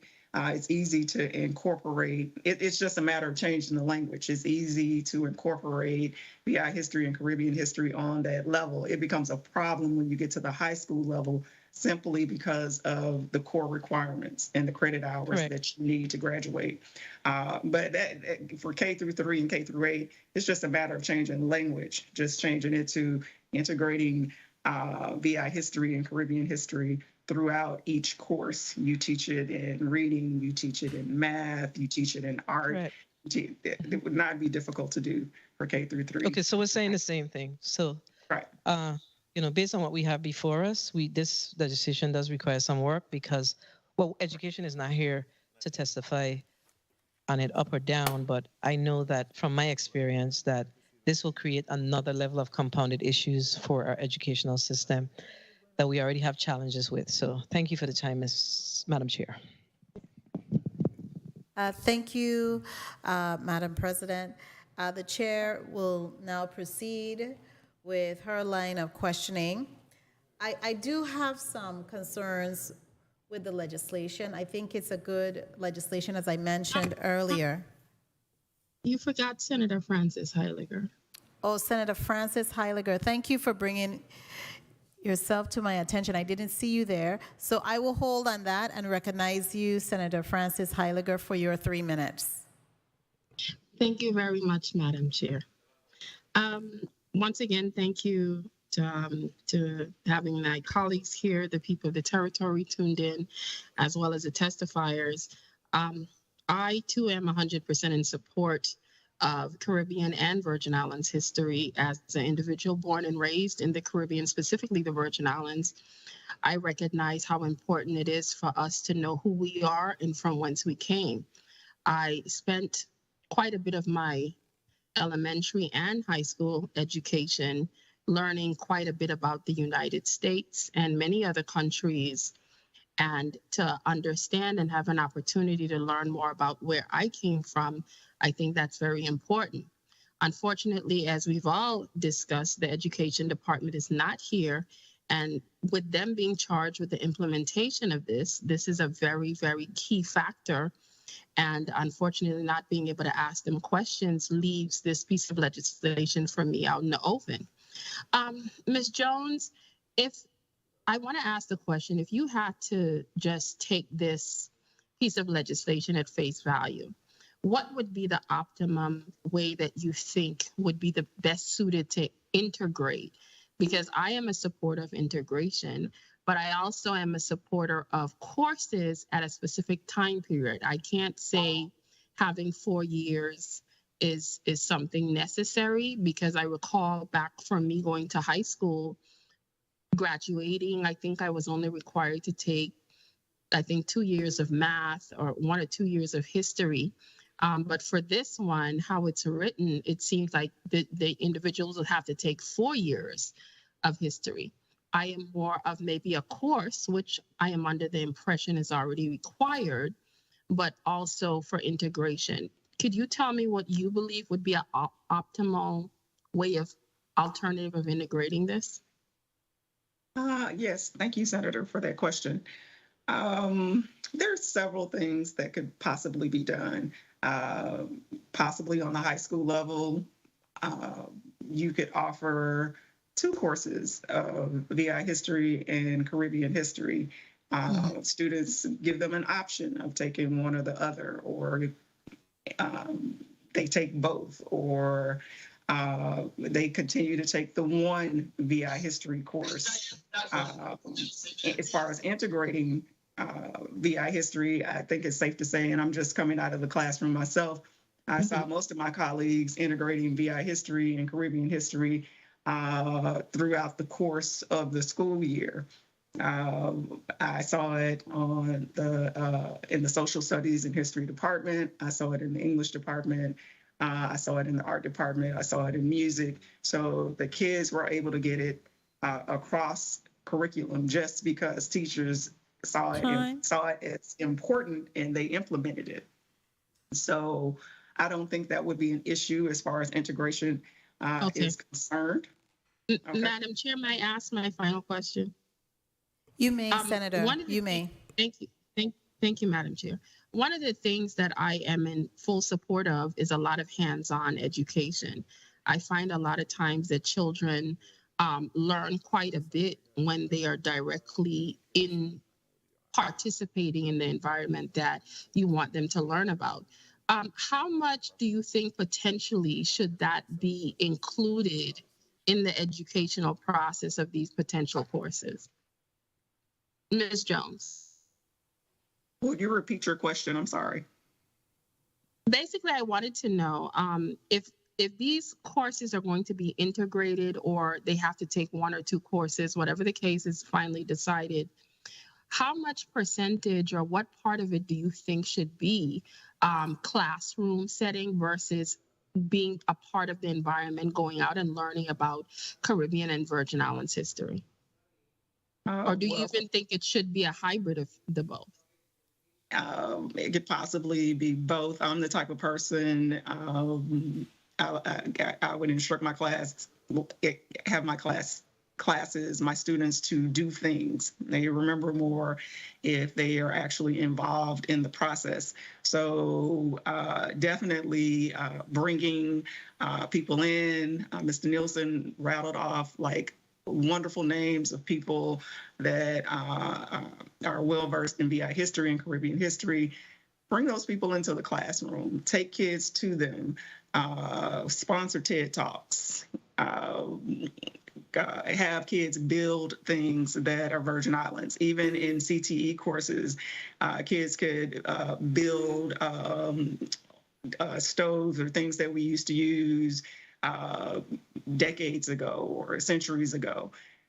Incorporate things of that nature, art, create murals, have students or create statues, so on and so forth, to represent VI history, so on and so forth. There's so many things. The avenue is just wide open for so many things to take place. But just sitting in a classroom learning, memorizing names and learning things to rote is not going to work. You have to put it in a narrative, and you have to get kids involved with the process. Just bring them in, so on and so forth. Yes. Thank you so much, Madam Chair, for the indulgence and the additional time, and thank testifiers for the responses. You're welcome, Senator Francis Heiliger. The chair will now recognize Senator Kenneth L. Gittens for his 3 minutes. Senator Gittens, you may proceed. Thank you, Madam Chair, and good afternoon to all. Welcome to the People's House. I'm looking here, I guess in the discussions of Bill number 34, that's 0238, because every time this discussion comes up, I'm like, aren't we teaching Virgin Islands history already? And I'm seeing it here in section 41. However, what I wanted to ask, I guess I'll ask it to the AFT president. Can you break down to us and let us know what's when you hear elementary and secondary students? Elementary would mean what grades? Wouldn't that be K through 6th? Yes. And what would secondary be? 7 through 12. 7 through 12? So yes. Then it'll just be a matter of potato or potato to strike elementary and secondary schools for the words K through 8. So I guess that's the same. In this, I want to just recommend for all my colleagues, I mean, when we're doing bills like these, the way how this bill is written, it will just confuse a reader just looking at it. What we should do is attach a red line document to this to show that you're still having the discussion of the history of the Virgin Islands and basic Caribbean history and removing certain languages. But when you read the short title, telling you that it's relating to courses of study in public schools to require that Virgin Islands and Caribbean history be taught specifically in K through 12, and then when you start to read the bill, you're seeing in section 1, remove this and strike this and strike that, and that the paragraph 3 is amended by inserting and drug prevention and substance abuse. I'm just saying that if we had a red line document, I think the discussion would have gone a little more smoother than it is.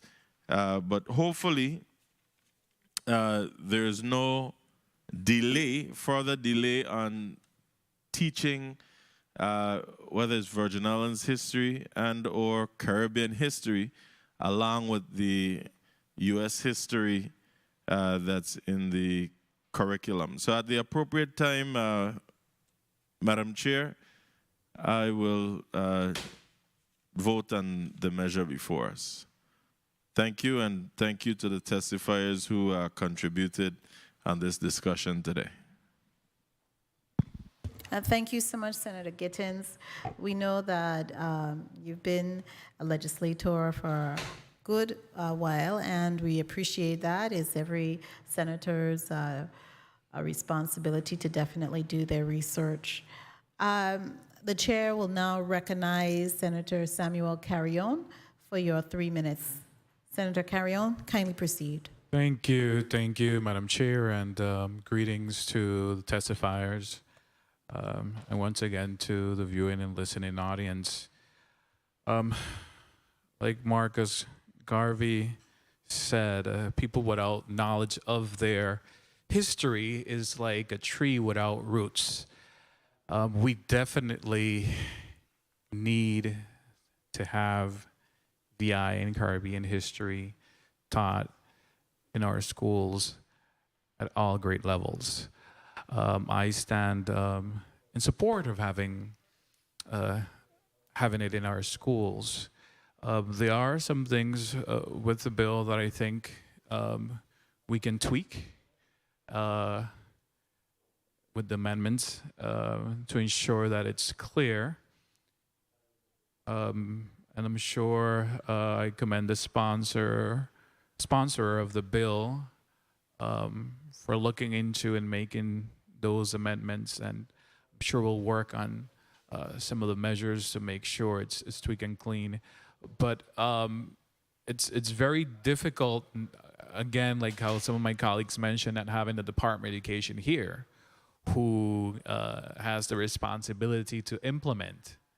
I would love to hear from them and hear from the board as to what's the plan and how they would plan to implement it, any concerns that they may have. But let me ask you, Ms. Jones, good afternoon to you, ma'am. Do you have any concerns with the measure? The only concerns that I have with this bill is requiring it for 4 years on the high school level. It becomes a problem with required courses and credit hours. Okay. So your only concerns relate to the high school. Correct. Okay. With regard to kindergarten, any reservations in that area? No, not really. I don't see it as an issue K through 8. I think it's fairly easy to incorporate or integrate Caribbean history and VI history on that level. It's just a matter of creativity and creating the curriculum for it. I don't think that would be difficult to integrate those courses on that level, but it does become a major problem on the high school level simply because of the structure. Yeah, and I can see that because of the structures, our credits require elective classes and so forth. So do you see this more as an integration than a course by itself through all grade levels? And can you please then expound a little bit why? Could you repeat the question, please? Do you see it more, should it be more as an integration within a course curriculum or as a course study by itself? Integration or primary or secondary or both? For both.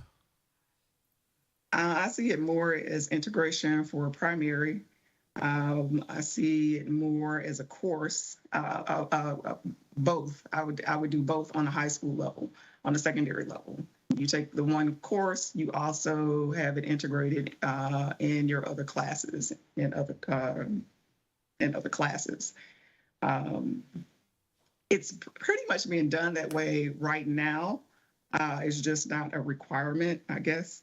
Like I stated earlier, I'm just leaving the classroom and I saw Caribbean history and Virgin Islands history being taught in English and civics and social studies and art and music. You see it throughout the school. Really, the only course that I did not see it would probably be math. I even saw it in science. So it's being done as we speak. So I guess continue doing that or just make it just have to see how they would like implement it in the curriculum or something of that nature. But I see it already in the schools, in the high schools. On the elementary level, I have not seen it, but I know that teachers incorporate VI history and Caribbean history in their classes, and it just needs to be added to the curriculum. I don't see that as an issue. Well, thank you for your testimony this afternoon and for sharing your views on it. Thank you, Madam Chair. Thank you, Senator Carrion. I believe now is the time. I don't think I see any other senators online or in the Earl B. Otley Legislative Hall. I just want to really talk about some of the implications that we have been discussing this afternoon relative to implementing this bill. Whether it's going to be a standalone course or whether it's going to be integrated into the curriculum and how that look. Again, the Department of Education as well as the Virgin Islands Board of Education should be present to weigh in.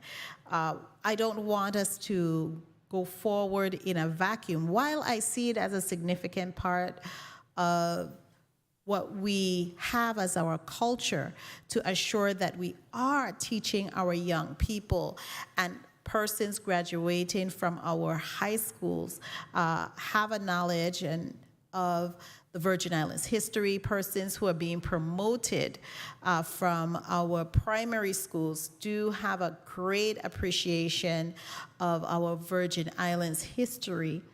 We also must take into consideration that the Department of Education plays a critical role in doing that. They play a critical role in determining especially who is going to teach. The Board of Education will be weighing in on that. So we have to have that dialogue with them as well to see how we're going to practically and theoretically implement this legislation. I do have a question for Ms. Jones. Ms. Jones, how long have you been teaching in the Virgin Islands? 17 years. 17 years. And you've taught on which level, primary or secondary? All secondary. All secondary, perfect.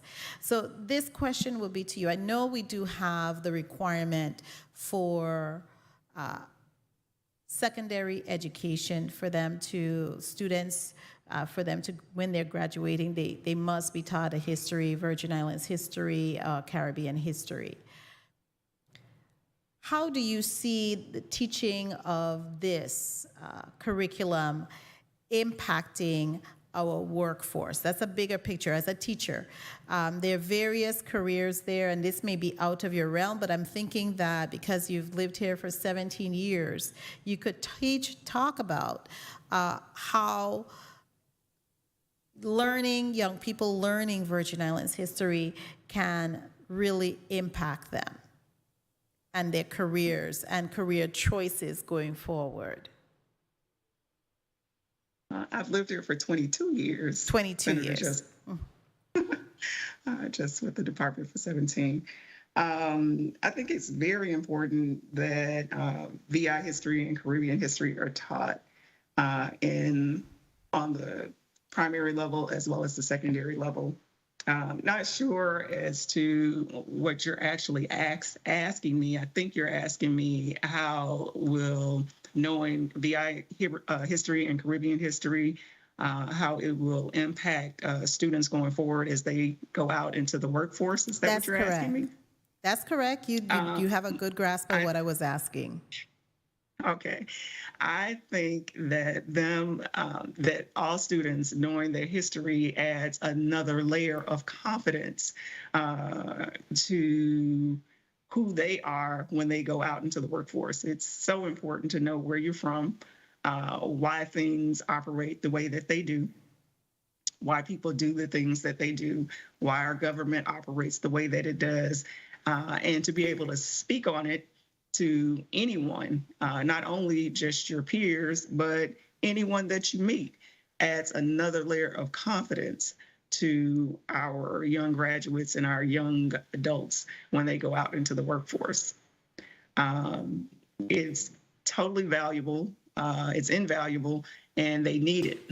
I'm a big supporter of VI history and Caribbean history, especially K through 8. And then once they get to high school, I like the fact that they take 1 year of it, or possibly give them options of taking either VI or Caribbean history. Also, the comparative government, if that was created, that could also be an extra layer as well. And I think it can only help improve relations socially and economically, professionally as well. Thank you. I too chime in on that. I also note that we have a huge tourism market here in the Virgin Islands. We have our various tourism platforms that we're using, whether it's social media and the like. And one of the things that people look for when they come to visit our Virgin Islands is they want to get an authentic taste of what it is that Virgin Islanders do, how we live, what our history is about. And if we are not teaching our young people from a very early age, during their formative learning experience about their history, you are so correct. They are not going to have that level of confidence, that level of knowledge to go forward, and also the level of empowerment to know that they come from a strong history of persons who have not only been through a lot of trials and tribulation, but who have overcome the odds. People bet against the underdog, but they can see from their history, once they've learned it, that we have such a vibrant history of persons who have overcome adversaries and adversities and to be able to achieve. And I suspect that is part of it, what we do, and so that we don't go forward and make the same mistakes that we have made in the past. We are to learn from our past. That's how we are able to see our present and project out to the future. If you don't know your past, then you can't know your future. So definitely that is what we want and we need. It's not even a want, a need to happen in our school structure. However, saying all of that, for me, I definitely would like to hear from the Department of Education as well as from the Virgin Islands Board of Education and how it's going to work, how those mechanics, how they see it can work, how can we do it? Because this is conversations that's going back decades. And we are at a point where we really need to look at issues and the cry of our public for decades and answer it in real time. We've done this with this legislature with certain aspects, and this is one of those other components. I look at it on a broader picture and look at it as nation building for us to be able to do that. I keep saying it, education is the great equalizer, and knowledge is power. And so when we impart our young people with a level of knowledge of their history, we know that we are training them to be powerful, resilient people.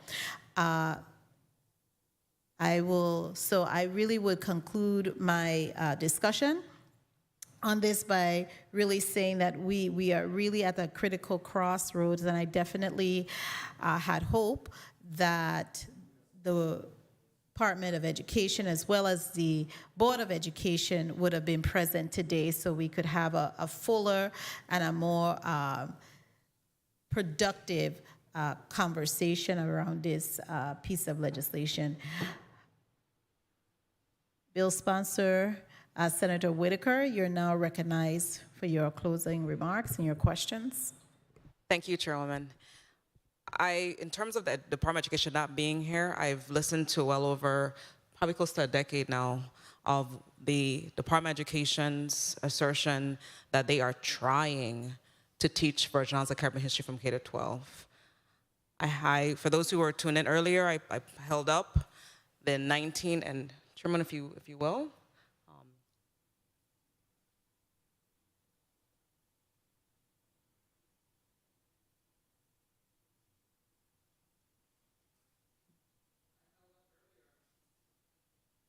In 1983, when the senators 39 years ago got together, sometimes I wish I served with them.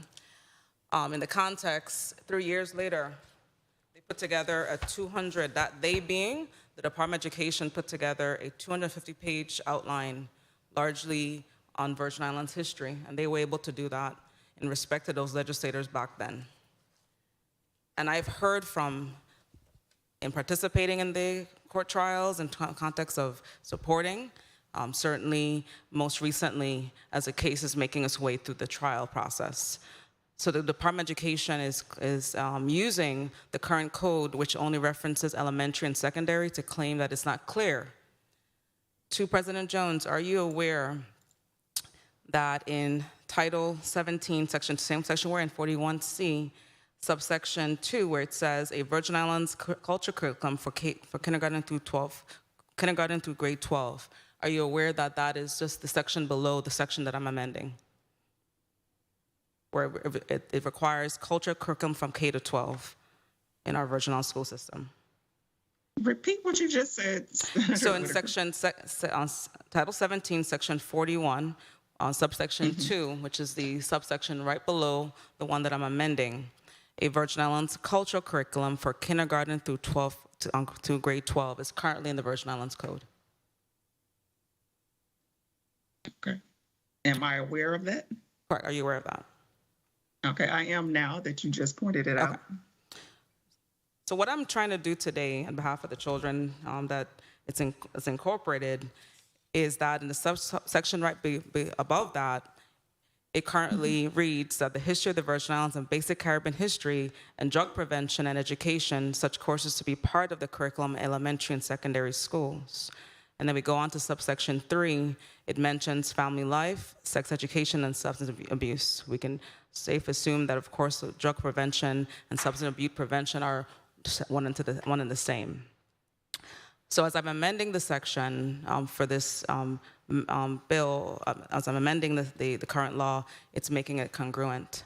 To Mr. Kai Nielsen, a question I have for you in terms of your educational background. How many years of VI and or Caribbean history did you have going through school, through your experience? On St. Croix, I actually had no formal education in Caribbean or VI history. In college, I took a rigorous Caribbean history course with one of the best professors at the time, God bless his soul. So I hope that answered your question. I took none to my recollection throughout. Okay. And do you feel that if you had learned VI Caribbean history from K to 12, it would have helped you perhaps would have been an advantage for you going into college? Or I think it would have got me home quicker. Again, we are forced off of our island, and then no one tells you where you go to school ends up where you live. And then you get caught up in a very vicious cycle because school is not expensive. My school is now $80,000 a year. So we're graduating with $250,000 in debt straight out of undergrad. Thanks to UVI, I hold a master's in public administration. To answer your question directly, Senator Whitaker, I do think I'd end up coming home much quicker had I known a lot more about our history. But again, a lot of it's taught at home, right? So I had great aunts, grandmothers who always embarked what our history meant and what our history is in the household. And are you aware of VI and Caribbean history being taught at any of our schools, public or private? Not formally. Again, I do think we're missing the boat here. I think that it was said in multiple different ways that a lot of teachers are incorporating it or trying, but we have to work with them. And I realize that here we are, in many ways, prepositioned to want to deal with heads. But the greatest change happens from the root. You have to work with the teachers who are actually have a lot of flexibility on how they teach our children. And they just want the resources. I think if we came up with resources that had VI history enriched in it already, they'll take it and they'll run with it. So I do think, although, yes, we want to see the Commissioner Benjamins and the head of educations here, we're missing a boat. These educators are trying, and they just need our help. Thank you. And back to President Jones, I know you, of course, you have a real concern about its impact, of course, on our teachers and being able to teach, but you did admit that they are, in fact, doing so now organically. Would you be comfortable if the language would be just changed to, instead of requiring as courses, as we're speaking about right now, using the word integration? If the law is simply amended to ensure that we integrate Virgin Islands and Caribbean history in our schools? I would not have a problem with that. Like I said, most teachers are doing that anyway on their own. So I would not have an issue with that. Thank you. And I just want to say that I did anticipate, of course, Mr. Mary Moorhead being present, but having also been quite aware of his efforts as one of the plaintiffs in the current lawsuit. I do know that they are now currently waiting for an opinion. And again, this current law is why it's been in court so long, because it's been used as a tool, a tool of adversaries for keeping us from the teaching. We spent time arguing over the meaning of elementary and secondary in the words of K to 12. So I do hope that today, because we can do so easily, we can fix language as we are on the floor right now. I know for sure the children can no longer wait for the decision makers who have long disappointed them. And I know for a fact 39 years ago, we had some real revolutionary type people, legislators, who were just chomping at the bit and pushing for our children to know who they are, and I stand on their shoulders. So I thank them, and I thank the people who continue to advocate around the world for their people to know their history. Thank you. Point of information. I do have a point of inquiry from Senator Fred Gregory, and then I have a point of information from Senator Kurt Violet and point of information from Senator Alma Francis Heiliger. Senator Fred Gregory, you are recognized for your point of inquiry. Thank you, Madam Chair. I am sitting and listening to the conversation, and I don't want the narrative to go out this afternoon that Virgin Islands history / Caribbean history is not being taught in our schools. So I need to ask Mr. Kai Nielsen, he's the CEO of VI Collaborative Solutions. For a while I was trying to figure out what is the relationship between him and the Department of Education, but I think he is just a community representative on this particular matter. Okay, Mr. Nielsen, did you attend public or private schools in the Virgin Islands? Thank you so much for the question, Kai Nelson. Senator, 2 points of clarification there.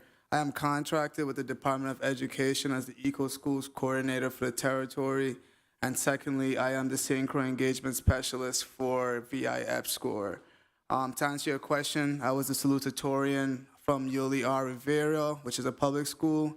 And then I went to the Good Hope School from 7th to 8th grade. And I actually did a stint at the Robert E. Lee High School in Baytown, Texas from 9th to 10th grade. And I came back home to finish my secondary education at Good Hope from 11 to 12. Okay.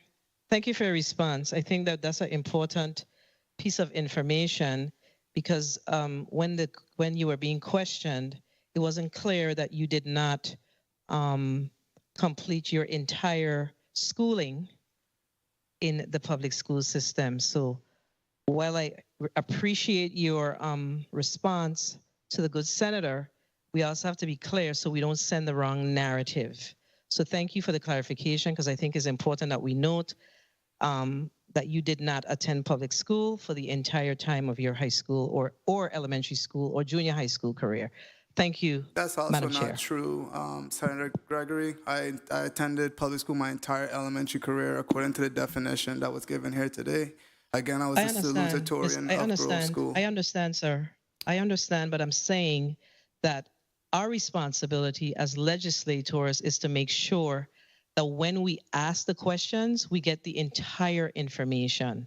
So while you may have attended elementary school, You indicated that some of your schooling was in Good Hope School in the St. Croix district, as well as outside of the territory overall. So your entire time was not here in the U.S. Virgin Islands. So I don't want us to paint the narrative for our community that these courses that we are discussing this afternoon is in fact not being thought whether it be integrated or standalone for that matter.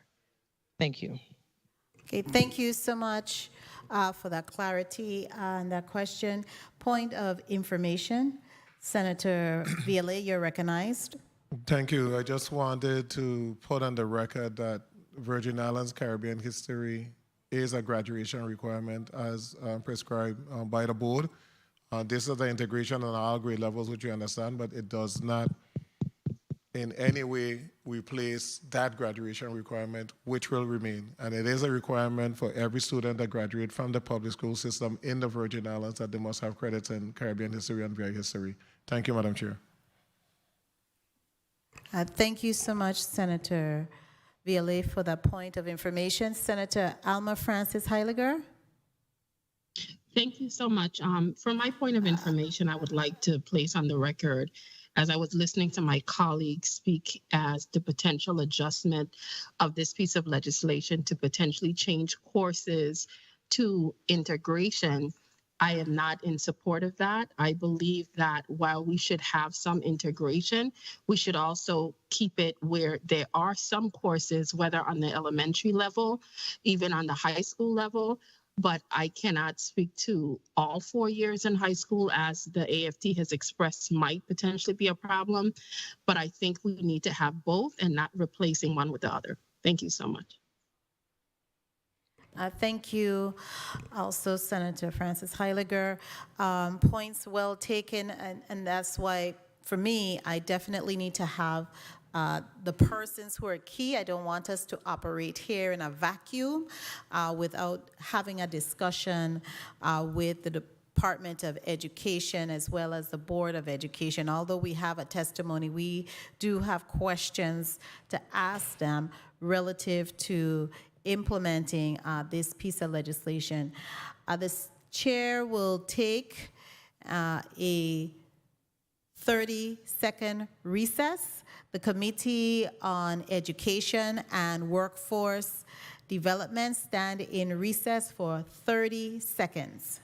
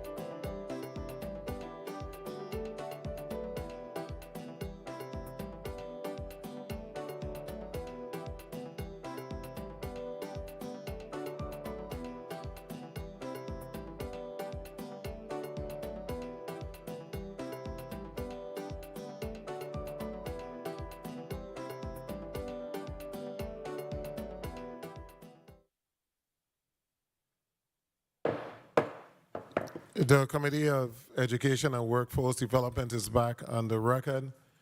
Before we move for a vote on this particular measure, I want to make sure that it is clear that the legislative intent of this particular measure is not to remove the requirement of Virgin Islands history or Caribbean history in the high schools. Those are graduation requirements as prescribed by the board. And this is more just the integration in the other grade levels. So the intent is not to remove. Those graduation requirements remain for Virgin Islands history and also remain for Caribbean history. The sponsor of the bill, it was going to offer an amendment that removed the word such courses so that it is not construed as a standalone course for every single grade level, but that it includes integration, where the Department of Education would have the ability to infuse the teaching of Caribbean history in various subject areas. So at this point, I'm going to point of information, Senator Gittins. Thank you, Mr. Chair. Mr. Chair, I don't even know if it's a point of information, but what I want to say is, you know, we're talking about the future of our leaders, etc., and we've given the impression as if Virgin Islands history, Caribbean history is not being taught in schools. However, you as a former educator, principal, have made it clear that this is a requirement of the Department of Education for graduation. Today, unfortunately and understandably, we do not have the stakeholders before us to weigh in on this matter. And I don't see why the legislature can't wait until we get the proper authority in here to have the proper discussion so that we could move this forward. I am not comfortable enough to move this matter forward. If we're going to amend it, then let's work on it together, make the amendments, and bring it back as a clear bill so that we don't make any errors going forward. Now, I will await the motion, but I'm not at this time comfortable in moving forward without the discussion, especially of the key stakeholders. Thank you. Thank you, Senator Gittins. Point of information, Senator Whitaker. Thank you, Chairman. I just want to a point of information that, as is customary, the next natural committee that this bill will go forward is to the Rules Judiciary Committee, whereby even in tomorrow, as recent as tomorrow even, there's a measure on the agenda where we are inviting testifiers, which is often the practice when we want to make sure that the stakeholders do testify. I have had well over, it's going to be clocking a year and a half since I come into office, and well before that, I've had consistent engagement with the Department of Education over this specific issue. I clock over a decade on the matter of the teaching of Virgin Islands Caribbean history in our schools, agriculture curriculum, the list goes on. So I want to make sure I put that on the record that I do intend on and clarifying language, and we certainly in the Rules Committee can invite, and we're going to be working on inviting the stakeholders who should have been here today. At least I'll send a representative. Motion. Thank you so much. Before I go to the motion, it's not going to be in rules tomorrow. We know that because it need to be invited. But the main point that is trying to be conveyed is that this bill cannot pass unless we have education at the table to provide testimony on the particular bill. So before it is, if it is successful today, before it is heard before the Rules Committee, they will have to invite the members of the Department of Education and also the Board of Education to make sure that we deal with the graduation requirements, etc., before this bill is able to move on. Senator Sorrow, you had what? Point of inquiry. Point of inquiry, Senator Sorrow. You reckon? Oh, there's a motion. Thank you, Mr. Chair. I'm sorry, there was a motion on the floor and I interrupted. I call a point of inquiry before the motion. I've been calling Okay, for a I point of view, like, didn't, I guess they're different. Go ahead, I'll allow you. the point of inquiry would be, I guess the bill sponsor could respond with a point of information that throughout the legislation, and even we focus on Caribbean history today, but in section B of the bill, we're inserting drug prevention, and we're also discussing a health curriculum in this legislation as well. And there was no discussion of how we will be impacting the health curriculum also. Okay, thank you so much for that. The drug prevention and education part, it just moved from one part of the code to the next. It is stricken in section 1, and then it's moved to section 3 in this particular measure. Point of information. Point of information, Senator Whitaker. Thank you, Chairman. What the Point of order, she called I know exactly what you're going to say. She called the point of inquiry before the motion. I have a motion on the floor, and this point of information is after. So, the motion. Thank you. Motion, Senator Whitaker.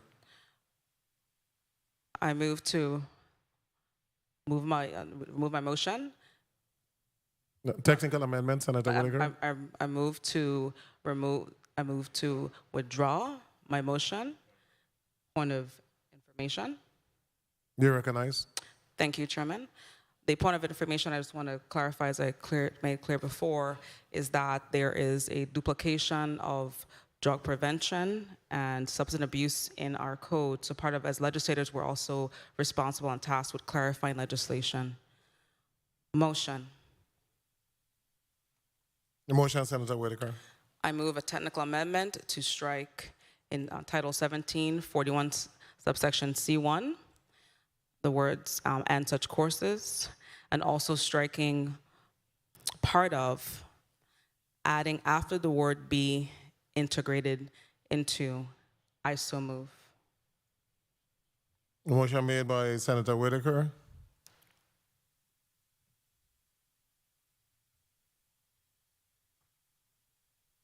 Hearing no second, the motion dies. The Committee of Education and Workforce Development will take a 1-minute recess.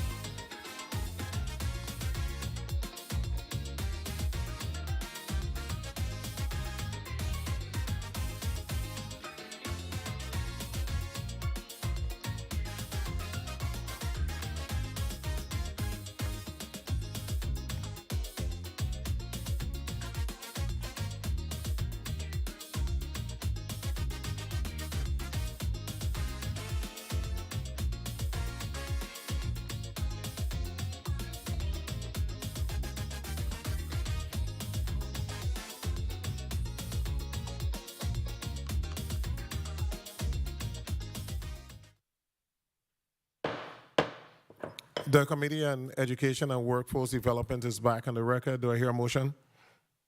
Point of information. Point of information, Senator Whitaker.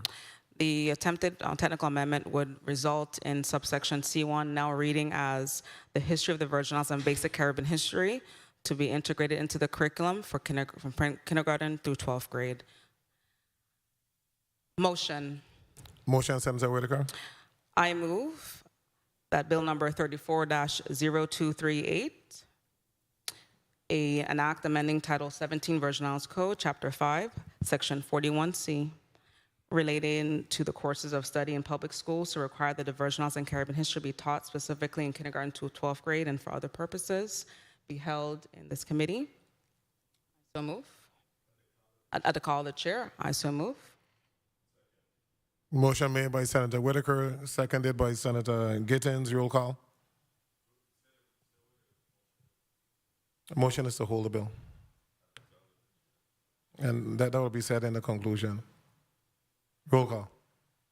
Senator Donna A. Fred Gregory, Yes. Senator Donna A. Fred Gregory, yay.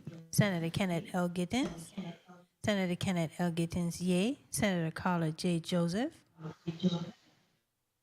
Senator Carla J. Joseph, absent. Senator Milton E. Potter, Yes. Senator Milton E. Potter, yay. Senator Janelle K. Sarro,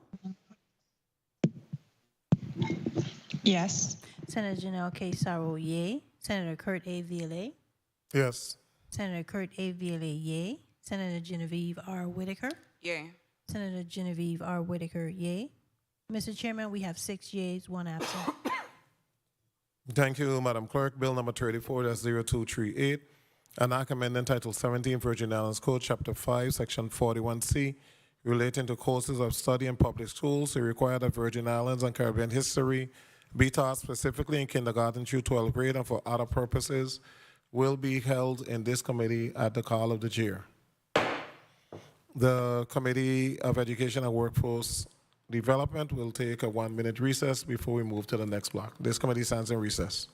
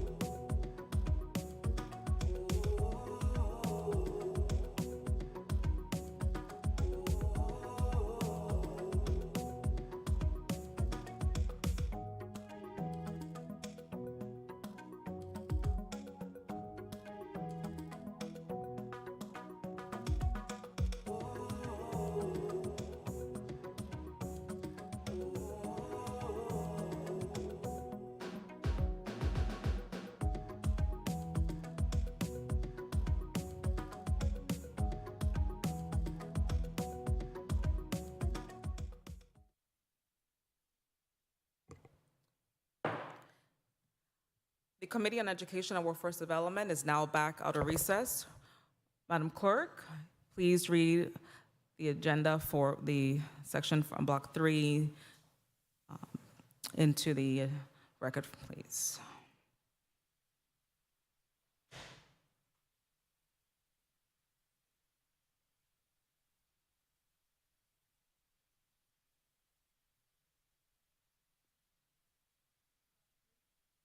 Block 3, the committee will receive testimony on ICF contracts and the status of workforce development, an update on Skilled for Today workforce development program, a status update on apprenticeship programs, and an update on the status and implementation of the Workforce Innovative and Opportunity Act, WIOA, Virgin Islands State Plan.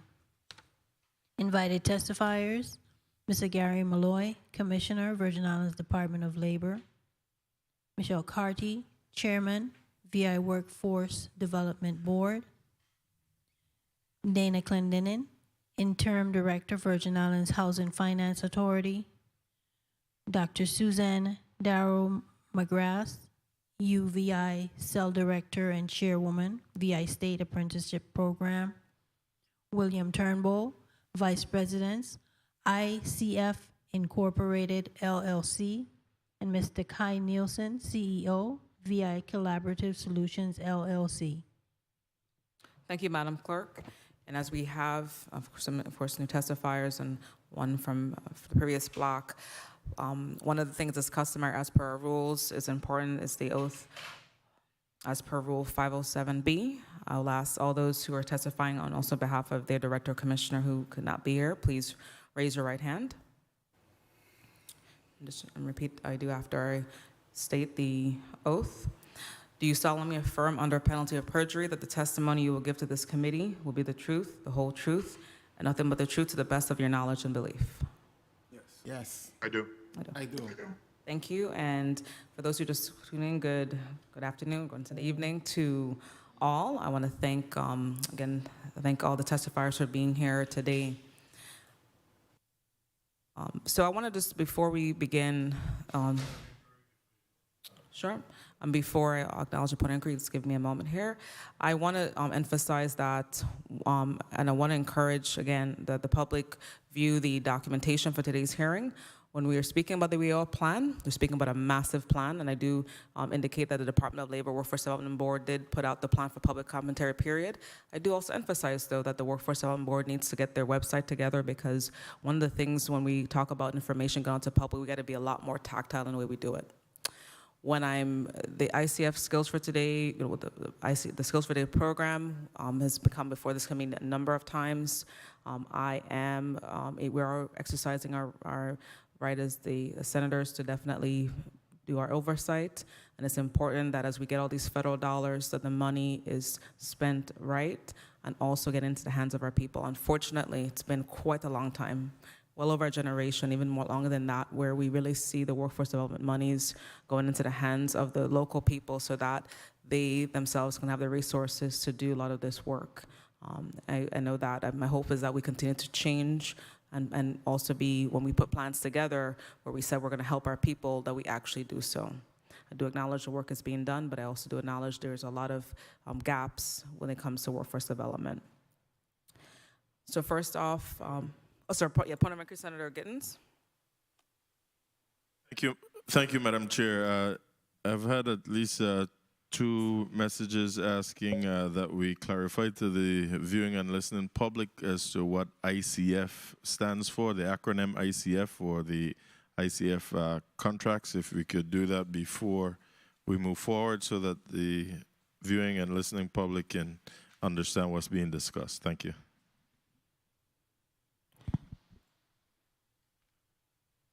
To Senator Gittens and to the public, ICF LLC is the company contracted to do the work. They have been before the committee a number of times.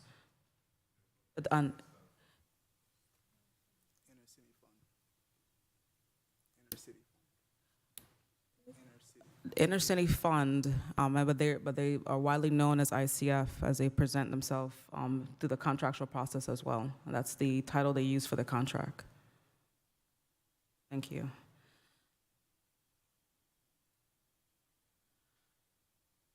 We'll proceed with our first, for today's hearing, we'll proceed with our first, and I see that Commissioner Gary Malloy, will proceed first with you. Commissioner Gary Malloy, Commissioner for the Virgin Islands Department of Labor.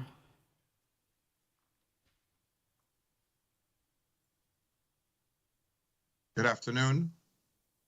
Honorable Senator Genevieve Whitaker, Chairwoman of the Committee on Education and Workforce Development.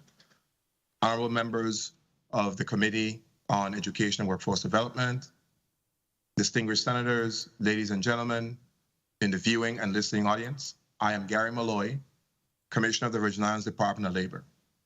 Here with me today is my Assistant Commissioner and Legal Counsel, Ms. Nisa Christian Hendrickson, Assistant Commissioner Jean Ford, the Director of Youth and Apprenticeship, Ms.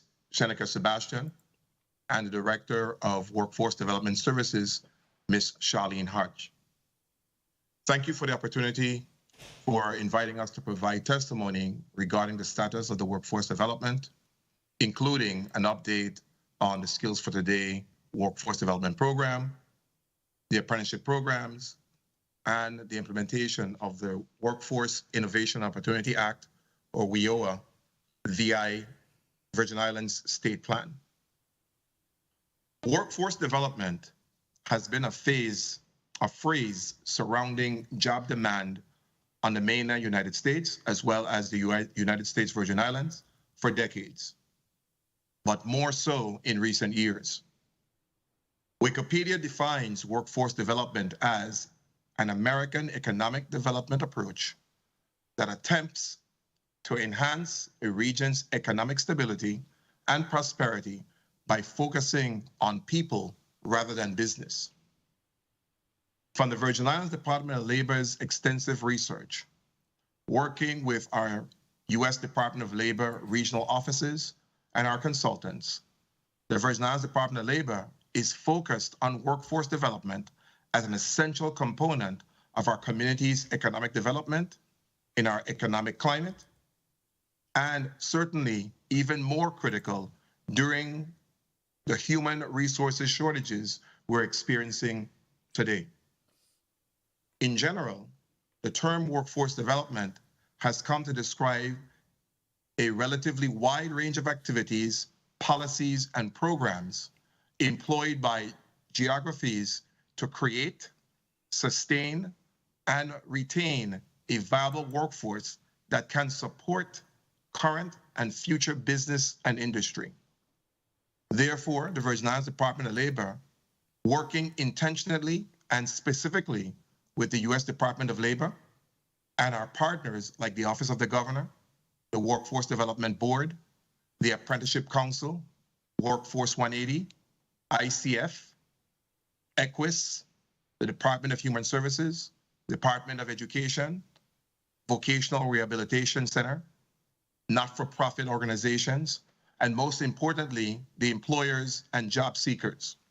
The Virgin Islands Department of Labor has been able to expand the definition of workforce development to include helping to put people to work by providing improved communication between business and education providers, employer/employee matching services, skills training and connections to educational resources, improved access to career pathways, articulation agreements, incumbent worker training, specialized, customized training, as well as on-the-job training programs, connections to social support services or social services supports, recommendation for transportation improvements, business expansion/retention connections, recommendations to business for employee retention improvement, entrepreneurship training and support, tax credits and other financial incentives to employers to hire, compliance and employee protections, career development, information, and more. Workforce development is essential to any society whether in a period of growth or recession. The U.S. Virgin Islands Workforce Development System and the specific programs are funded through a combination of local and federal funds. My team at VITAL, the State Workforce Development Board, the Apprenticeship Council, and our contracted partners, to include the Workforce 180, ICF, and EQUIS, continue to work diligently to place high priority on leveraging our different funding streams to support the varied needs of our customers. Those are employers and job seekers. The braiding of funds across our various programs allows the Virgin Islands Department of Labor to provide more comprehensive services to participants while maximizing partner resources available to assist our customers. All of the workforce development programs within the system work in tandem to leverage the resources and services available to meet the holistic needs of our diverse customer base. During the last few weeks, the workforce development celebrated with the class of 2022. 30 of our customers referred to the Department of Education for occupational skills training were among the graduates. Customers completed courses in preparation for certification in the following areas: phlebotomy, there were 6 individuals; certified nursing assistant, 3 individuals; medical administrative assistant, 2 individuals; licensed practical nurse, 3 individuals; culinary arts, 2 individuals; NCCR core curriculum, 11 individuals; child development associate, 3 individuals. Among the graduates of the class of 2022 were 124 students of the Jobs for America Graduates, JAG-VI, as we call it, program, who attained high school diplomas. We congratulate all our graduates, highlighting 2 JAG students at the Ivana Eudora Ken High School. Brando Williams was the high school's valedictorian and student leader of the year, and Taifari Lee was the Ivana Eudora Ken Student of the Year. JAG-VI is jointly administered through a continued partnership with the Virgin Islands Department of Labor and the Virgin Islands Department of Education.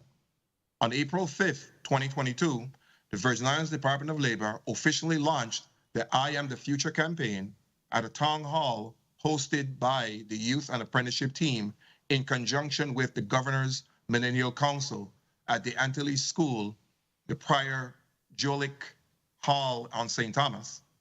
The town hall was also streamed on the Government House USVI Facebook page.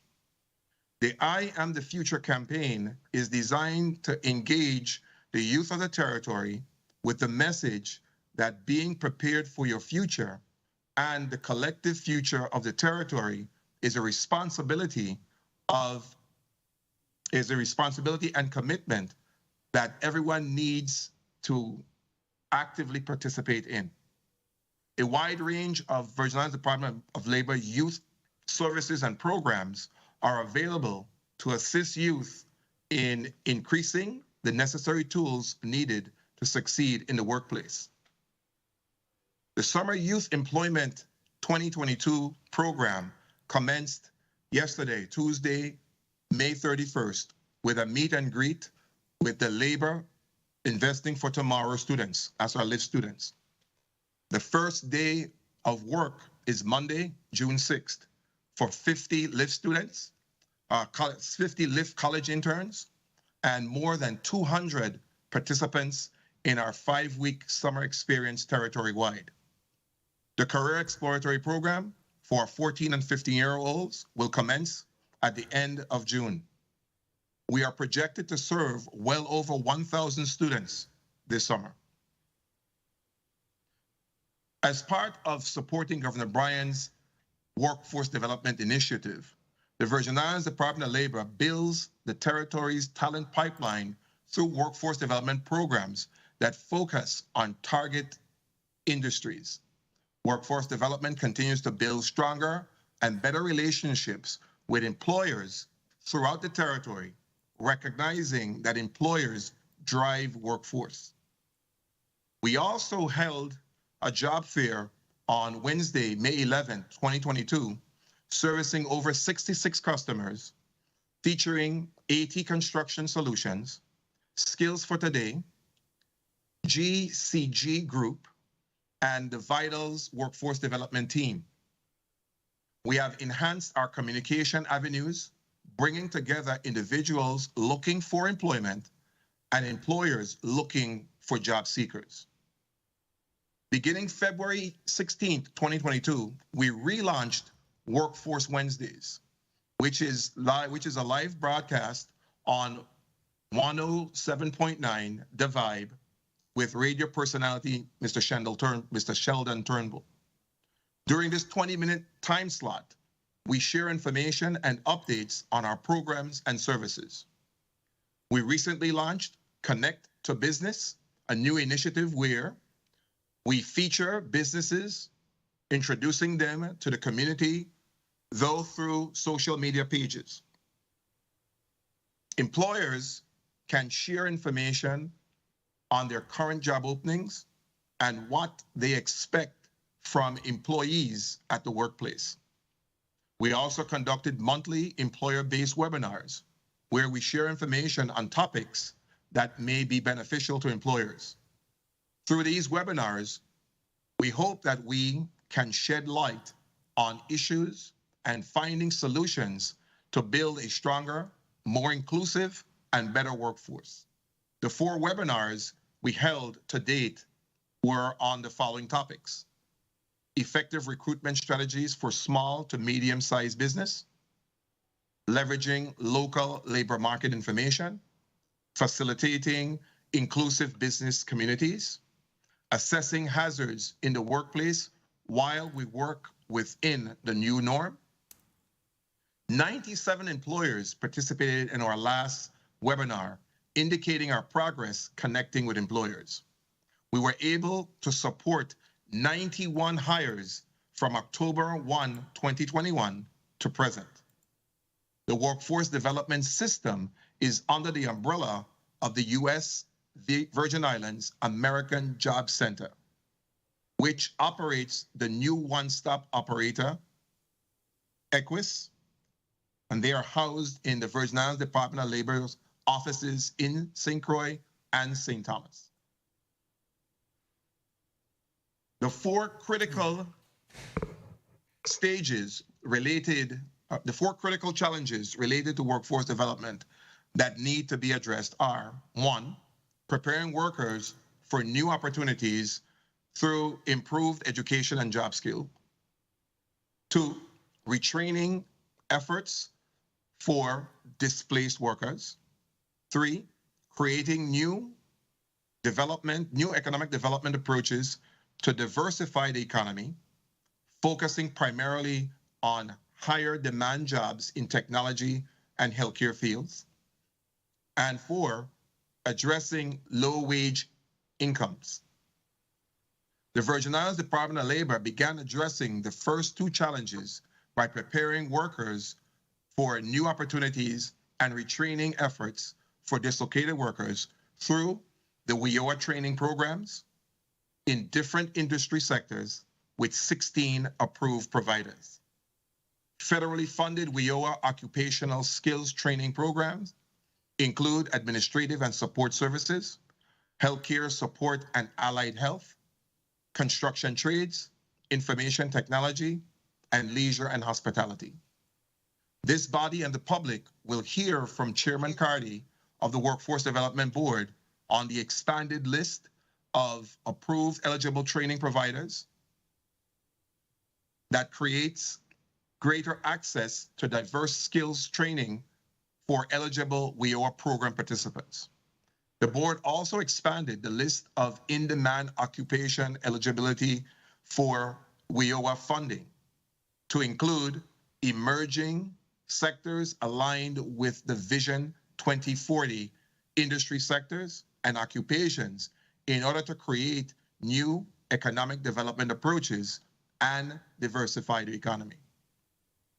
In order to address low-income communities, the Virgin Islands Department of Labor and ICF administer the Skills for Today program, which is funded through the Community Development Block Grant Disaster Recovery, CBDGR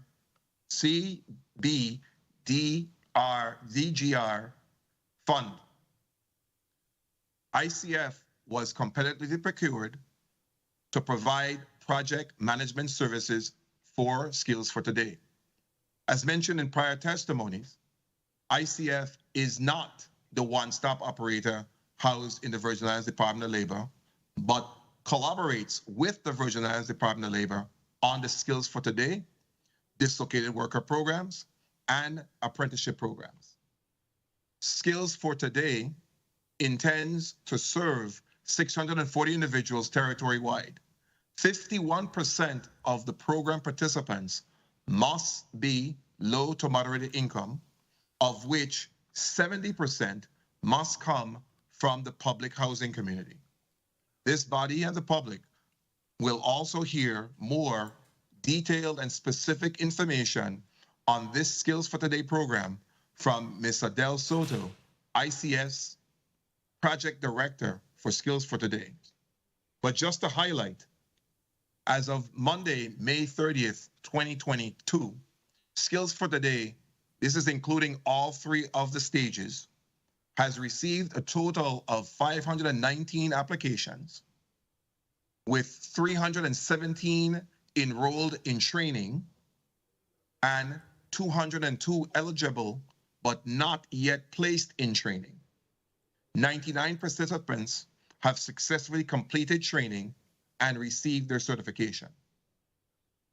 Registered Apprenticeship Program, RAP.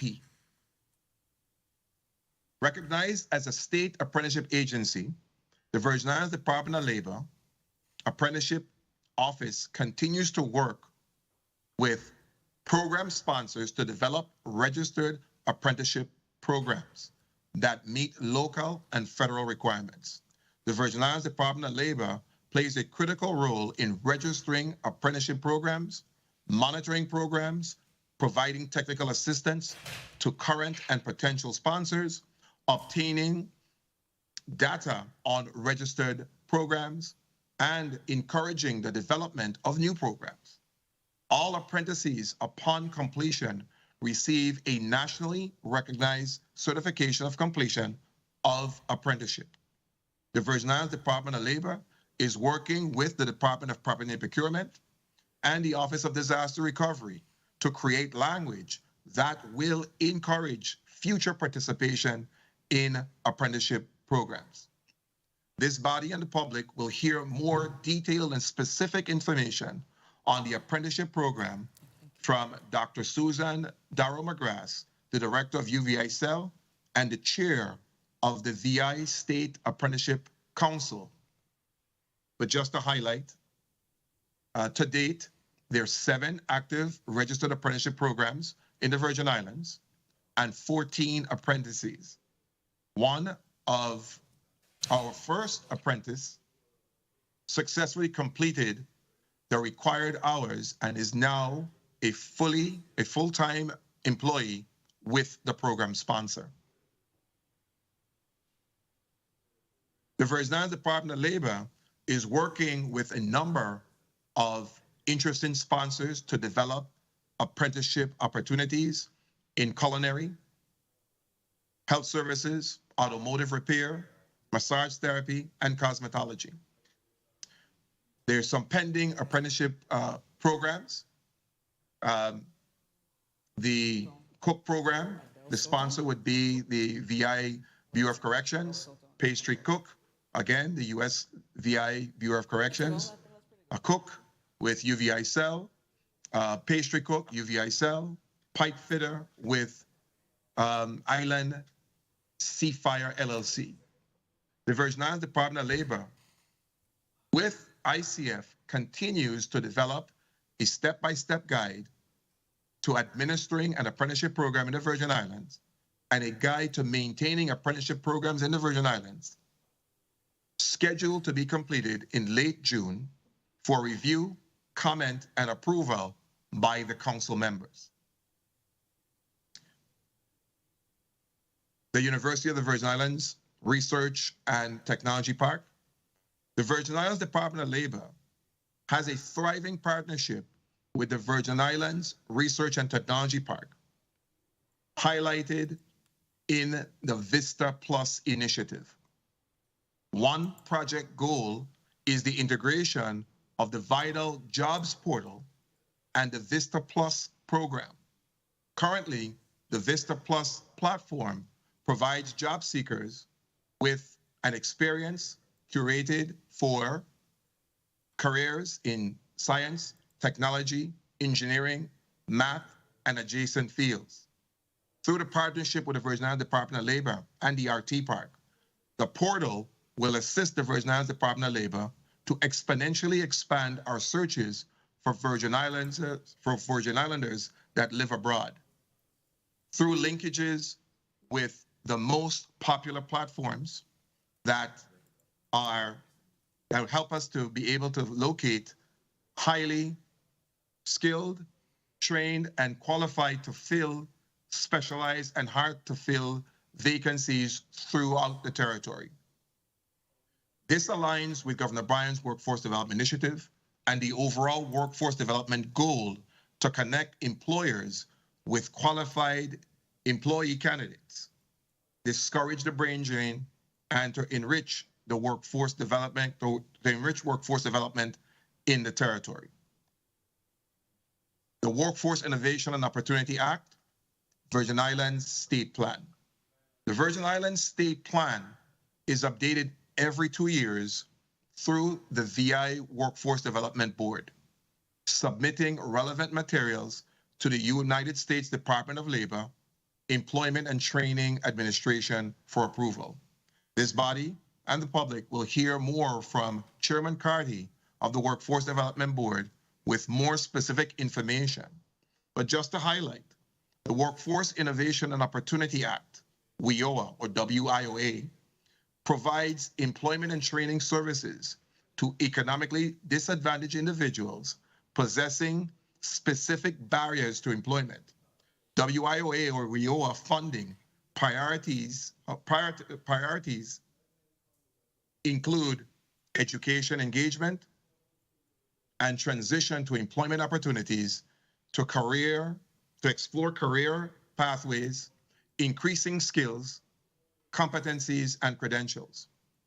Employers and industry trends inform work-based training, opportunities to build employment readiness skills, dropout prevention, and or recovery models, which providing consistent supports for individuals. The Jobs for Veterans State Grants, JVSG, services are provided to veterans and eligible persons based on the needs of the veterans with significant barriers to employment. The Virgin Islands Department of Labor provides a disabled veteran outreach program specialist as part of the America's Job Center, one-stop centers, WIOA staff to provide veteran services. The DVOP, as we call them, focus is to provide individualized career services for all veterans through a case management approach.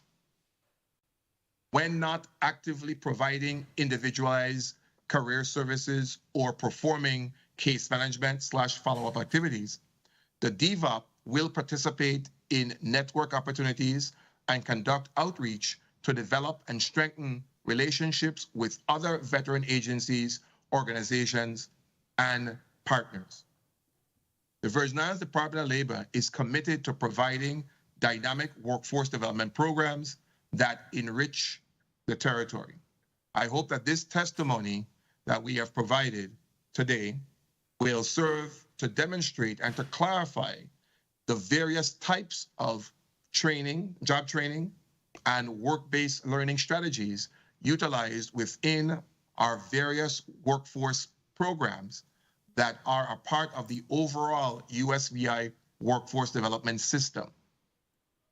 We remind and encourage employers to sign up to accept summer students, which will allow us to expand, to extend our paid work experience and make our projections of serving over 1,000 youth a reality. I would like to take this opportunity to thank the staff at the Virgin Islands Department of Labor for their hard work and dedication. I would like to thank Governor Bryan, Lieutenant Governor Roach, and the rest of the administration for their continued support. And on behalf of the Virgin Islands Department of Labor, I would like to thank the Committee on Education and Workforce Development members for allowing the Virgin Islands Department of Labor to provide this testimony. This concludes my testimony, and my staff and I welcome your questions. Hold off. Thank you very much, Commissioner Malloy, for your testimony. I just want to also clarify to make sure we have this on the record. Earlier today, my colleague asked me about what the ICF stand for. It is the, as I indicated, I want to just, we've been at this for quite some time. It's the Inner City Fund, right? It was founded in 1969, as I put on the record before when I first brought this measure before us by Tuskegee Airmen. And the fund was started to finance minority-owned businesses in Washington, D.C. The ICF has evolved over time as to what it is today. So as an inner city fund, it is important. So we've put that on the record already in the past. As it was contracted by the Virgin Islands government, it was contracted as ICF LLC, Inner City Fund. Okay, Senator Gittens. Okay, we'll proceed to our next testifier. I see that we have, I believe that, see Mr. Michael Carty, the chairman of the Workforce Development Board. He is, I see him noted as the conference room. Yes. Chairman Carty, you may proceed with your testimony. Media, he's in the conference room that says SmartNet conference room.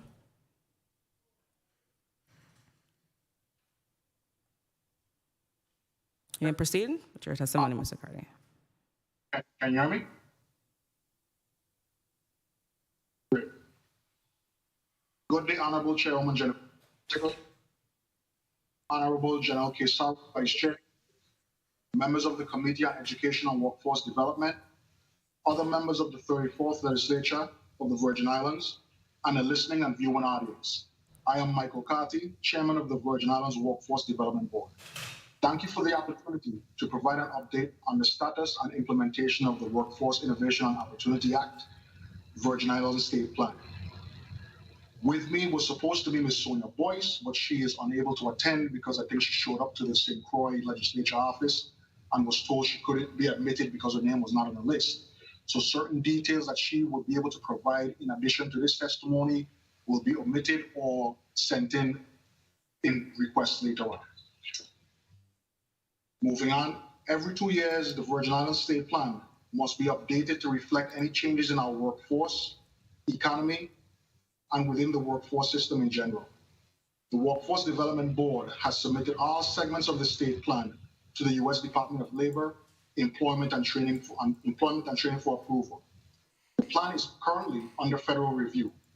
We are awaiting their response to the updates and revisions that were made.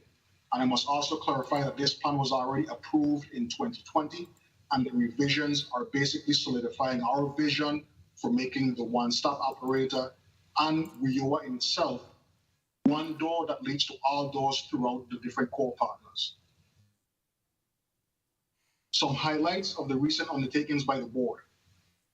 Number one, weekly and monthly meetings with a new one-stop operator for the Americans Job Center, ECWAS, our core partners, the Department of Human Services and Education, the Department of Veterans Affairs, and the Housing Finance Authority to create a strong, effective, and seamless workforce development system in the territory. Two, to date, the board has approved 16 new eligible training providers for the Department of Labor to utilize for new candidates and their training. Number 3, we've subscribed to 2 virtual programs that lead to career certifications. The first one is 180 Skills that lead to 13 certification programs. And the other one is the Metrics Learning that offers us assessments, career pathways portals, and tools for 10 particular sectors. Number 4, we partnered with the VA Department of Labor to develop the U.S. Virgin Islands Labor Market and Economic Report, which was released in February 2022. Number 5, we are currently working to reconstruct the board's website, which I heard was mentioned earlier. Number 6, we are planning and developing the Governor's 2022 Workforce Development Summit that's scheduled for September.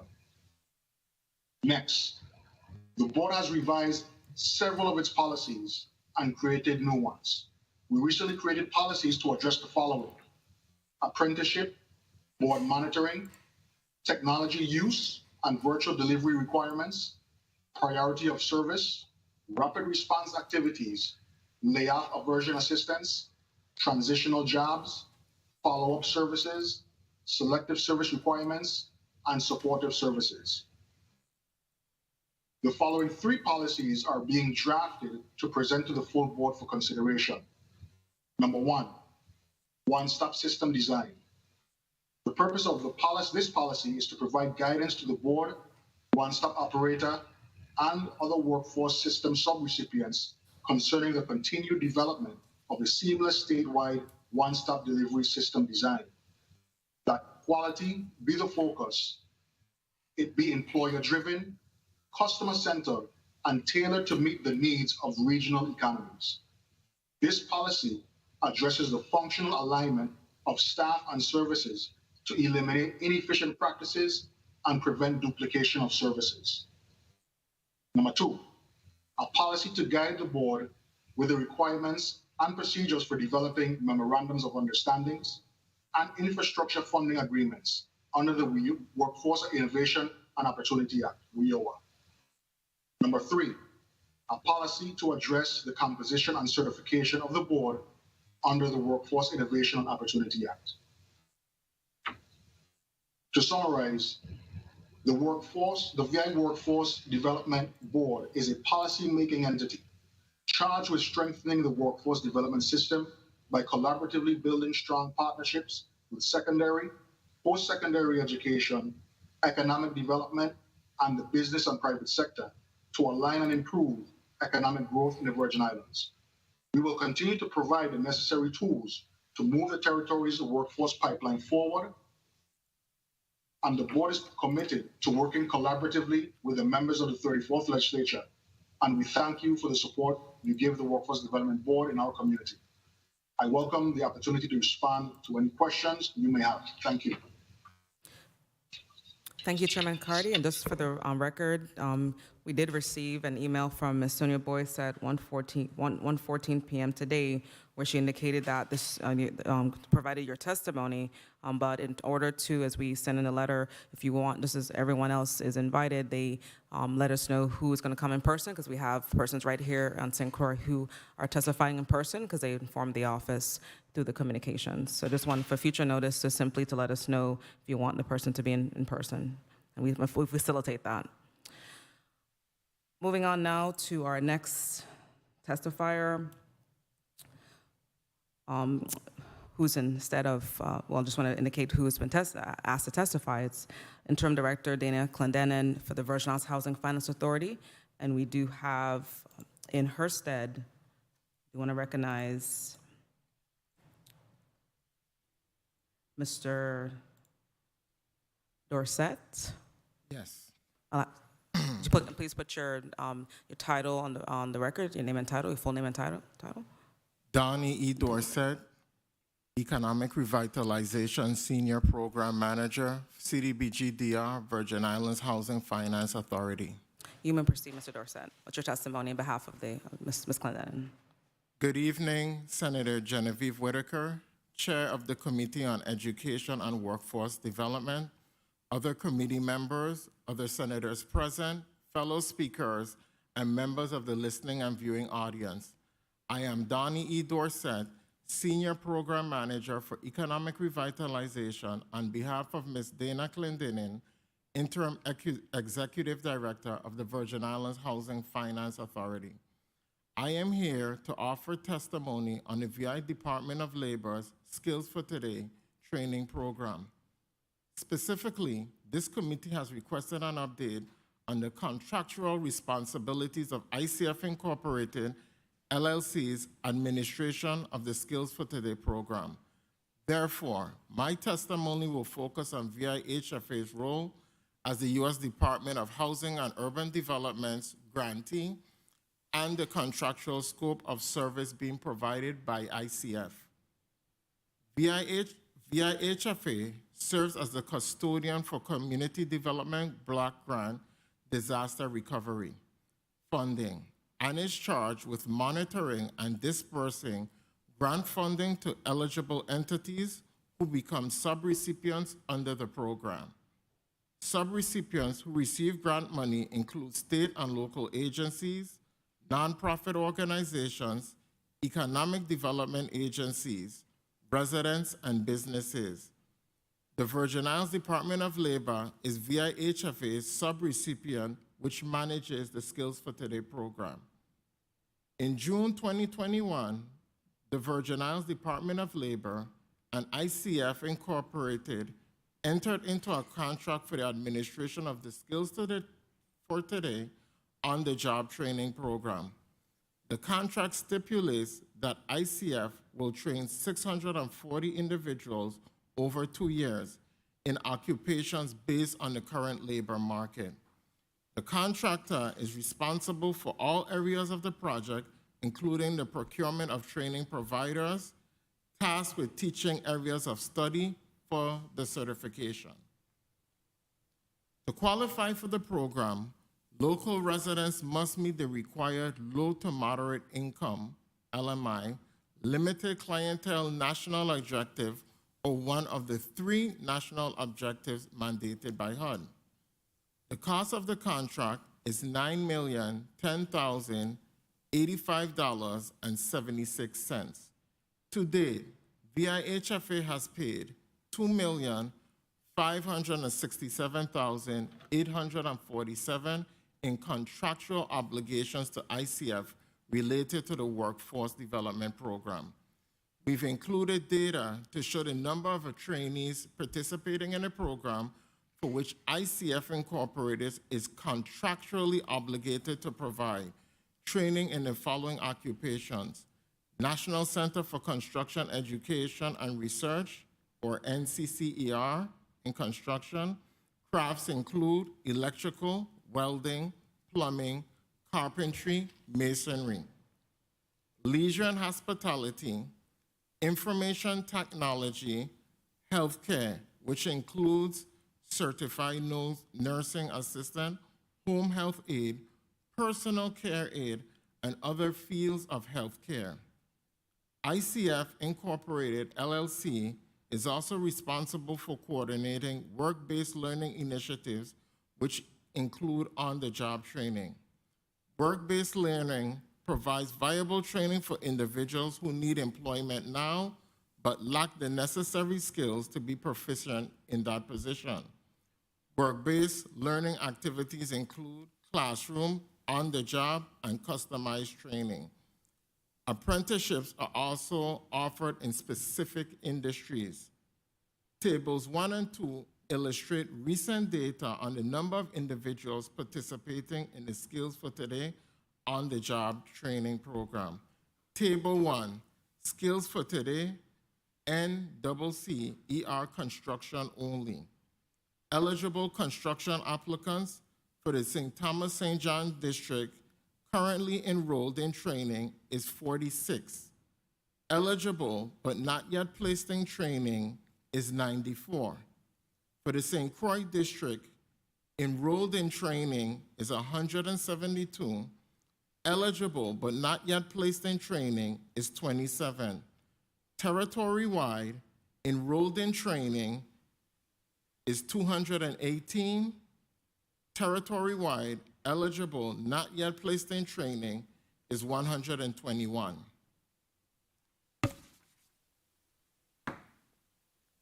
Table 2, on-the-job training, work-based learning, customized training, apprenticeships. This is non-construction. Eligible applicants, St. Thomas St. John District, enrolled in training, 44. Eligible, not yet placed in training, 45. For the St. Croix District, enrolled in training, 55. Eligible, not yet placed in training, 36. Total territory-wide enrolled in training is 99. Eligible, not yet placed in training is 81. Across the board, studies show that people who have the right skills training are 5 times more likely to succeed on the job. And more, that's what companies are looking for in candidates when they apply, along with their work ethic and adaptability. With programs like this, we are training our residents for exactly the kind of jobs that need filling and arm them with the skills that are so useful to the development of any community that is resilient and self-sufficient. Preliminary demographic data is showing that those signing up for the program represent a range of ages, with older participants sharing their desire to learn a skill set that may lead to earning a high-paid job. We at VIHFA believe it symbolizes a smart investment on our part and is a proactive approach to developing strategies that not only help us retain our great minds, but build a workforce for the future. And here is one example. Coralie Smith, who prefers to go by the name Lee, shared recently that she already has a small carpentry business and she has been working to build. When she heard about the Skills for Today, she saw it as a perfect opportunity to expand her knowledge base and her business and be an inspiration to her son.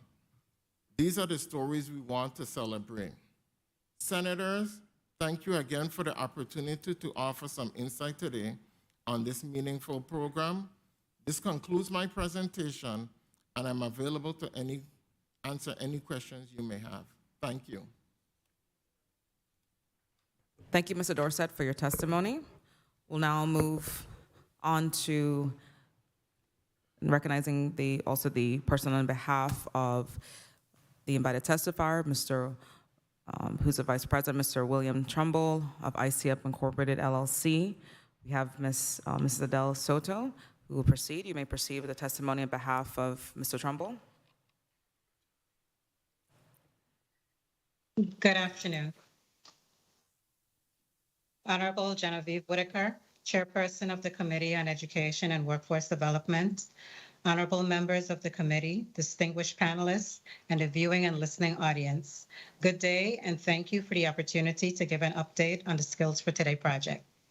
My name is Adele Soto, ICF's Project Director for Skills for Today. ICF is a global consulting firm with over 8,000 professionals worldwide. We draw our distinct value from our full scale of advisory, program management, analytics, and engagement services across a multitude of industries and regions. Our unique blend of capabilities provide the Virgin Islands Department of Labor with comprehensive end-to-end project management services. ICF's project management services for Skills for Today include strategic planning, scheduling, management, stakeholder engagement, cost and budget controls, performance and reporting, procurement, risk identification and mitigation, communications, and knowledge and document management. Workforce development. ICF's workforce development team is pleased to collaborate with the Virgin Islands Department of Labor on 3 important projects, namely the DDWG, Disaster Dislocated Worker Grant in response to COVID-19, the RAP, Registered Apprenticeship Program Expansion Grant, and Skills for Today, a CDBG DR-funded workforce development grant. This testimony discusses the Skills for Today project at length. However, I'd like to briefly describe the impact the other 2 projects have on the Virgin Islands Department of Labor's overall workforce development services. The DDWG. The Virgin Islands Department of Labor was awarded a Disaster Dislocated Worker Grant in response to COVID-19. ICF was competitively selected to be the project manager.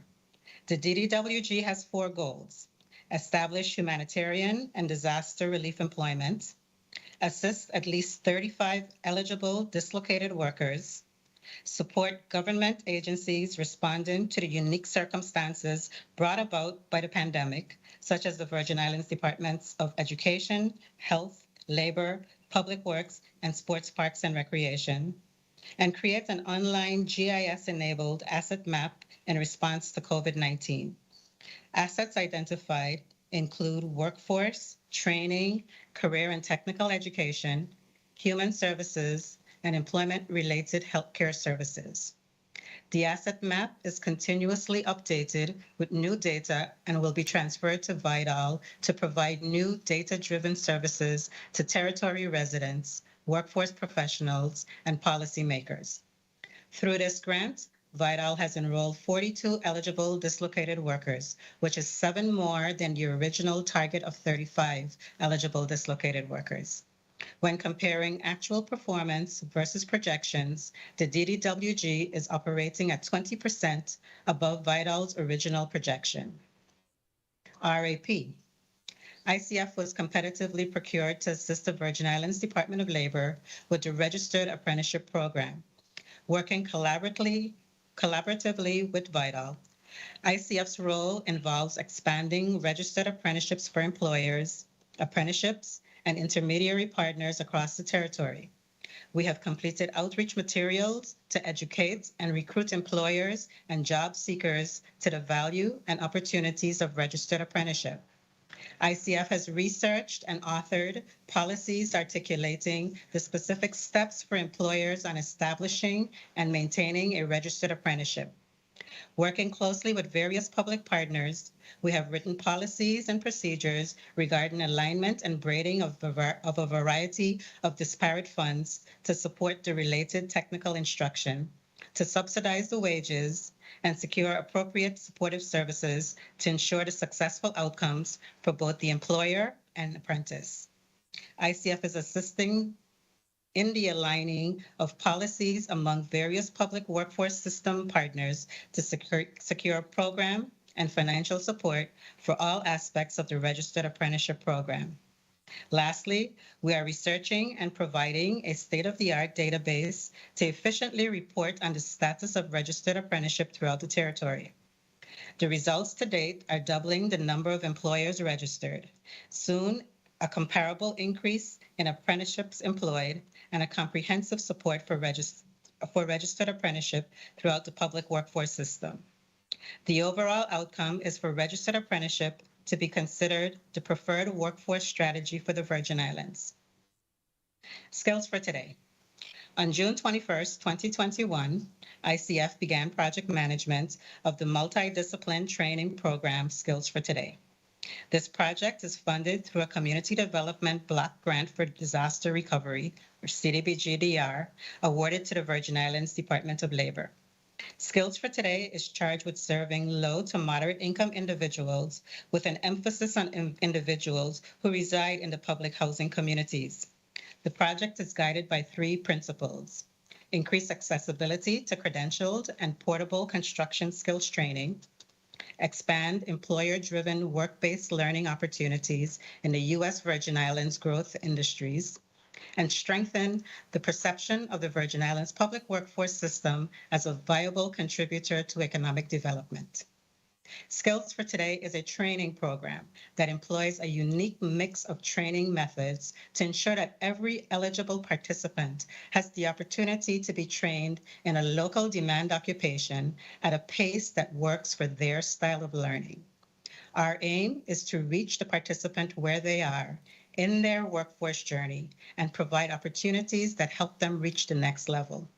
This project requires that 51% of the individuals served must be low to moderate income. As of May 2022, 94% of our participants fall into this category. Workforce development programs aim to connect job seekers who need industry-specific or occupational skill development with employers who are building or expanding their businesses. We are pleased to work with 10 local employers who have made workforce development an integral part of their business growth plan. The Skills for Today program has 2 sections: construction skills training and work-based learning in other industry sectors. Currently, there are 519 persons eligible and active in the program, 339 in construction training and 180 in work-based learning activities. Construction skills training represents the largest area of training conducted through Skills for Today. 400 individuals have the opportunity to receive training in general construction skills and specific construction craft skills. As of May 2022, 339 persons have expressed an interest and completed an application for construction training. Of those, 218 have engaged in or are currently enrolled in training, 172 on St. Croix and 46 on St. Thomas. An additional 121 persons are in the pipeline for subsequent cohorts, 27 on St. Croix and 94 on St. Thomas. There have been 4 core construction cohorts completed on St. Croix and 2 on St. Thomas. The 5th cohort on St. Croix and 3rd cohort on St. Thomas are scheduled to begin on June 6, 2022. There have been 2 cohorts of construction craft skills training in electrical and 1 in welding, both in the St. Croix district. The 2nd cohort of welding is scheduled to start on June 6th, and the 1st cohort of plumbing is scheduled to begin on June 13th, both in the St. Croix district. The 1st craft training cohort on St. Thomas is scheduled to begin in mid-July. Finally, the 1st cohort of crew leadership supervisory training is scheduled to begin on June 13th. Work-based learning is employer-driven training that allows job seekers the opportunity to learn while employed. Work-based learning includes on-the-job training, customized training, incumbent worker training, and apprenticeships. Again, our strategy is to meet participants where they are and, where possible, align their interests with one of these different work-based learning options. As of May 2022, 180 persons have expressed an interest in and completed an application for work-based learning. Of those, 99 have engaged in or are currently enrolled in training, 55 on St. Croix and 44 on St. Thomas. An additional 81 persons have met eligibility requirements but have not yet been placed in training, 36 on St. Croix and 45 on St. Thomas. It is important to note that all participants who have not yet been placed in training have access to work readiness training, which prepares them to succeed in the classroom as well as on the job site.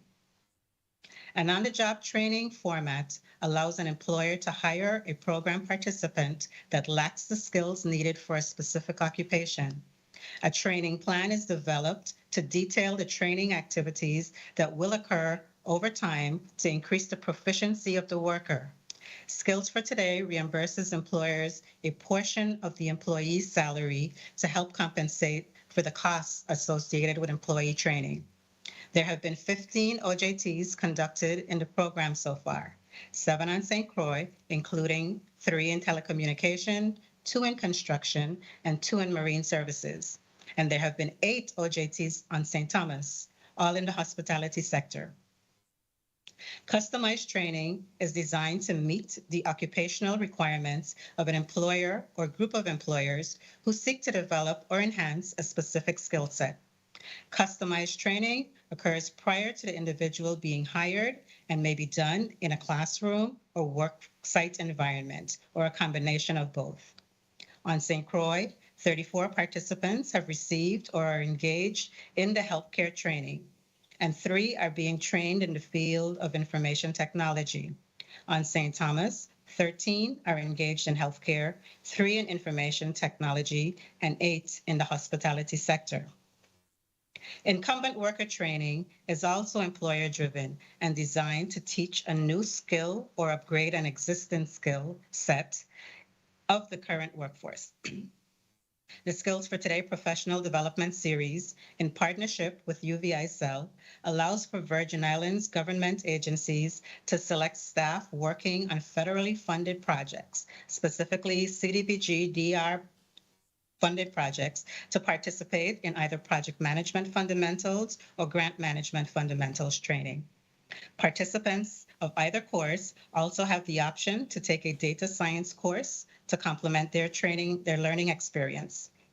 The first cohort of project management began on May 16th with 21 enrollees, 9 from the St. Croix district and 12 from St. Thomas. The first cohort of grants management will begin the week of June 7th, followed by the data science on June 13th. Registered apprenticeship is a structured training program consisting of 3 parts: on-the-job training, related training and instruction in curricula tied to the attainment of industry-recognized skills standards, and mentorship. Skills for Today supports the Registered Apprenticeship Program by funding up to 2,000 hours of the OJT portion of the apprenticeship. There are currently 2 individuals participating in a healthcare-related apprenticeship enrolled with Skills for Today. Skills for Today offers a diverse array of training programs and program styles to participants committed to enhancing their marketability in the workplace. Through our partnership with the Virgin Islands Housing Authority, our outreach has extended to 9 public housing communities on St. Croix and 6 on St. Thomas.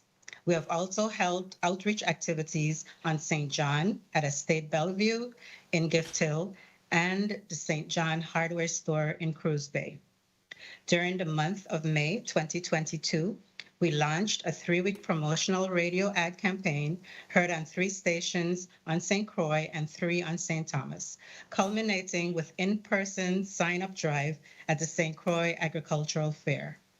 On June 18th, 2022, we will be present at the Virgin Islands Housing Authority's Community Wellness Day at the Oswald Harris Court on St. Thomas. All new trainings and activities are posted on our Facebook page and disseminated through flyers at strategic locations. These outreach activities have proved successful, as evidenced by an uptick in our social media hits and increased number of interest forms submitted. We look forward to revisiting the housing communities later this summer and participating in other community events.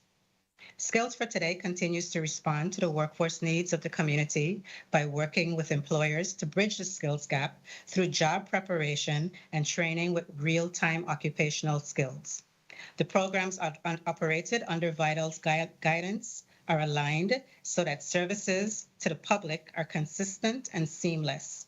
The wide range of services ensure a response to people where they are and provide opportunity and access to grow and succeed in the workforce. In closing, thank you for the opportunity to provide an update on our progress. Thank you. Thank you, Ms. Soto, for your testimony. We'll now move on to our next testifier, Dr. Susan Dara McGrath, who is in the capacity as a UVI-CEL director and also the chairwoman of the Virgin Islands State Apprenticeship Council. Dr. Dara McGrath, you may proceed with your testimony. Good afternoon, Honorable Chair Genevieve Whitaker, members of the Committee on Education and Workforce Development, other members of the 34th Legislature, and to the listening and viewing audience. My name is Dr. Suzanne Darrow McGrath, and I'm the director of the University of the Virgin Islands Center for Excellence in Leadership and Learning, UVI-CEL, and chair of the VI State Apprenticeship Council, VISAC. VISAC was established in accordance with Title 24, Section 222 of the Virgin Islands Code, which reads as follows. The State Apprenticeship Council is established in the Department of Labor, is composed of 9 members appointed by the Commissioner of Labor. Of the 9 members appointed, 2 members must be selected from the Virgin Islands Department of Labor, one of whom must be the department's legal counsel. 2 members must be selected from the Virgin Islands Board for Career and Technical Education. Of the private sector members, 2 must be persons who represent the interests of workers. 2 must be persons who represent the interests of employers, and 1 must be a person who is familiar with apprenticeable occupations. Current VISAC members include Virgin Islands Department of Labor representatives, one of whom must be the department's legal counsel, Ms. Shanika Sebastian, Director of Youth and Apprenticeship, Attorney Nisha Christian Hendrickson, Assistant Commissioner, Legal Counsel, Virgin Islands Board for Career and Technical Education representatives, Dr. Michael Francois, Board Member St. Croix, Mr. Ronnie Jones, Board Member St. John. Private sector interests of workers representatives, Mr. Eugene Irish, President of the Seafarers Union, Ms. Shirley Sadler, Office of the Inspector General, Advocate or Second Chance Programs. Private sector, interests of employers representatives, there's one vacancy, and Ms. Carla Scott, HR Director of ACOM. Familiar with apprenticeable occupations representative, that's myself, Dr. Suzanne Darrow McGrath, Director of UVI Cell and Chairperson. VISAC performs the following functions: assists in the development of procedures and policies for the promotion of apprenticeship in the Virgin Islands, provides advice and guidance to the Department of Labor in the establishment of standards of apprenticeship in trades and apprenticeable occupations suitable to the economy and conditions in the islands. Approve apprenticeship standards that meet minimum basic standards of regulations. Assist in educating the community on apprenticeship. Ensure compliance of affirmative action plans associated with apprenticeship standards. And acts as the second level of appeal for complaints of apprentices. I was selected as chair of VISAC in June of 2020. In November 2020, all council members were in place, and we participated in 3 days of intensive virtual apprenticeship training with Mr. Charles McNeil, Deputy Regional Director, State Director Puerto Rico of the U.S. DOL Office of Apprenticeship with Region 1. In February of 2021, we hosted our first public apprenticeship council meeting. During that meeting, the Virgin Islands State Apprenticeship Council powers and duties were adopted, which further outline the roles and responsibilities of the council. A copy of this document has been submitted along with my testimony. The council meets quarterly with upcoming meetings in June, August, and November. Our meetings are held via Zoom and are publicized in print and online media. I also have a monthly touchpoint meeting with Ms. Shanika Sebastian, Department of Labor Director of Youth and Apprenticeship. The council utilizes a shared drive for documents and resources where meeting minutes and recordings are accessible. To date, there are 7 active registered apprenticeship programs in the Virgin Islands and 14 active apprentices. There are also several programs in development. I will share the data that's listed in the table below. For active registered apprenticeship programs, we have a certified massage therapist program through Peace of St. Croix with 6 apprentices. There's a medical assistant patient care coordinator program through Pleasant Healthcare with 7 apprentices. A surgical technologist program also through Pleasant Healthcare with 1 apprentice, and a life safety coordinator program through Pleasant Healthcare with 1 apprentice who has completed the program and is now employed by the sponsor. There is a certified nursing assistant restorative specialty program through the Turning Point Senior Care. That program is starting in July of 2022. A certified nursing assistant dementia specialty program, also with Turning Point Senior Care and starting in July of 2022. And Able Seaman with the VI Professional Charter Association. And they're currently interviewing applicants for 5 possible apprentices. There are also several programs in development, as were mentioned in Commissioner Malloy's testimony. In partnership, the UVI Cell, along with the Bureau of Corrections, are both establishing cook and pastry cook apprenticeship programs. And we also have Island Seafire LLC with a pipe fitter program that is in development. The Department of Labor Apprenticeship Office is working with a number of other interested sponsors, also called employers, to develop apprenticeship opportunities in health services, automotive repair, and aircraft mechanics. Further efforts are needed to expand apprenticeship in demand sectors, including construction, technology, agriculture, and leisure and hospitality. Based on Workforce Board policy, sponsors can take advantage of up to $8,000 per apprentice through Department of Labor Workforce Innovation and Opportunity Act funding, WIOA. Funds can be used to offset formal training and on-the-job training costs. Those are the wages.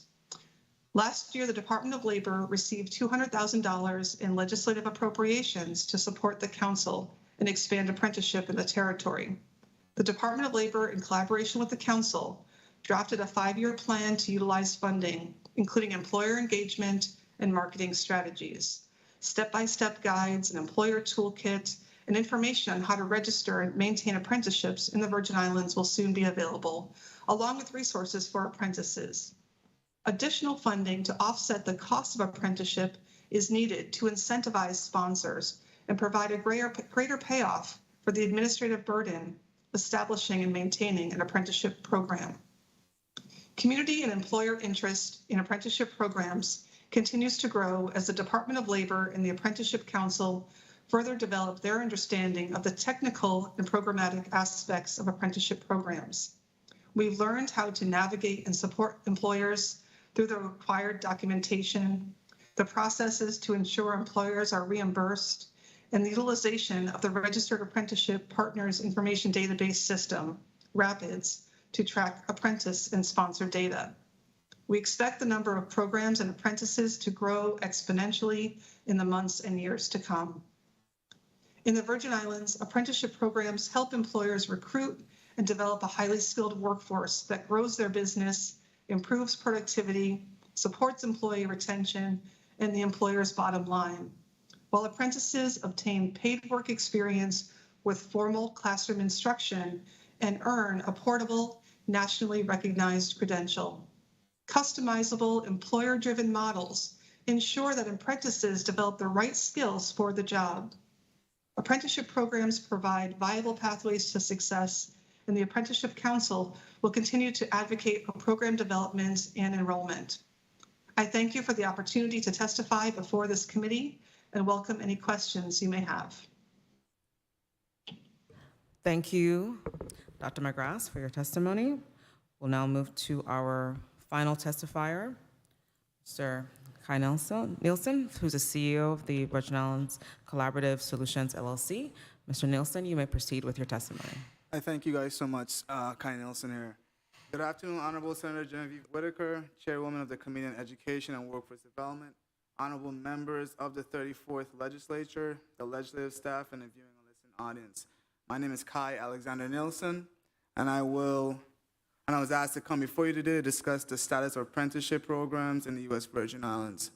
I do personally believe that Commissioner Gary Malloy and the Department of Labor are trying their hardest to secure a stronger and brighter future for our loved ones through their programs such as Skills for Today, OJT, and the Work, Learn, and Own programs, but internally are struggling from the very ills which it espouses to cure territorially, i.e. finding skilled labor.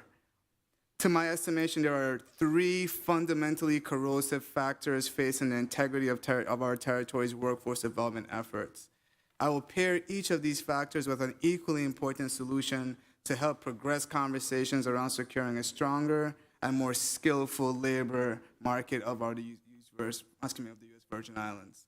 The first and potentially most obvious factor is a clear disconnect between the Department of Labor's funding vehicles and the territory's CTEC program.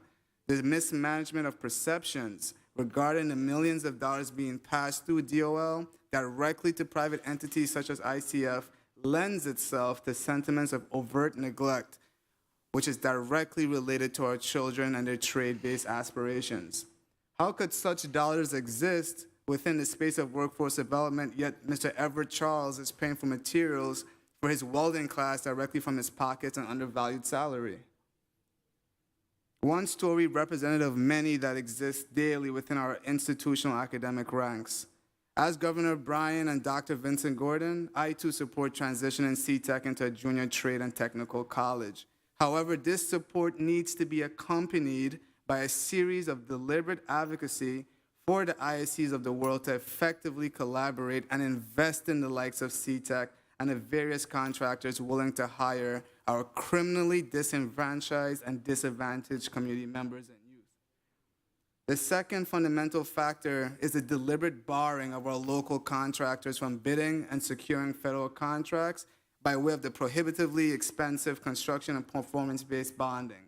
It's more than a qualitative fact that our local contractors will be willing to train and hire our communities unemployed if they had increased access to these bolstering markets. It's also a fact that construction will be an economic mainstay in the territory for the foreseeable future, given the billions of federal dollars slated for redevelopment and our island's increased appeal to mainland citizens looking to own a piece of America's paradise.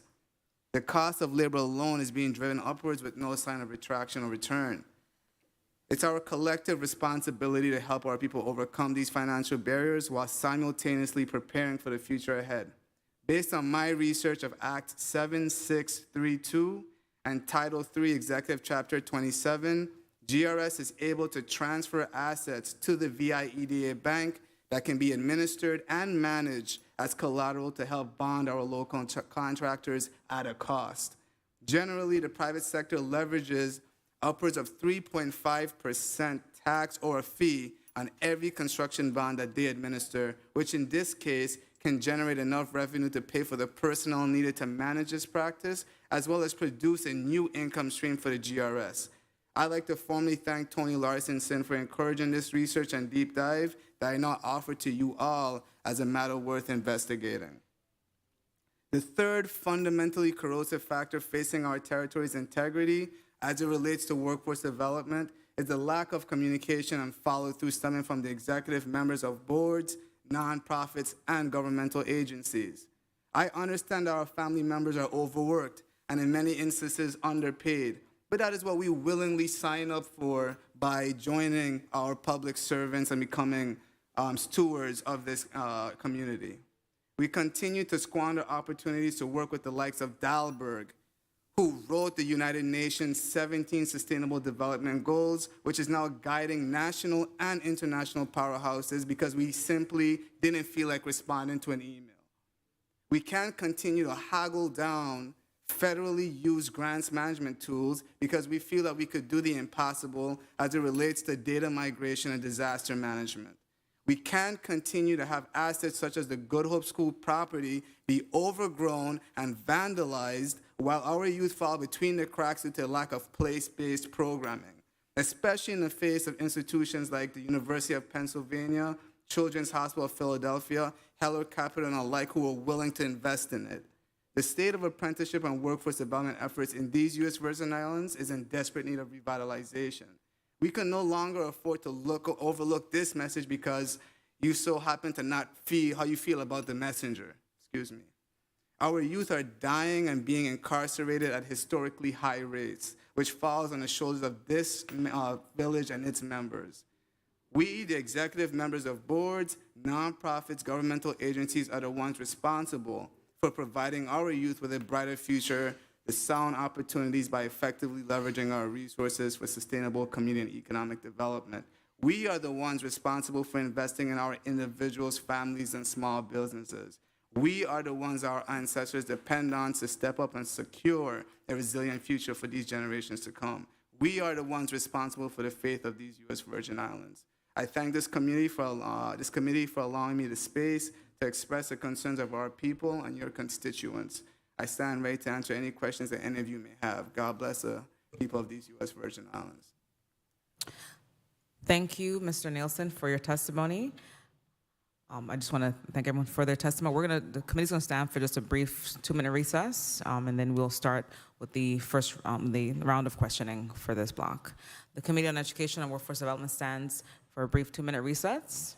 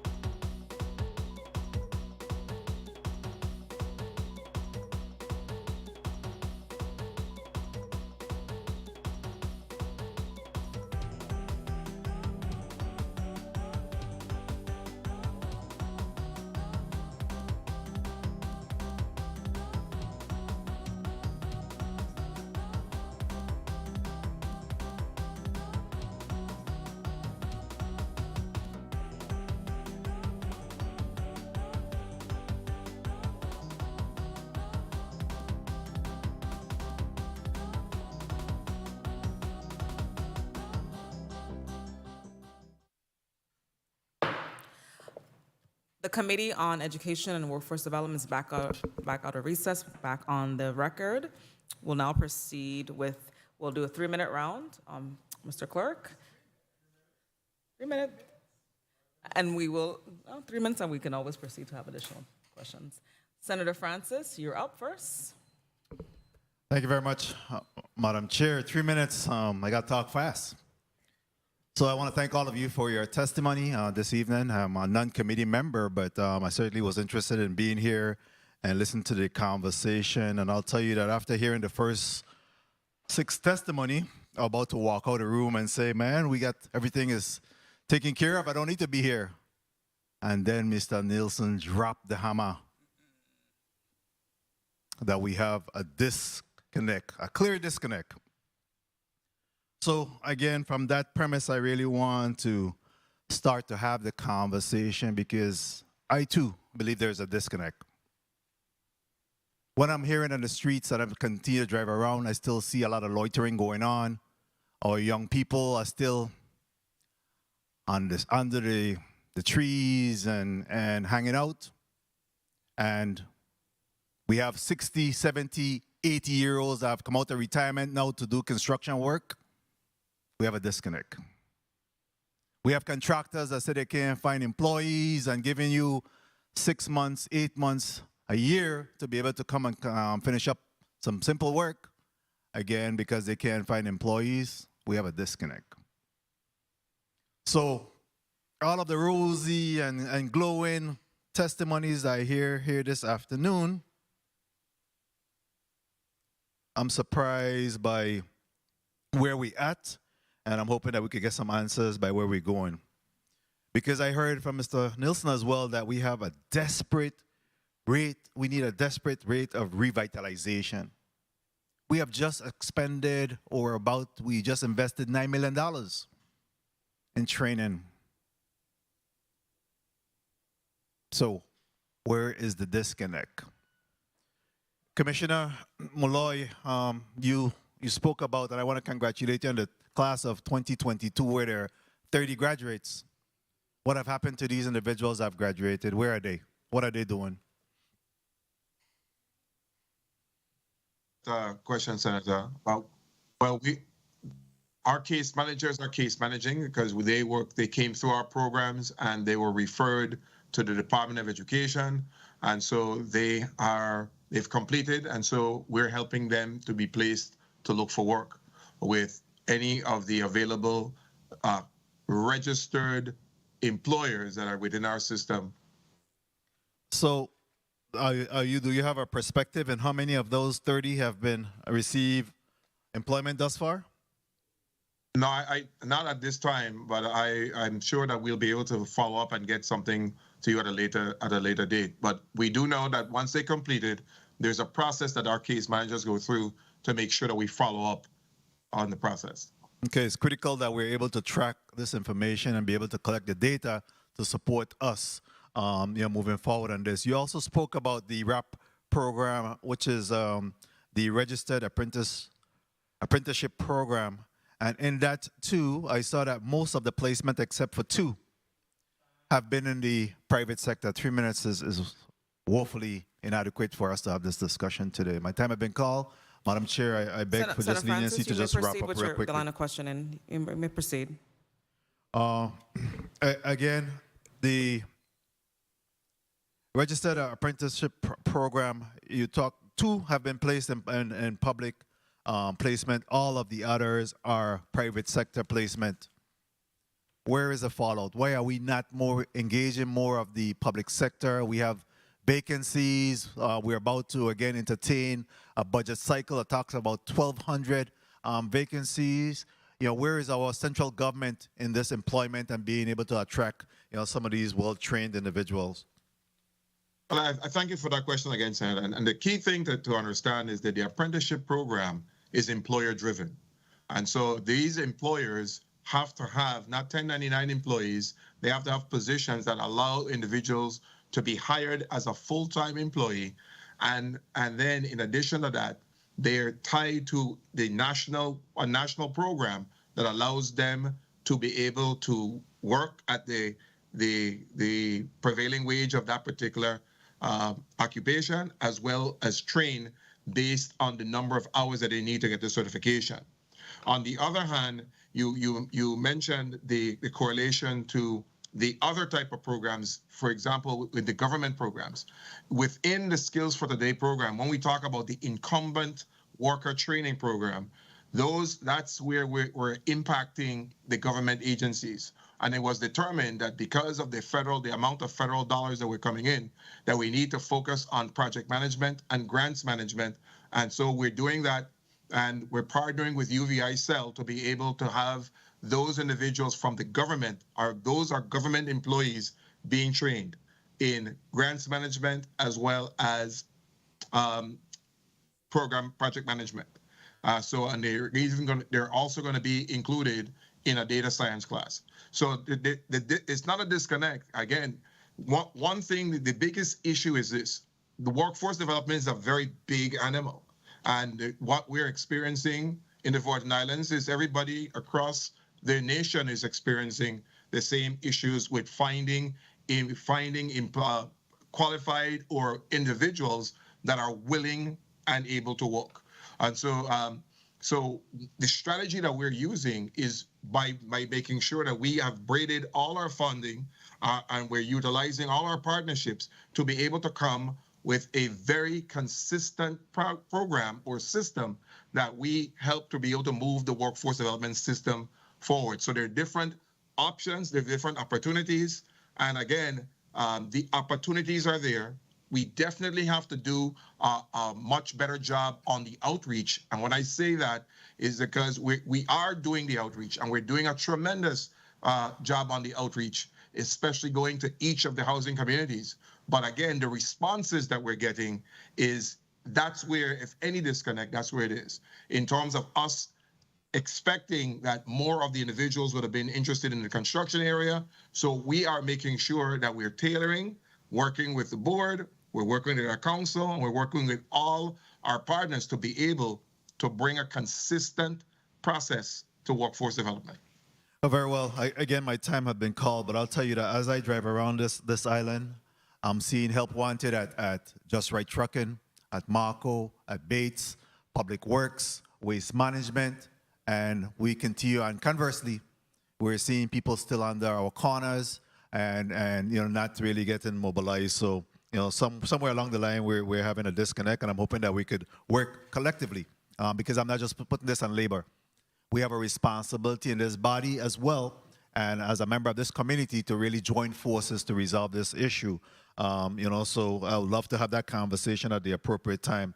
If I had more time, I'll talk to ICF about their marketing plan and other things that I think that is critical to this conversation. But 3 minutes, we really, and thank you, Madam Chair, for the leniency, but we have a lot to discuss, and we really got to get serious about where we're going, where we're at in this community in regards to this, because we do have a void. And while we're comparing ourselves with national, we have a small area here. We're providing the training. We have funding that's available. We have the companies, private sector and public sector, that's saying that they need help.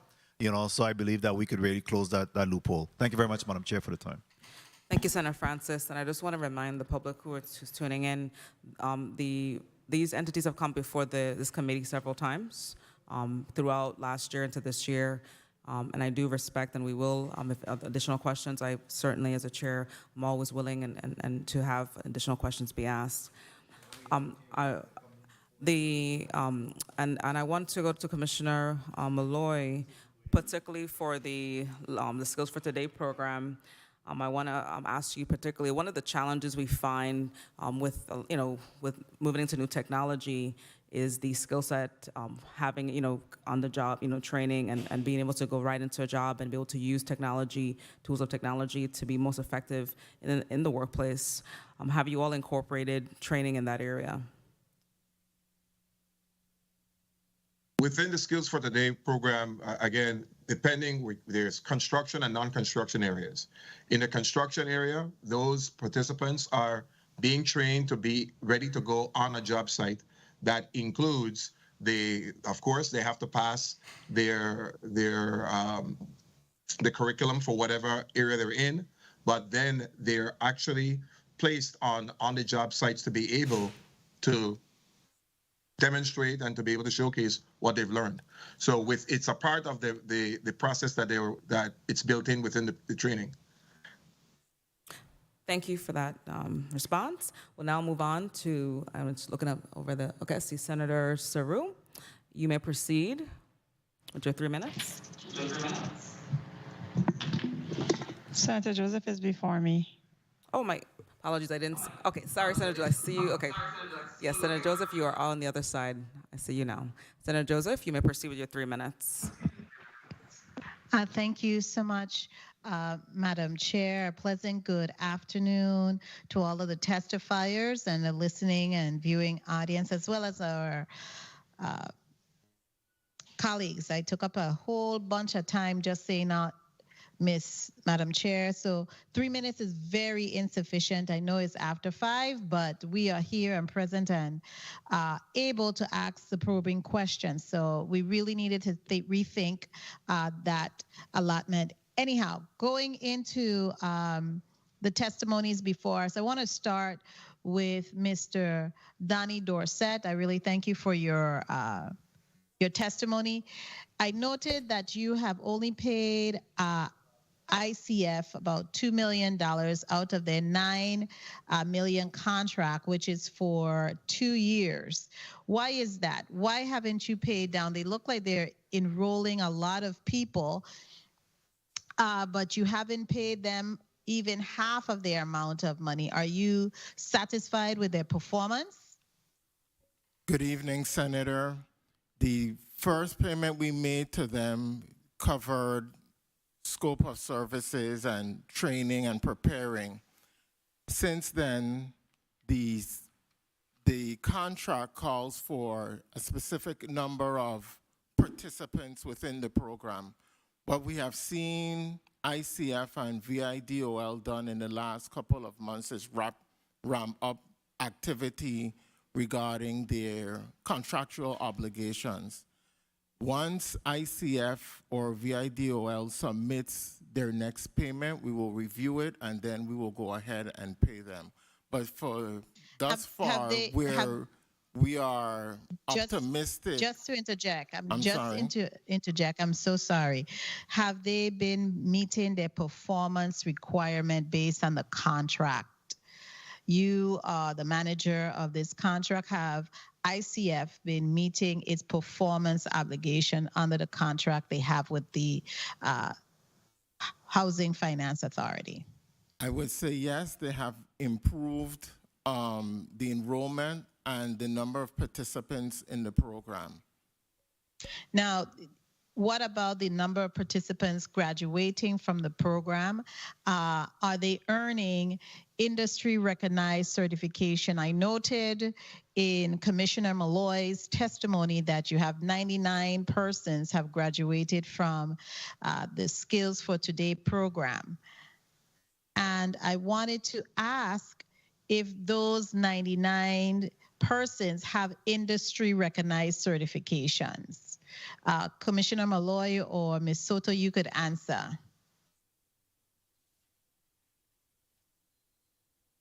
Thank you, Senator. I'll just start just to clarify that the contract with ICF is with the Virgin Islands Department of Labor, and the 99 individuals that have completed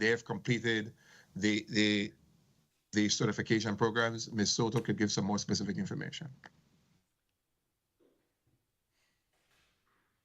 Good afternoon, Senator. My name is Adele Soto. Thank you for the question. All individuals who completed construction skills training have received their certificate. Some may not have it physically in their hand yet because it comes down from NCCER, but all who have completed have received certificates. And how long does it take for NCCR to send you the certificates? But before I ask you answer that question, let me just reverse a bit. You said 99 of the individuals who have completed the Skills for Today have earned industry recognized certification in NCCR only, not in any of the other components that you were required to deliver, which include healthcare, IT, and hospitality. Is only, I just need a little bit of clarification. If I may, Senator, and again, Ms. Soto could clarify, but it's two different programs. So the construction and the non-construction side. On the construction side, that's tied to NCCR in the core and the specialty areas. On the non-construction side, then it's more on the job training and the industry certification. It would be from the industry. Okay, so I'm trying to get to the nuts and bolts of this, because you have the non-construction training, which would be the hospitality, also the IT. Those are the non-construction components. And my question is, because you have healthcare involved too. Are they earning a healthcare certification? Some people come out from the skills center, they have a certification as a CNA. Is that something that they're doing from earning from Allied Health and the like? That's what I'm trying to get at. Yes, Senator.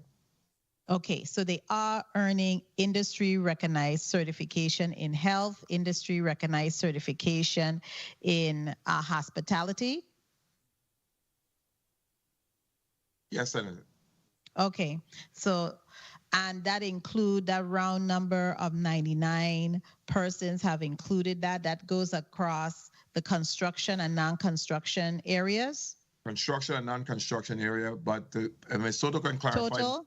on the hospitality, because again, it's based on the industry and those, for example, the CNAs, so it's industry certification, but we still have to make sure that based on the whatever local licensure, we need to make sure that happens as well. So you can still have the national and still have to get your local licensure to do certain things. So that's why I understand. Okay. I understand, but they have that certification, which is a precursor for them to be able to take the nurse. In the case for healthcare, they have to take the nurse licensure exam to become certified and pass it to become certified here. But you are preparing them for that process to become certified, correct? Yes, Senator. Okay, great. So that answers my question. Now, so your time has been called. Your time has been called. Madam Chair, I know my time has expired. A couple minutes. I don't know how many other persons there, but I would wait. Sure. Can I just wrap up? You may wrap up. Can I just wrap up? Sure. Thank you. How many of the persons who have graduated and completed the program out of the 99 are placed in jobs? That's all I would like to ask, Madam Chair.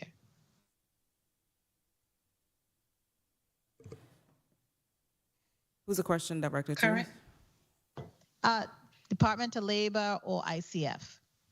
Ms. Soto can provide information. Good afternoon, Adele Soto. Currently, we have about 13 people who are full-time employed in different occupations. We are still working with many of those who completed the construction training and received their NCCER certificate to find construction jobs. Several of them we've put into on-the-job training, which is a temporary job while they get their skills up to par, but all of them are in line for placement.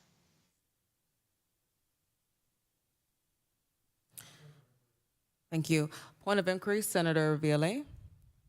Thank you so much, Senator. Just following up on the previous Senator question, how many have received local certification? Local certification, meaning from a local company?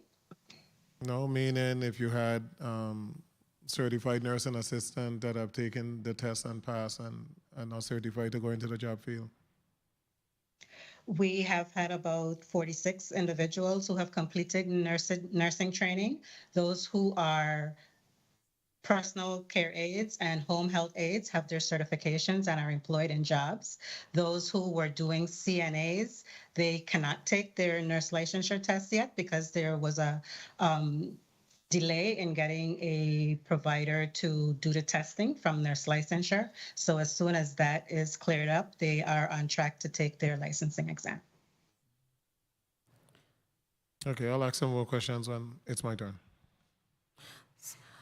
Senator Saru, you may proceed with your 3 minutes.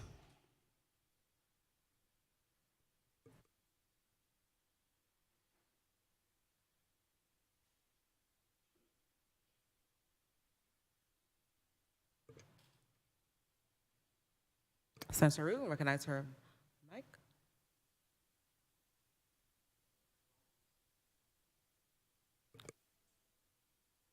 Thank you. Yes, we can hear you now.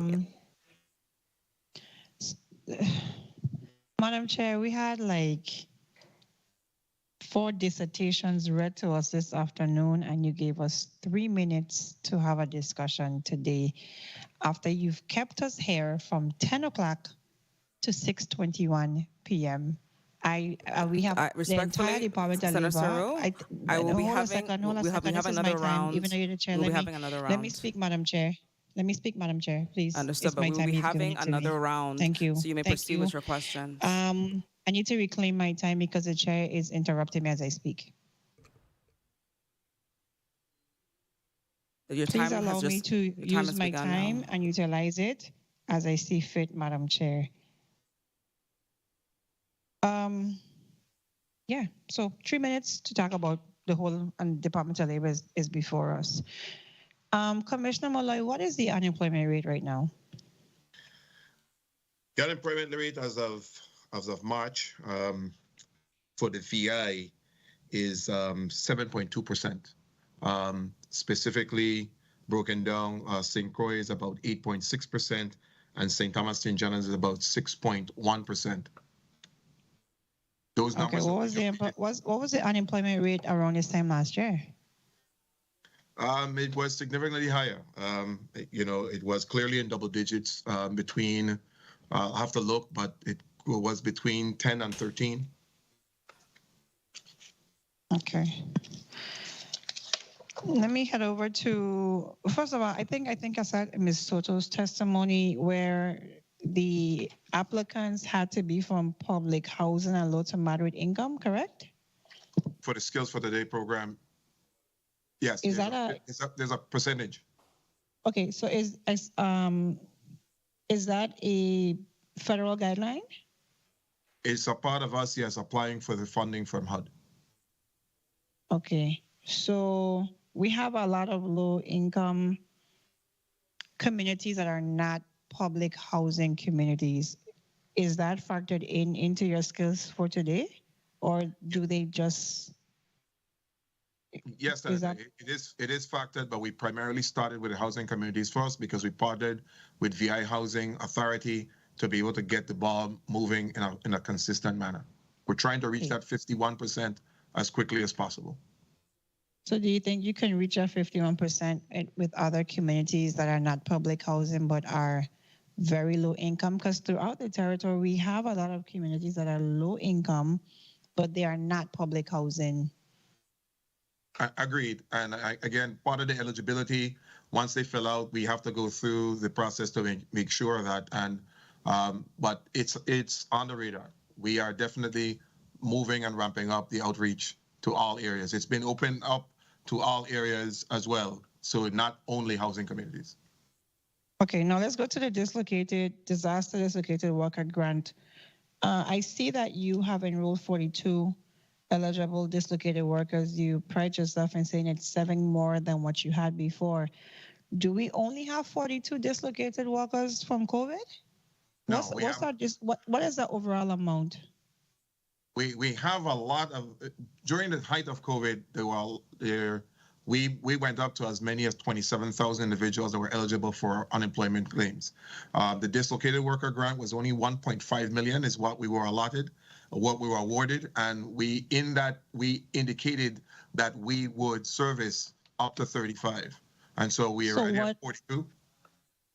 So what's the criteria for eligible? I see the testimony on page 1, Ms. Soto's testimony on page 1, but what makes a person eligible for the dislocated workers grant? The 42 over the remaining 1,000. Ms. Soto? Thank you. Adele Soto, ICF. So the grant calls for disaster dislocated employment as a result of COVID-19. The eligibility criteria is that the person had to be displaced directly because of COVID, or that they lost their job because their employer had to close or something because of COVID. The reason there were only 35 individuals scheduled to be there is because the employment takes up to a year. So it was paying for employment for a year after they started the employment, and their salary was paid in full for that period of time. And also, what we need to do is to make sure that it was the prevailing wage and not the minimum wage for the jobs that were placed. So we expected it would chew up more of the dollars. Okay. Was my time, Carl? Can I ask another question to via HFA? You may, Senator. So you Do may. we have a second round? Yes, I am. We can ask it right now, Senator Rowe. You may. Okay. Mr. Dorset, so in your testimony, so many things are happening. Over 2 years, the contract stipulates that ICF will train up to 640 individuals. Is this a 2-year contract? Good evening, Senator. Yes. When does the contract end? It ends June 2023. Okay. So if you're ending June 2023, let's look at your numbers briefly here. You have enrolled in training, and I see a stark disparity between the districts.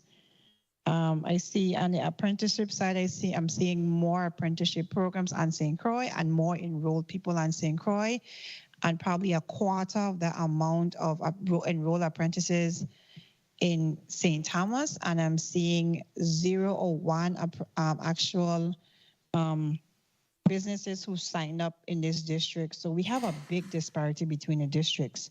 But let's look at your numbers briefly. So you have enrolled in training 218 for construction. And do you expect these additional 121 to be enrolled as well? Yes, we expect that amount. So the delay of the 121 that's not yet placed, what is the reason? Not enough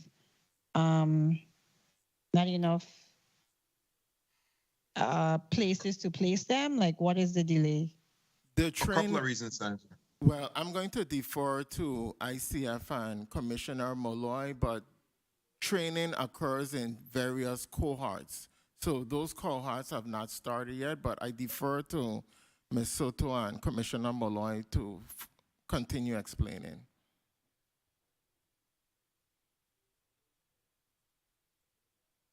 So there were several challenges with COVID, the number of the cohorts, and then actually getting the numbers of individuals that were qualified and ready to go. For a long time in the St. Thomas, St. John district, we only had 33 individuals ready to go, and to start the program, and then there was not a good flow of candidates, so the cohorts were spread out. Ms. Soto? Mr. Dorset is right. There are different cohorts. Those are in the pipeline, are waiting to be placed in subsequent cohorts. And the commissioner is also correct. On St. Thomas, we took a little longer to start on St. Thomas. That's one of the reasons the numbers for construction are so low in St. Thomas, but also because St. Thomas is primarily a hospitality area, and we have a lot of interest in hospitality and healthcare in the St. Thomas district, and more so construction in the St. Croix district. But we are still recruiting on St. Thomas right now. And just to conclude, Madam Chair, and that's I was going to that next, because what data did you use to determine that this district only wants to focus, not only, but I know we have tourism and cruise ships and what's not, but Mr. Dorset, you was at the Bureau of Economic Research. What data did we utilize to determine the areas that we will focus on for the apprenticeship or the ICF job training? You're talking about the industries, the occupations? These are current. Yes, These occupations are current or occupations that are needed within the territory. Hence, this is why Department of Labor put out a contract to do this program to get residents involved to learn these various skills. So the data speaks for itself in terms of individuals and skilled and non-skilled workers, and what DOL and ICF is doing is trying to fill that void by having those crafts, those trades taught to local residents. I don't think you understand, but we have a booming marine industry. And I don't see one area here with marine that we could spend these $9.1 million here for the marine industry. We should be producing diesel mechanics, boat captains, and the like to this $9 million. Thank you for the latitude, Madam Chair. Thank you. If I may. Thank you, Senator Rue. Commissioner Malloy? Yes, I just the data. Remember, this was a community disaster grant, and it was written in response to the hurricanes, the storms that we had. And so, based on the data of the BLS data and the needs, that was the information that we used to write the grant to be able to request the funding. So the marine is definitely on the radar. We had a lot of discussion with the VI Housing Finance Authority to be able to get marine in there. So that is on the side of the on-the-job training. So there's an opportunity for us to start building in that area, but we also need to make sure that the training providers are in place. And so you'll see on the apprenticeship side, we do have the able seaman that's started in the marine industry with the VI professional charters, and we are really expanding and having a lot of interest. So we're really working on it. It's just going to take some time. Thank you, Commissioner Malloy, for your response. I also wanted to reiterate that when VIHFA submitted their CDBG-DR plan, and it's on page 24, the plan, something you can also access. I've shared before in this committee, but I will share it again for the public.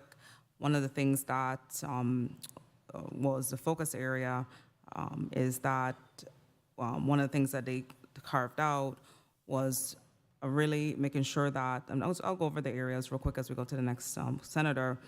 The funds are projected to be used for event and festival planning, for media, for social media, television, all these out-of-home advertising in different areas, eligible businesses to qualify, and employ persons that are qualified as Section 3 workers, and all these different elements in putting together the plan.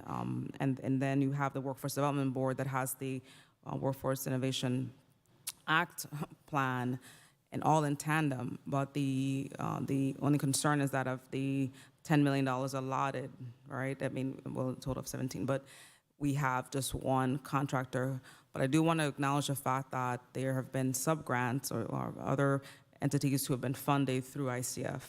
So there has been an evolution. But at the end of the day, though, we are talking about an original plan. So we have to both compare that plan, the WEO plan, all together. And ultimately, what we're not seeing, of course, is the concern that we continue to see people who are without jobs, without the skills necessary to really be effective in the workplace, and certainly more entrepreneurs. Senator Villalay, you may proceed with your questions. Thank you, Madam Chair. Some quick questions I could get a full understanding. Stage 1 is the core curriculum. Do you have to complete stage 1 before you go to stage 2? Yes, Senator. And do you have to complete stage 2 before you complete stage 3? No, Senator. Stage 3 is, so stage 1 and 2 are tied to construction, and stage 3 is the on-the-job, the non-construction areas. Okay. So in stage 1, I'm looking at the chart, you had 46 individuals complete stage 1, and stage 2, you have 8 individuals that completed, and 24 in training. So that's 32. We lost the other 14 from stage 1. Ms. Soto? The other 14 are on St. Thomas. But they will still be in the numbers, right? I'm looking at the numbers. I'm looking at the chart. The chart is not specific to Island. It says training in progress, stage 2, 24, training completed 8. And training completed for stage I 1 don't know is which chart 46. you're looking at. I'm sorry. Okay, well, So let me. we have 46. We have 46 people who have completed training, 36 on St. Croix and 10 on St. Thomas. We have 8 who have completed the craft skills training in electrical. The other craft skills training were ongoing as of the time of this report. Since then, welding class has completed with 6 individuals, and I believe another electrical one is actually still ongoing now, but Okay. that's where they are. Of the 8 individuals that completed stage 2, 0 were hired. Not 0 were hired. 0 are, I think one of them is actually employed now. Others, people have other reasons for doing the things they do. Okay, hold on. They take Hold training up and one they're minute. not directly Hold up 1 ready to get second. in. Hold up 1 second, because the time is limited. The purpose of this program, I thought, was to teach individuals skills that they would be able to be employed. I'm looking at the data, and we have, from stage 1, 46 training completed, 1 person employed. Stage 2, 8 completed, 0 employed. Stage 3, which is different, that's our apprenticeship program, 67 completed, 12 employed. Explain the disconnect in employment, because we're saying that this is an opportunity to reduce unemployment. But if we can't hire them, then the unemployment rate stays the same. So what is the disconnect that is happening in reference to completion of program and being able to place these individuals in jobs? I'll start, Senator. And some of the disconnect is, as what Ms. Soto was trying to articulate, is that some individuals complete the training and then don't want to work in that area. So right now, it's a job seekers market. They're pretty much dictating whether they want to go in that area or do something else. So we have 121 individuals that have completed stage 1, 2, or 3, and only 13 that have been hired. So you're saying only 10% of the individuals that participate in some program want to be employed in that program. 90% want to do something else. No, that's not what I'm saying. Some of those others are still in the process of being placed. At the end of the day, this program is supposed to correlate with jobs. At the end of the day, we're supposed to identify entities that would be willing to accept these newly trained individuals. And if we don't have the connect, we're wasting the $9 million. If at the end of this program we train 600 individuals in various areas and we only hire 50, the program was a waste of time. It was a waste of time. I heard hospitality is based on the way the grant was written. The grant was written after the hurricane, so to me the number 1 priority would be construction. Frenchman Reef is being rebuilt. The Envision program looking for qualified individuals. It got to be construction driven. And I know that we have been training some individuals in electricity and other areas, but our inability to connect with contractors and have these individuals employed, I am having some difficulty there. It's not an inability, Senator, to connect. Like I said, the challenge are, and like you mentioned clearly, that the grant was written after the hurricane. I can tell you, our challenge right now, we're having we had a lot of challenge with individuals being interested in the construction areas. So you're looking at individuals that we're out there, we're getting them, they fill out the initial application, and then when time to go and to start the classes, then they're making other decisions. So those are some of the things that we're working through. As I identified in my testimony, when we talk about those 4 critical challenges, this is part of getting those individuals continue to keep them motivated and moving within that. But there's no disconnect between us and the employers. It's just taking time to make sure that the employers have to interview and making the right match. I'll end with this last question. Which construction company do we have an apprenticeship program with that we can directly link those individuals that finish the craft training and link them with a construction company? Which construction company we have a link with? Vivo? Who? Well, Anyone? Not as an apprenticeship program. Because remember, the apprenticeship program is a specific program, but we have all those contractors have a responsibility and are registering their vacancies and dues, and so we are doing the connections and everything else.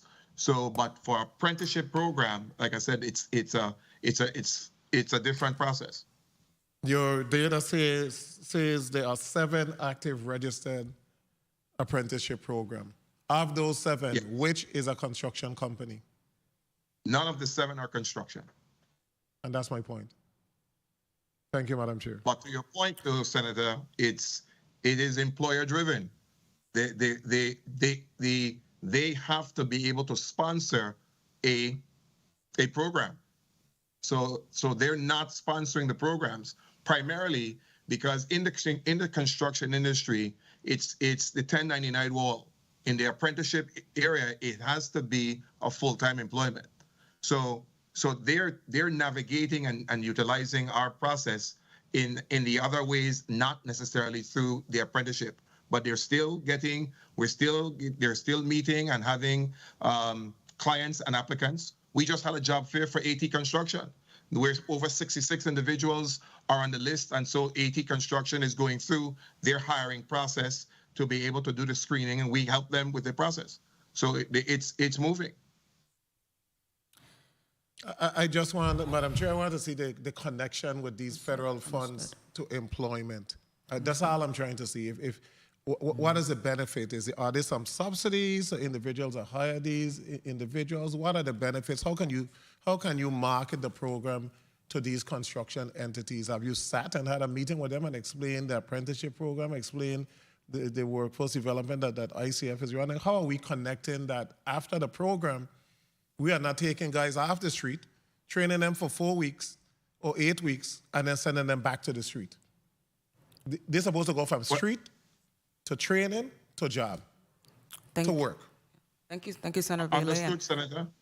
And if I may, that is a problem within the industry. We have sat with the construction industry. We've even met with Hope Depots in both sites. We're having a specific expo that will feature those construction companies as well.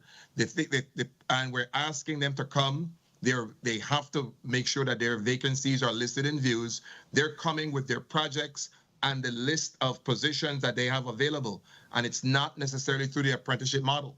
So again, there are other vehicles, and that's why it's important for us to really understand what the workforce development system is about. So apprenticeship is just one vehicle, one funding vehicle. And so it's important that we're braiding the funds, looking at the customized training, we're looking at the on-the-job training, we're looking at the work experiences, and it's leading to full-time employment. So that is our ultimate goal as well.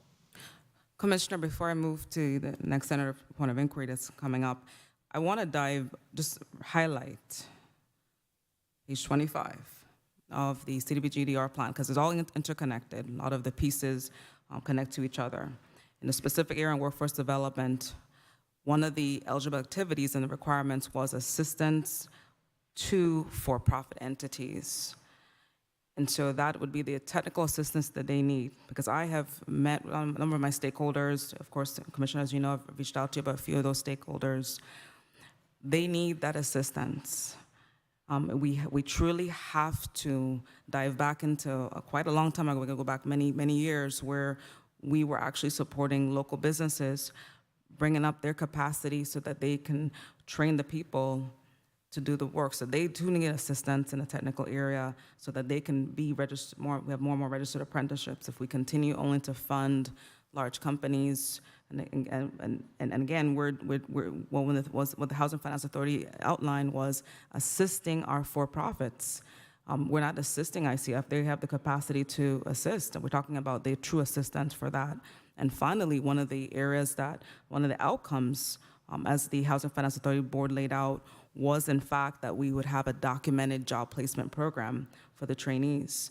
And then also the element of entrepreneurship, as I indicated on page 24, which is tied to the tourism element, that we actually push for workforce development and entrepreneurship.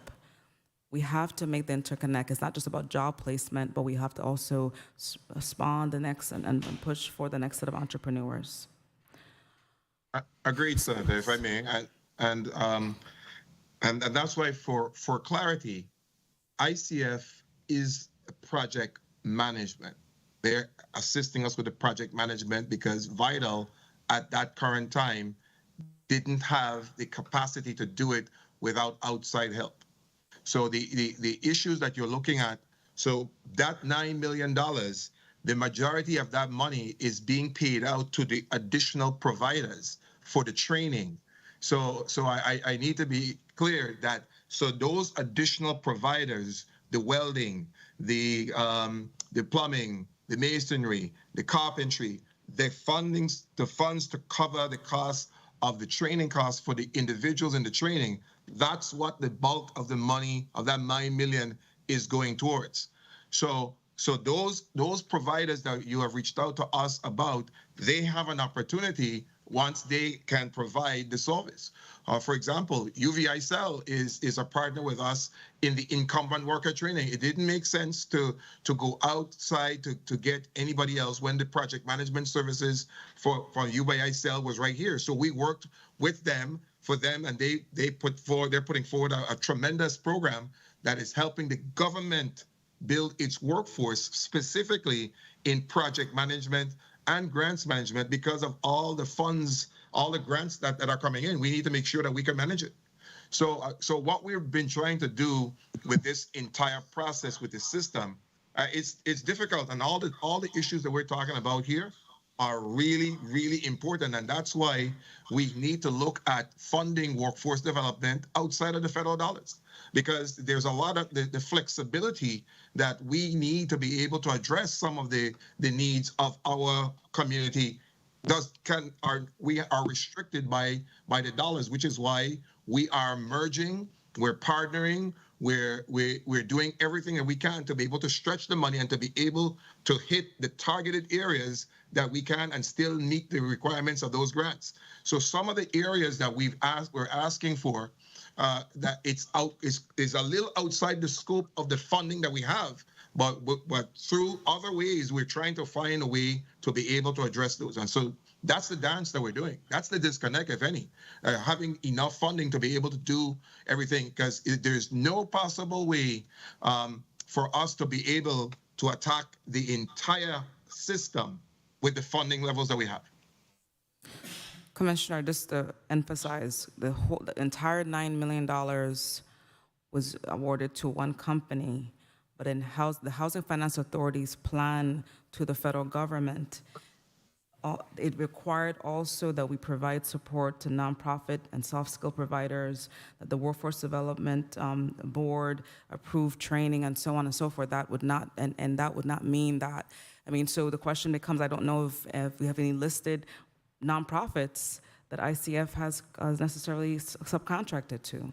And so we really, we're beyond, we already have given the money to the organization. They're doing what they have to do with the project, but we have to get away from, if we're gonna put this in the plan and help our people, we have to drill down a lot deeper.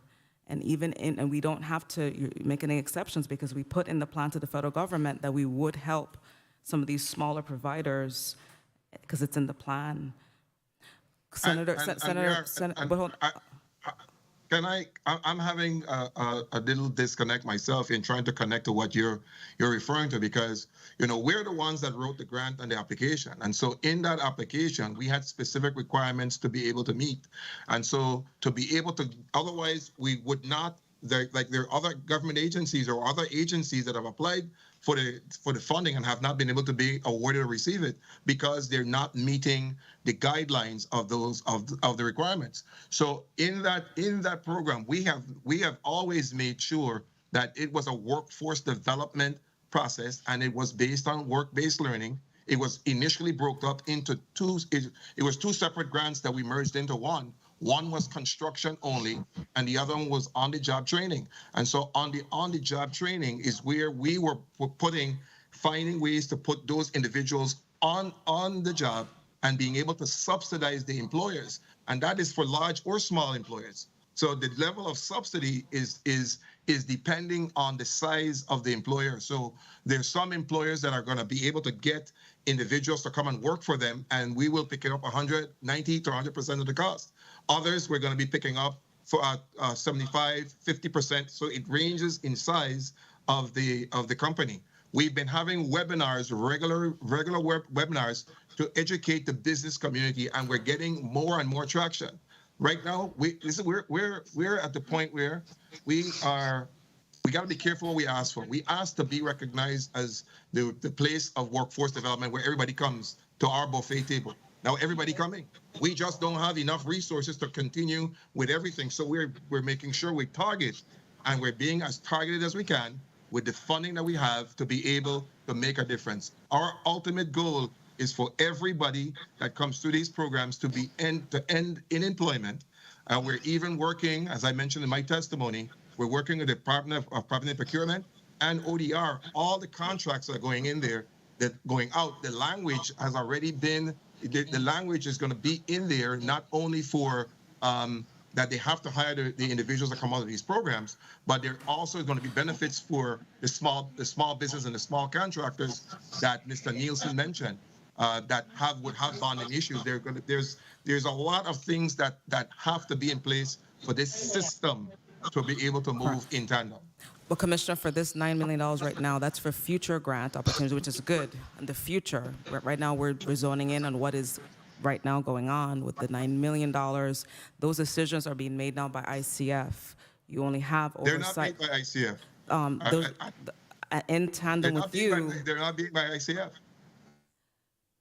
Commissioner, those decisions were based on what we wrote in the grant. In addition to ICF and us, we meet every 2 weeks.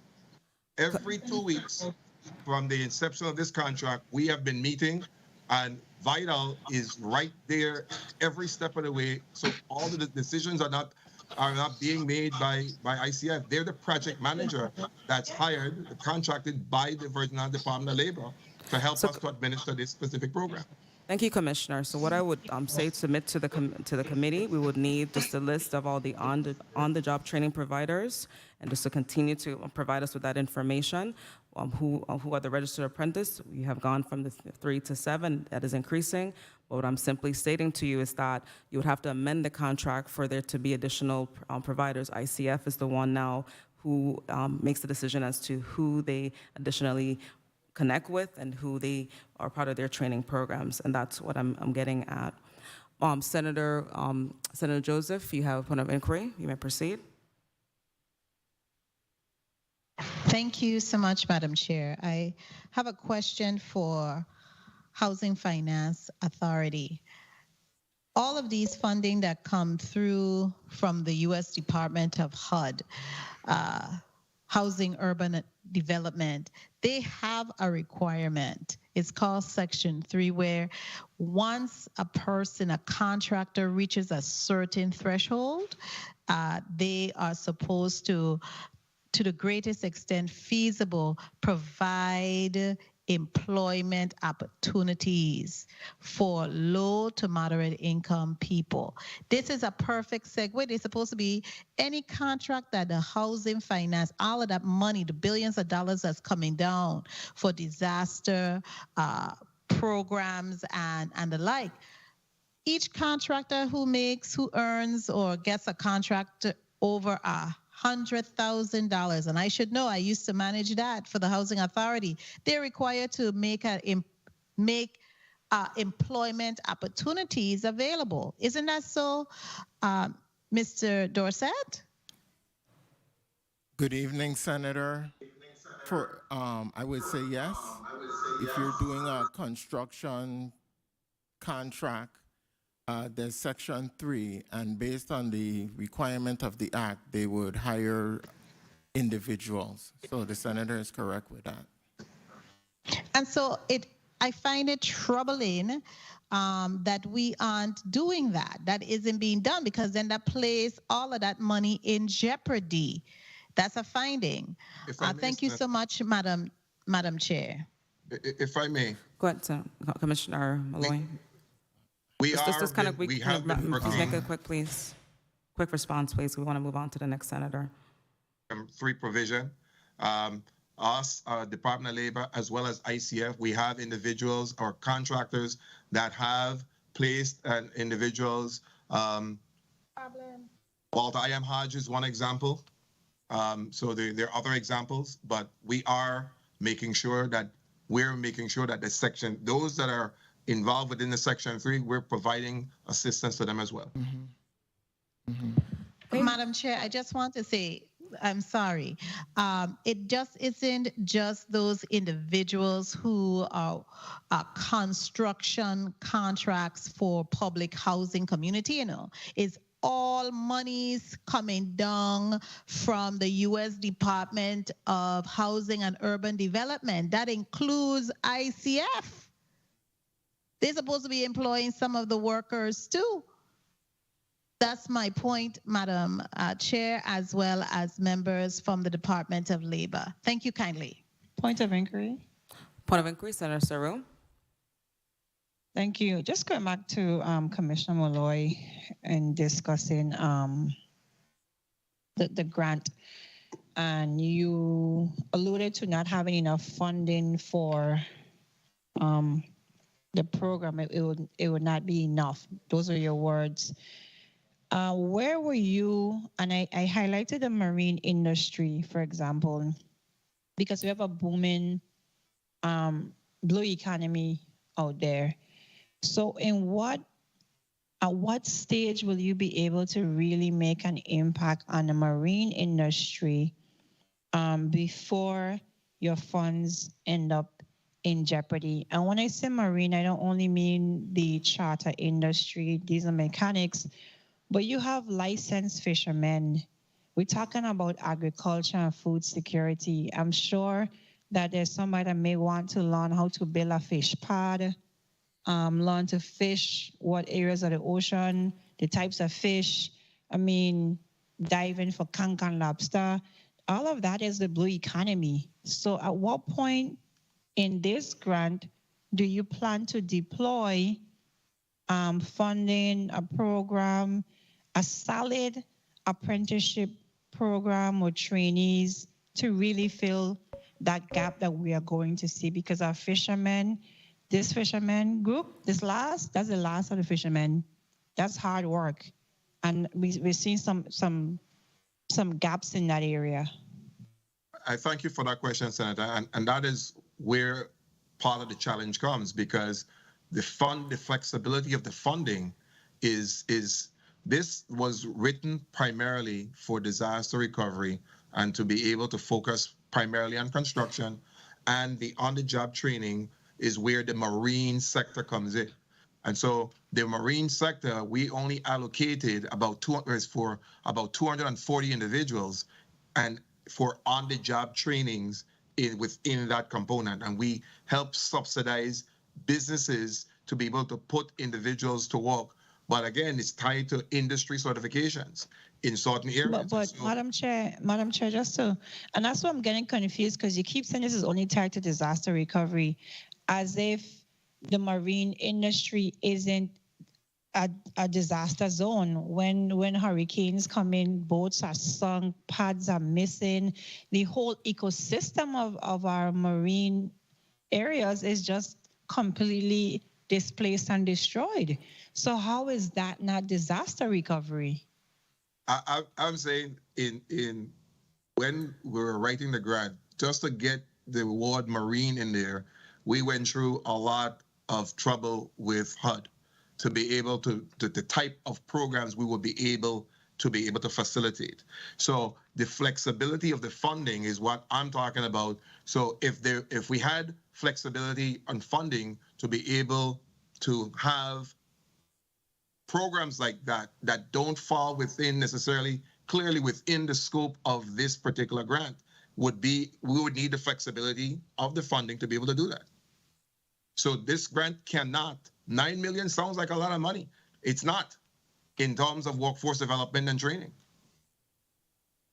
I understand, but I understand the flexibility of the grant and everything, but just like how we were able to go to Congress and lobby for changes in the Stafford Act and things were changed, I don't know if we call a Congresswoman and we apply pressure, given the fact that we have a we don't look like the 50 contiguous states. So how did we make any effort in changing the requirements of the grant that would include the marine industry as we rely heavily on our waters? Madam Chair, thank you for the latitude. And I'll be honest and direct, Senator, that the focus of this grant was to be able to get individuals trained as quickly as possible to be able to take part in the recovery efforts. So the recovery efforts right now, what's coming down is construction, and we have a lot of the availability in the healthcare. We have the focus on the IT sector. So those are the areas that the grant has a tendency to be able to address a lot more quickly based on the providers, the available training, and everything that's lined up. So that is the goal. We only have two years to be able to spend this money and to get the training done. And so to be able to do that, we designed it into specific cohorts, primarily on construction.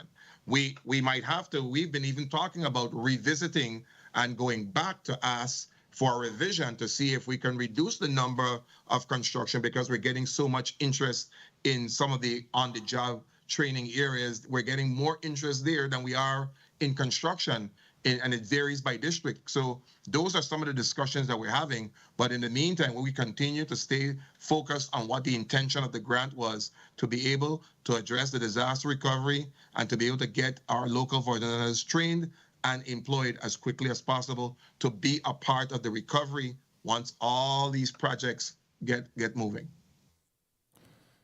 And if I may add to the commissioner's remarks on marine services, we do have 2 individuals who participated with a nonprofit here on St. Croix in the marine services industry. They are learning to help save the coral reefs.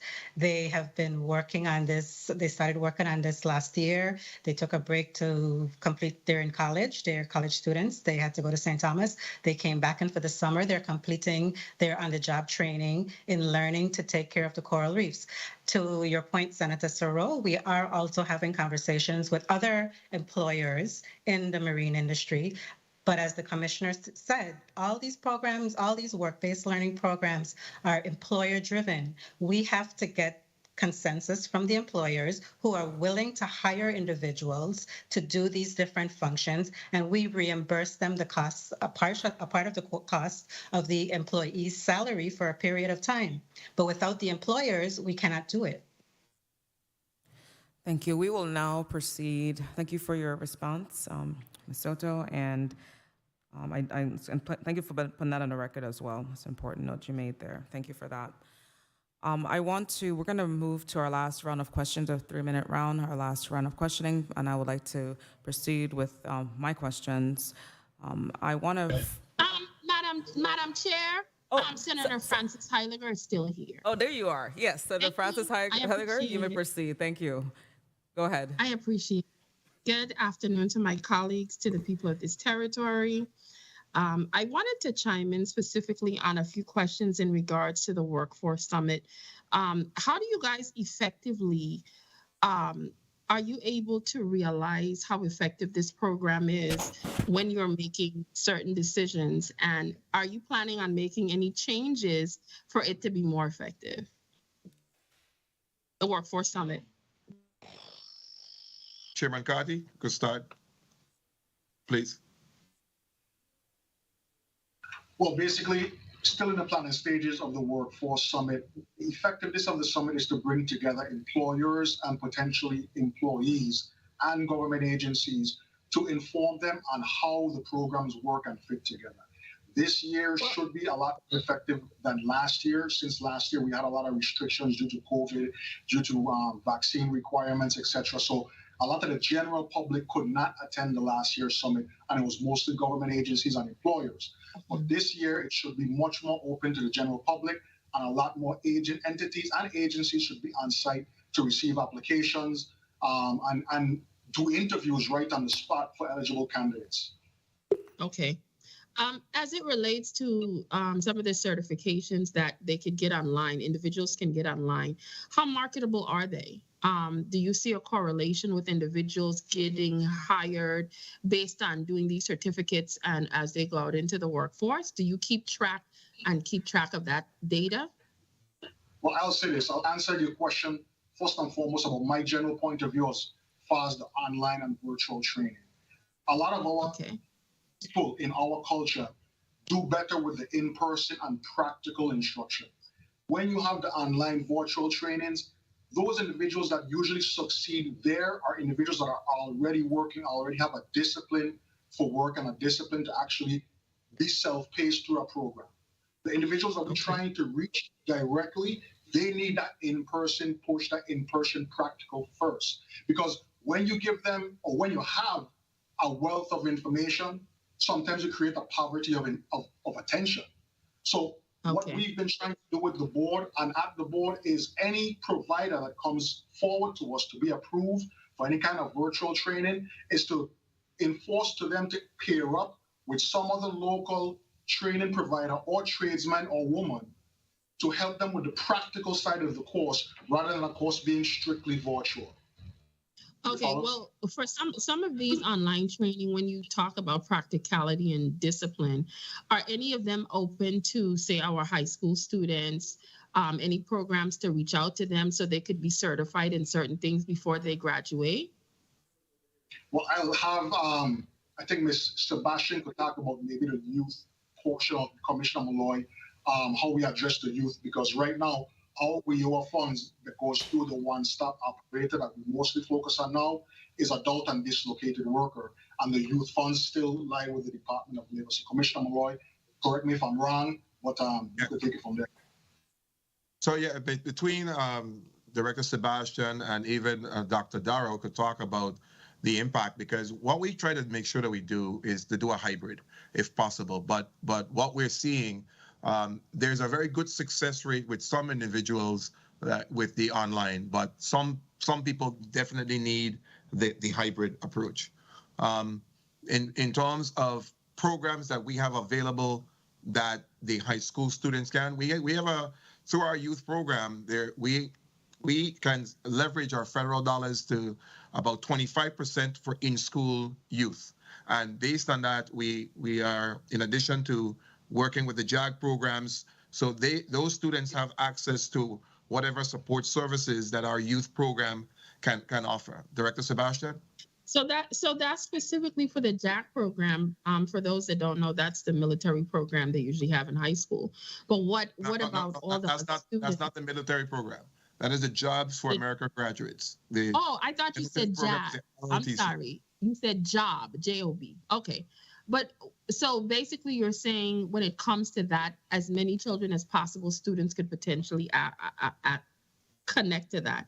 I want to know about, you spoke that some of the grant monies have to do with after the hurricanes. A lot of things after the hurricanes had to do with, we saw where a lot of businesses, contractors needed services, et cetera. Take, for example, technical services, accountants, stuff like that. Can any of those fundings be used for those type of industries that tie and correlate to construction and different types of businesses that were needed after hurricanes? Again, and that's why we recognize that we can't do everything. And so on the job training side, we're primarily focusing on IT, healthcare, the hospitality, marine. So those are the primary areas that we put into the grant that we would be able to service on the job training side. Okay. Could clarify a little more. One of the things that was discussed here and that really had me for a loop, and I was very disappointed in hearing the dismal numbers of individuals that are going through the program, but at the end, there's no real result or any significant result as to them attaining jobs. Is any part of these programs could be set up where you actually team people up so that they could start businesses as part of an entrepreneurship aspect of it?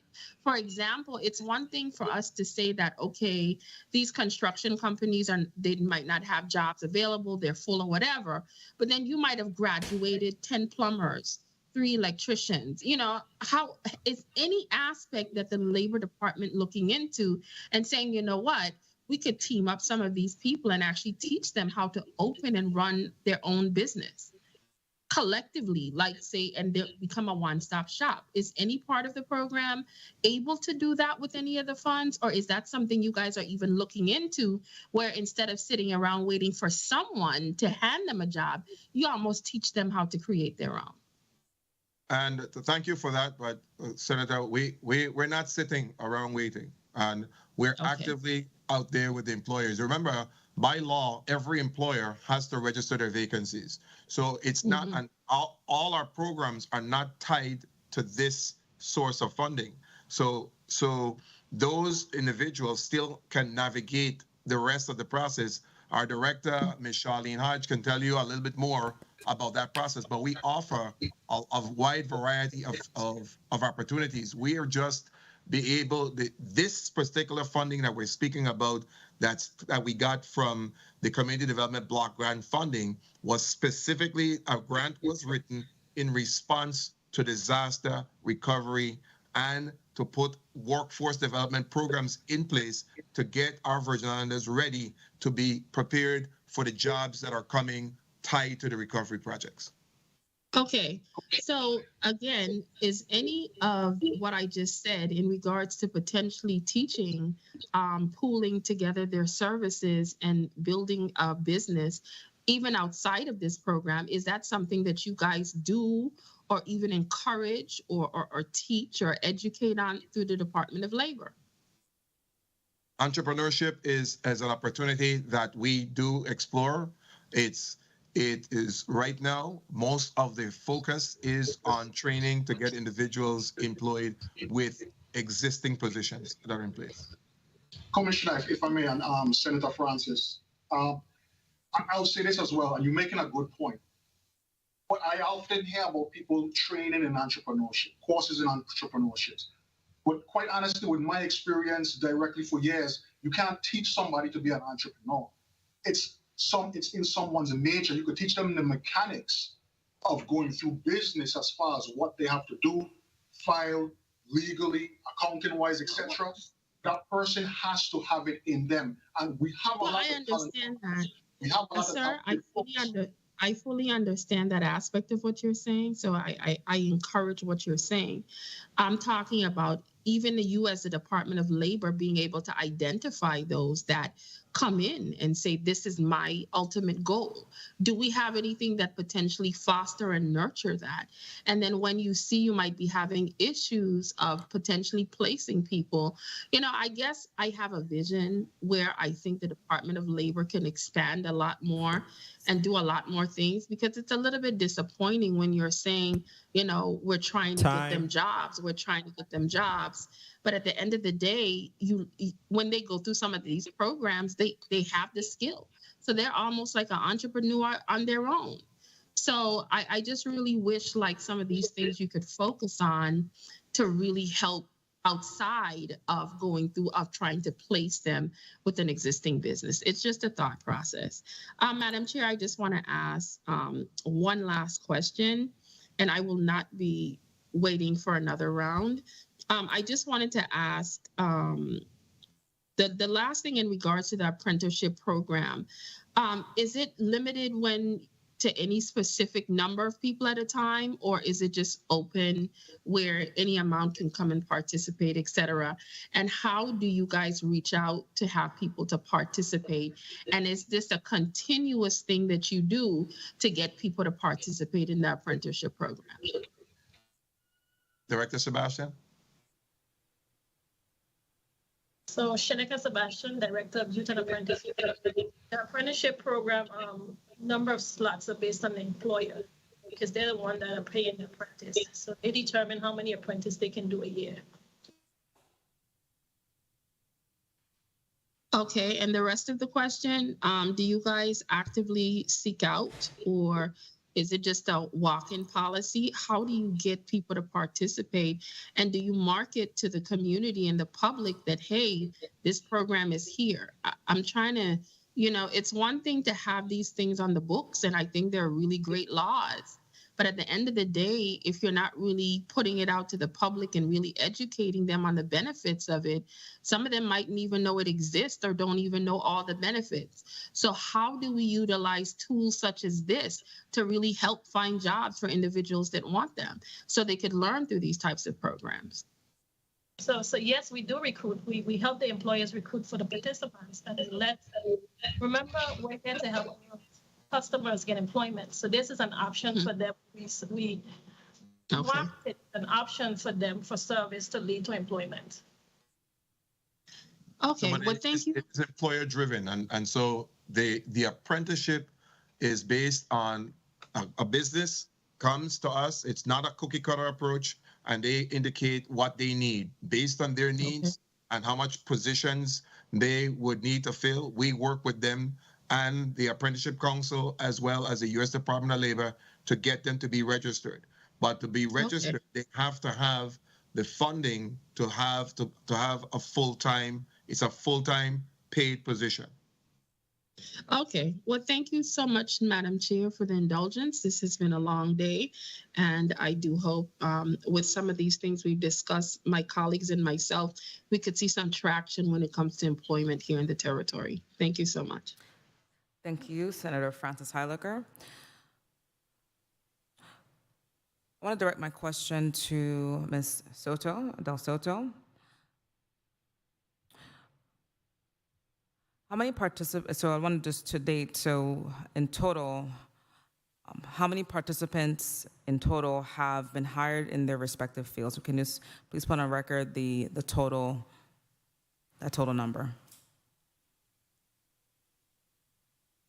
We have about 13 individuals who have been hired in the construction field, and in the healthcare, about 35 of them have been hired in healthcare. Thank you. And what are the plans to do continued follow-up with them in terms of just even as you assess the programs? What type of follow-up do you do with the participants once they are placed in the respective jobs? Once they're in the jobs, we follow them for 90 days after they're placed. We talk to the employers, make sure that they're living up to their potential, doing the things that they need to do.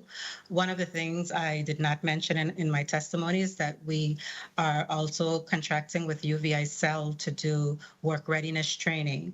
Part of that includes a one-on-one with a trainer who works with a participant who has completed training and help them identify the career that they want, help them develop their resume, get everything they need together so that they can be interview ready and job ready. That trainer also works with them once they're placed in employment to make sure that they're comfortable in that employment. So we do continue to follow up with, follow up with them for at least 90 days after they're placed in employment. Thank you. Commissioner Malloy, how do you intend on expanding the incentives to programs? And really, as you offer, as we drill down on expanding the opportunities to our local businesses to become registered apprenticeship programs? To become registered apprenticeship programs, again, the process that they have to be willing to have a sponsor. They would we are actively recruiting, and we've been out there, but it is employer driven. So we're going to continue the marketing. As I mentioned, we've been having monthly webinars. We've been having a lot of meeting with different sectors of the business population and making sure that they understand what the intricacies of the program. I'll tell you right now, the challenge is right now that many of them are trying to have to take an opportunity to navigate through the workforce system to be able to have us help them subsidize their programs as well. And so it is not a program that we have necessarily the disposable funding to be able to say, we're going to do this for you. You have to have the position. It has to be a position that you are hiring for, full-time position, and then we work with the U.S. Department of Labor to be able to get the requisite training to continue the development of that particular apprentice. So I really suggest that you start to take it on the road. I know you put a lot of information on social media, on the radio, but I really also suggest a door-to-door approach, because I have definitely engaged a lot of constituents who have very little awareness of the programs or very limited awareness. How about you all go out and take this more a door-to-door approach, a community town hall approach, where you can gather in different communities and tell them more information about what's going on and work on the technical assistance that's necessary, helping them out a lot more, and really, as the grant intended, to help the for-profits, that what it outlined, assisting for-profits, and even with the soft skill development and putting money into the hands of the local providers. We'll now move on to the final round of questioning. We'll proceed with Senator Joseph, our final round of questioning. 3 minutes as we close out. Thank you so much, Madam Chair. Ms. Soto, what's the time period for the training for the life skills, stage 1 and stage 2, and stage 3? Those training levels. What's the time period? How long is your training for? It varies depending on what you're doing. For the construction, the core curriculum is a 3-week course. If they get into craft skills training, that is anywhere from 2 to 3 months. For the on-the-job training, that of course is dependent on the employer and the occupation that they're working in, but that can be up to 4 to 5 months. For the customized training, that can be up to 2-3 months. And for registered apprenticeships, we're supporting that process for up to 2,000 hours or 1 year. Okay, thank you. I just want to ask a question to Commissioner Malloy relative to the cost per participant. I'm just looking through again the actual guide timelines and milestones. And in looking at the milestones that the contract speaks to, you have a series of milestones. You have work-based learning you need to have in milestone 5. Are they meeting that? Because that was 58 participants from June 2021 to November 2021. This is on-the-job training. 57 participants from October 2021 to March 2022, and 75 participants from September 2021 to March 2022. I'm looking at these numbers and seeing that, especially for this work-based learning, have they met this these milestones? I would have to be able to review where we are, because. But you are, yeah, because you are the contractor, you are the program contractor for this, so you should be monitoring it. If the contract for ICFS have been meeting it, because by now they should have had a significant amount of persons already gone through this component, which is the on-the-job training. And as I mentioned, the what I mentioned that I would look into it is because, again, based on COVID, we had certain challenges. Cohorts were reduced. Certain places, individuals were scheduled to start at businesses. Those businesses were not open. So there were some issues. So what we've been looking at is making sure before any payments are made, we are reviewing all of the documentation. Like I mentioned, we meet every 2 weeks. We submit monthly reports to the VA Housing Finance Authority, and we are tracking all of that. I would just have to look to be able to give you a specific answer. I would have to look at our record. Okay, thank you. Thank you, Madam Chair. I do have one final follow-up question, if you'll be so kind to grant me some leniency. And this goes to the chairman of the Workforce Investment Board. Chairman Cardy, a pleasant good evening. Good evening, how are you? I am well. Thank you so much for asking. Do you have a member on your Workforce Investment Board who is a licensed construction contractor? To my knowledge, we do not, but we can investigate bringing on a construction member to the board.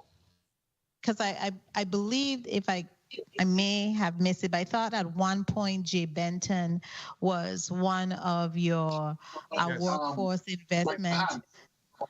Sorry, not to cut you off. Michael Hahn, who is the vice chair, is in the construction field. But I think he's kind of semi-retired now. But yeah, yes, he is in the construction field. Okay, so that's your vice chair, right? Mm-hmm. Okay, I thought so. And so my question would be, you have the capacity for labor because you really provide some type of oversight and the funding for labor with the apprenticeship, well, not necessarily the apprenticeship, but other components of workforce development. And so I'm hoping that these conversations could happen at your level as well as labor level to utilize some of your board members to actually become a registered apprentice, especially those in the construction field. Thank you so much, Madam Chair, for the leeway. Thank you, Senator Joseph, and those are really good suggestions. And I concur. We need to look within and to have more and more apprenticeships with our local providers. So thank you for that. We'll move, before we move to the next senator, do you see her? I just want to ask to you, Chairman Cardy, how often does the Workforce Development Board meet? Have we moved away from the infrequent meetings where you all are meeting on a regular basis? We never had infrequent meetings. We've had more meetings, or this board has had more meetings scheduled and done, or 5 times the amount of meetings than the last board. So regularly, we at minimum every quarter, but for the year, we have met about 4 or 5 times, which exceeds our annual requirement. And I think your office is also copied and scheduled for each meeting that we have as well. And some representatives attend those meetings. They don't say much or participate, but I know they are there online. Thank you for that. Yes, I do acknowledge that they have increased, but last year, of course, through COVID, they were really regular meetings. There were a small number of meetings. I'm aware of all of your meetings. Senator Saru, you may proceed with your questions. Thank you, Madam Chair. I have one question and one comment. I wanted to clarify when you said 13 out of the 99 were placed in jobs. Is that correct? Construction? That's correct. So what happened to the rest? I just give me some clarity if you can, please. Good evening, Senator Adele Soto. To be brutally honest, a lot of individuals participate in training with no intention of working afterwards. We have 13 that we know of who are employed. We have others who are doing part-time jobs in other areas, not construction, but we can't consider them employed until they're employed in the construction field. And there are others who are just not choosing to do anything. Unfortunately, that's the way it is. So, given that's a rough statistic. What do you have? Are you able to go back and reassess the program so that we can have a greater impact? So you don't have 13 out of 99 next time. That is our goal. That our goal is to get them all employed. We are in connection with a number of contractors who have projects coming up in the next few months, both here and on St. Thomas, and we are working with them to try to place these individuals there. Some of the participants have indicated that's what they're waiting for a real job, and they don't want to just be placed somewhere just to say they're working. But we have not given up on any of them. We have them in our pipeline. We are contacting them whenever job opportunities arise with these big projects that are happening. So that's 13% roughly, 12.9999%. My last comment, I'm a little disappointed on this marine discussion. We have a disconnect. This morning we had a whole CTEC discussion on how do we improve CTEC, and then we get to the afternoon and we have the marine component, which is CTEC-like, and that wasn't written into the grant and everything else. And I don't know if we're thinking futuristically, and I'm a historian by nature, and if you know the history of St. Kitts, Nevis, and Anguilla, when Mr. Webster and Anguilla wanted to go back under the monarchy, because they felt they weren't being treated fairly by the Federation. Mr. Webster and Mr. Bradshaw had it out, and Mr. Webster had a vision, and he sent a bunch of young Angolan boys to become pilots because he intended to launch an attack against St. Kitts if St. Kitts would not let them go back under the monarchy. So if you look at the generations of Angolans moving forward, you have a generation of pilot after pilot after pilot. And I said that to say, what do we want our territory to look like 10, 20 years from now? How do we corner the marine industry market moving forward? The pandemic clearly showed us that we could do this. So how do we corner that market and become the sailing capital of the world when that's not even incorporated in our, on-the-job skills for today training? And we're going to look at the numbers and get there at that point. Like, what do we want the territory to be? What do we want for the Virgin Islands moving forward? And that greatly concerns me. And I share the concern, the challenge, and what we're looking at is this. In the marine industry right now, because everything in the wall of work is tied to skills and skill sets, tied to ONET codes. So if you take a look in views, how many positions are listed in views for the marine industry? So what we're trying to do, Senator Saro, is to make sure that we are leveraging the scarce resources that we have to get the most bang for the buck.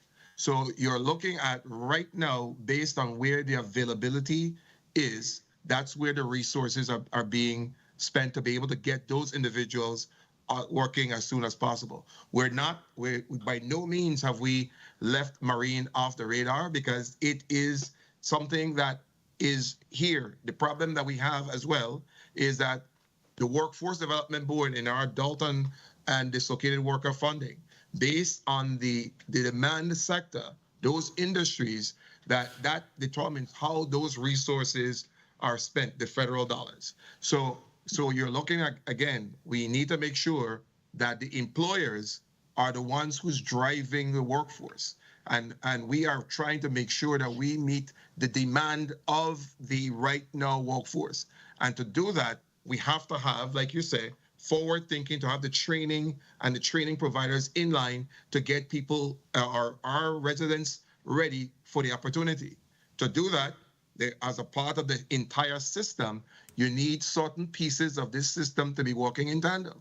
One, so the employers have to be able to identify the need. And so we have a lot of our listening sessions with employers where we're talking to them, and they are getting a better understanding as to how we can be able to help them. But Madam Chair, if I may just conclude. Sure, that's fine. With a point of information. I understand everything you're saying, Commissioner Malloy, but I don't know who's interfacing with the marine industry, because the demand is there. You keep saying the employers are driving the demand. The demand is there, and how are we leveraging? You're talking about leveraging resources, and what's the discussion we're even having with those in the marine industry, because if you go in a room right now, and I mean, this is not a racist remark, but this is the reality. If you sit in a room with 10 boat captains, 7 of them are not my skin color, and they are not from the Virgin Islands.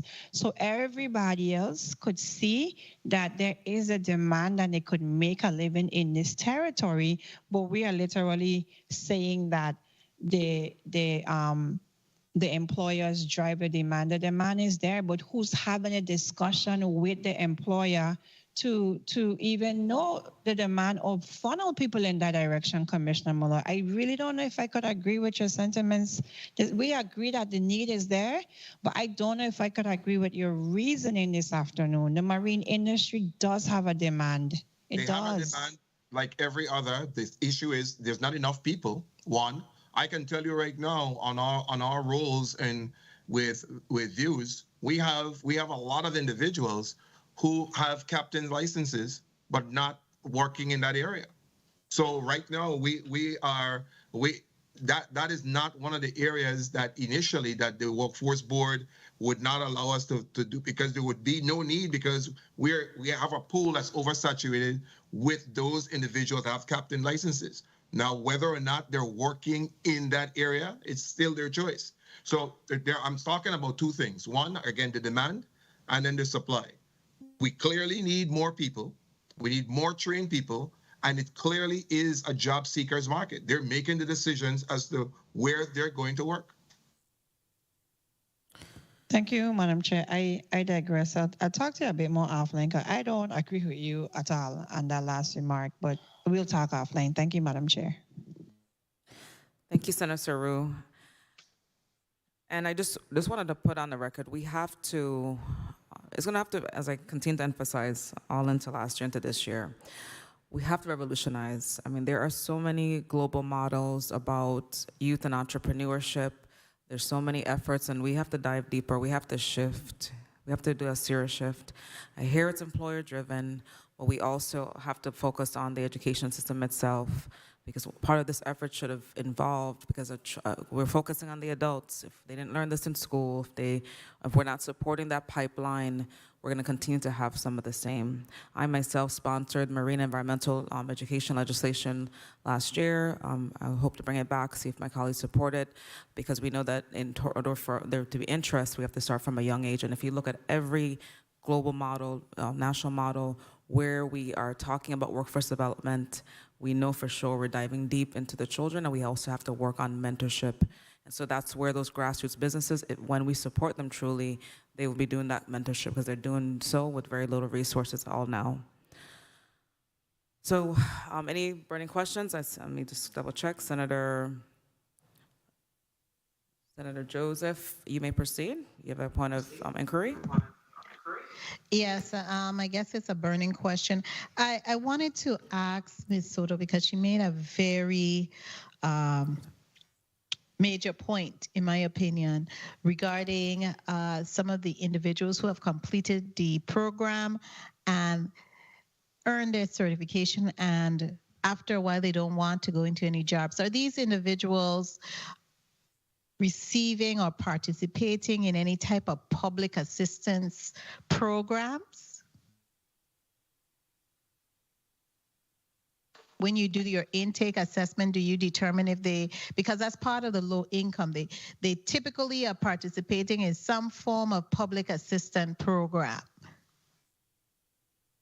Thank you for that Ms. question, Soto. Senator. Mm-hmm. Some of them are participating in public assistance programs, and some are not. And so those who are not, what is ICF, and also the Department of Labor doing to ensure that they understand that this is an opportunity for them to join the workforce, and it typically is a requirement for them to receive public assistance for them to go out to work? How is that relationship? Are you having conversations with Human Services? Are you having conversation with the Virgin Islands Housing Authority regarding them not wanting to go out and work? Director Hodge, could share a little bit about the process and the meetings with the providers and the one-stop operators.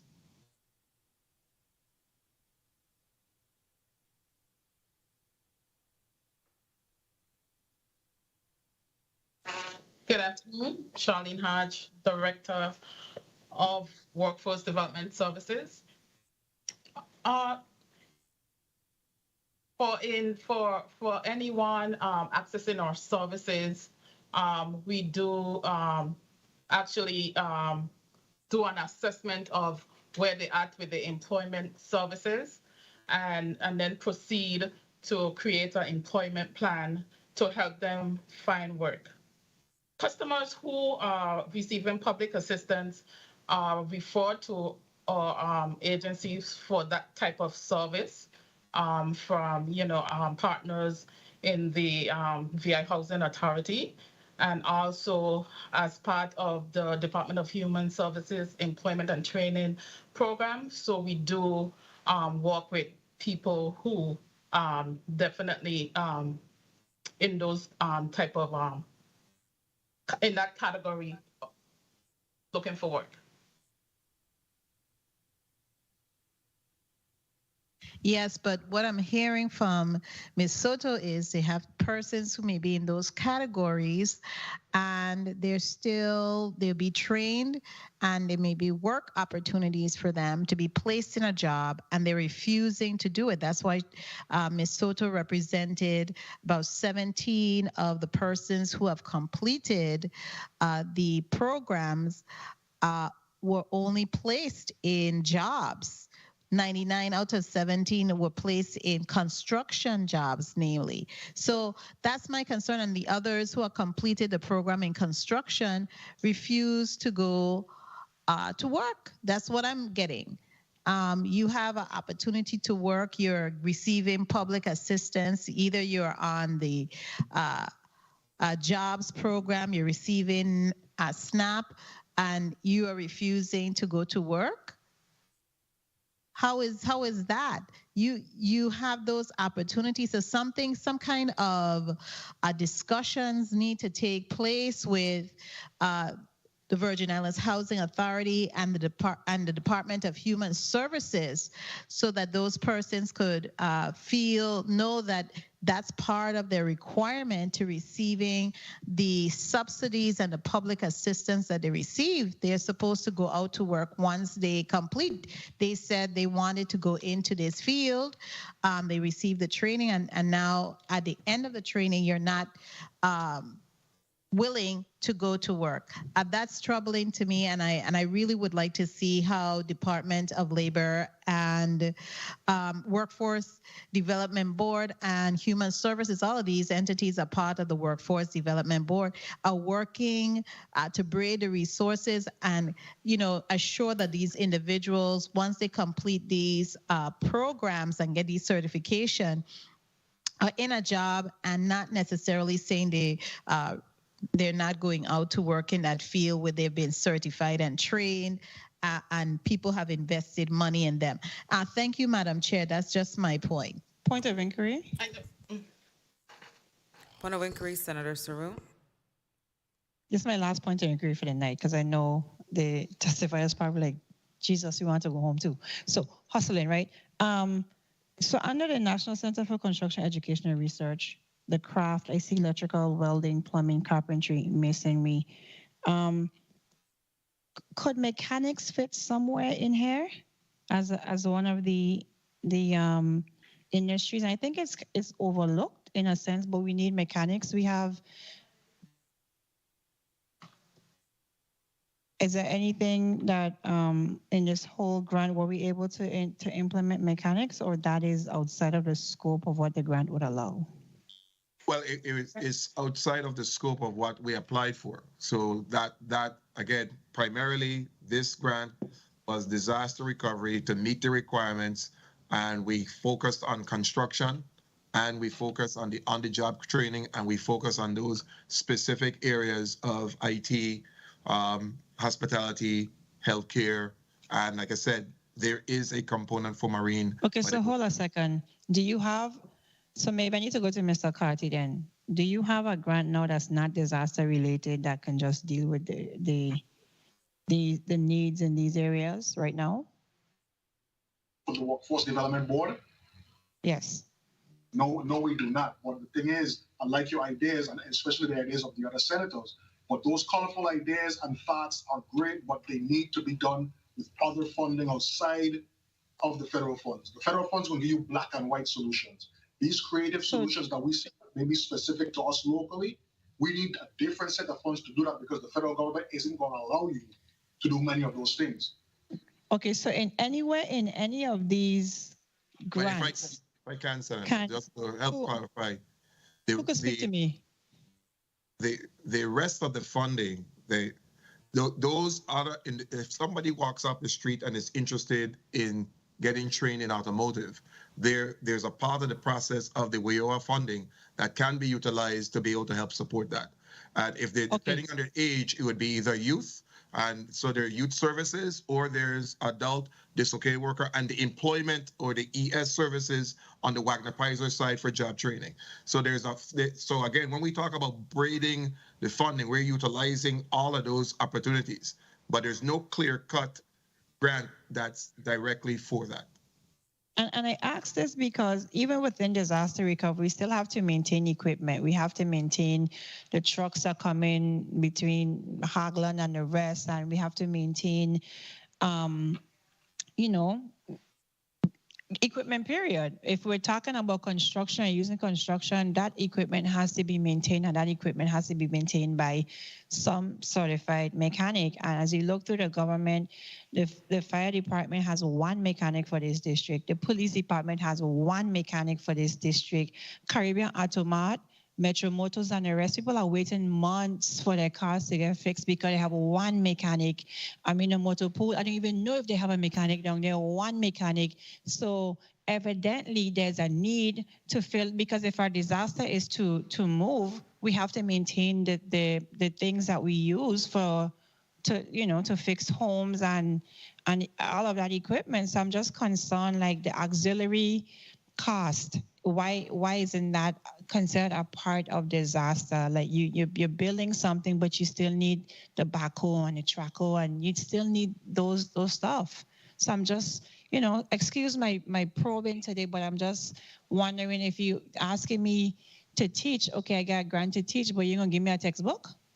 I'm not going to get a Promethean board. And so the cut and dryness of what I'm hearing today, I'm a tad bit concerned. And this is not against you, Commissioner Malloy. I'm just probing to get a clear understanding of how can we best impact, because we have a lot of little boys that like to go under the hood and fix cars. I'm sure you'll find young men willing to learn the industry, but we do not have enough mechanics in this territory. Agreed. Senator, Agreed. So, yeah, Senator, if I may respond after Commissioner Malloy. Sure, on your chair's time, sure. You may proceed. Yeah. Go ahead, Ms. Owen. I just want to say that Skills for Today is a project that has been evolving over the period of time that we've been operating. If we find employers, and we are constantly looking for employers who would like to train in the field of mechanics, we can definitely do an on-the-job training or a customized training with that employer to get a few individuals skilled in that field. So it's not a closed door. But again, because most of what we're doing is employer-driven, we need to actually work with employers. That does two things. It helps the training be more authentic, and it ensures that the individual is going to get an employment position at the end of the training. So just to clarify again, that the on-the-job training, the expectation is that the employer will hire the candidate or the employee after that process. Okay, thank you. And Ms. Soto, I don't harass you for the night. Thank you for your responses. Thank you. Thank you, Senator Saru. And I just want to highlight that tonight was not only about the $9 million disaster recovery funds, it was also about all of ICF's contracts. A good example is a $292 million contract that they were awarded, and one of the elements of that is K-12 curriculum and working with the K-12 system. So when we put this all into tandem, I really have to see as we continue this process whereby we're drilling down. There are a lot of components to the federal funds. ICF has been, received a large share of our funds, 292, the 9 million, the additional funds that we have for workforce development. And what I'm suggesting to the Department of Labor and the Workforce Board, yes, ICF is a critical contractor, but go ahead and also contract with other providers instead of doling out a large share of the money consistently to the one entity and then relying on them and working with them to sub-grant. We have to shift. Otherwise, we're going to continue to spin the same cycles that we did to past hurricanes and have the same thing over and over again. The point of disaster recovery so that we don't come back to the same place again, not just about just working in, fixing, and being part of this, so that we don't find ourselves in the same position again whenever another storm or just any emergency happens. So that concludes today's. I want to first allow the testifiers to give brief closing statements, just a quick 30 seconds, if not less. Starting off with Commissioner Malloy, your closing statements. I just want to say thank you for the opportunity and to try to make sure that we understand clearly that and what we've discussed here this evening, we see that workforce development is just not a passing phrase. It's a challenge. It is definitely hard work to continue to be able to look and to address the different needs and expectations, especially with the resources. And so what we continue to do and we continue to pledge is that we are working with all our partners. We're working and we're braiding our funds. And we talk about braiding, we're leveraging all the federal dollars and the small amount of local dollars that we have to be able to make as much as an impact as we can within the workforce development system. The system has to work in tandem. We have to look at it as a system, and each of the parts are very, very critical to the overall process. So thank you. Thank you, Commissioner Malloy. Thank you for your testimony and your staff who was present. Michael Carty, Chairman of the Workforce Development Board, you may proceed with your closing. All right. Well, I thank you, Chairwoman Genevieve Whitaker, for the invite, and I thank all the testifiers and the listening audience for being here and participating. The word for the day that we all can probably agree with is disconnect. And to identify where that disconnect is, it's in many places and forms on this pipeline. But the one disconnect that we do have, or two, is in timing and foresight. Now, we spend most of this meeting talking about the $9 million for ICF, but the thing is, that money is only here because of the CDBG-DR funding, the disaster. Where was that $9 million investment before that? Where was the Skills for Today program yesterday? And where will the Skills for Today program be tomorrow? This is not a one-time event, and workforce development is not a one-time investment. We need to find some other consistent funds to constantly fuel the workforce development pipeline. So we could talk about a $9 million, but that's far from enough. We need that $9 million for the next 10 years every year to actually make an impact and move the needle. Senator Saros spoke about not having representation of us, Black and brown folks in the marine industry. That's because we don't have any representation, and we don't have any of our folks actually participating because we don't see it. We don't see the need, we don't see the opportunities, and we don't have an unfair advantage. So I implore all of us to continue the good work that we're doing, and we're doing a great job, but our great job is managing the program and not directly addressing the problem. And we must go ahead and continue to help our Virgin Islanders, the young ones and the old ones, get the opportunities that is rightfully theirs. Because if you don't do it, if you don't give them what's rightfully theirs, eventually they're going to come for what's yours. Thank you. Thank you, Chairman Carty. We'll move on to Mr. Dorset, representing the Virgin Islands Housing Finance Authority. Thank you, Madam Chair Whitaker. On behalf of Interim Executive Director Dana Clendenin, thank you for the opportunity to come before Committee on Education and Workforce Development to speak about the ICF contract. And we're continuing to partner with Department of Labor and ICF in moving forward the Skills for Today program. Thank you. Thank you, Mr. Dorset. On to Ms. Adele Soto for ICF. Thank you, Chairwoman. I'd like to thank the Committee on Education and Workforce Development on behalf of ICF for the opportunity to discuss not just skills for today, but workforce development here in the territory. I am very happy that we're having this conversation because it's not just a cut and dry deal, as Commissioner Malloy said. There are so many components to workforce development, and there's a place for all of us to do it. We will continue to provide access and opportunity to all the job seekers out there, and we will continue to work with the employers to help them get the workforce that they need. Thank you. Thank you, Ms. Soto. And finally, Ms. Dr. McGrath. Yes, thank you, Senator Whitaker, members of the committee and other members of the 34th Legislature, and my fellow testifiers. I've appreciated the opportunity today to share the information on the work of the VI State Apprenticeship Council. I took a lot of notes. Those who know me, I tend to be pretty resourceful and creative. I appreciated hearing all of the great ideas, creative ways to start engaging people in apprenticeship, the public sector, marine industry, mechanics, ensure to incorporate entrepreneurship. I'm leaving today inspired by the conversation. Thank you. Thank you. And I just want to, in closing, make sure we'll have everything clear on the record. Today's hearing focused on the ICF contracts. They have one for $9 million, a contract for $300,000, another for $262,000, which is separate from the disaster recovery.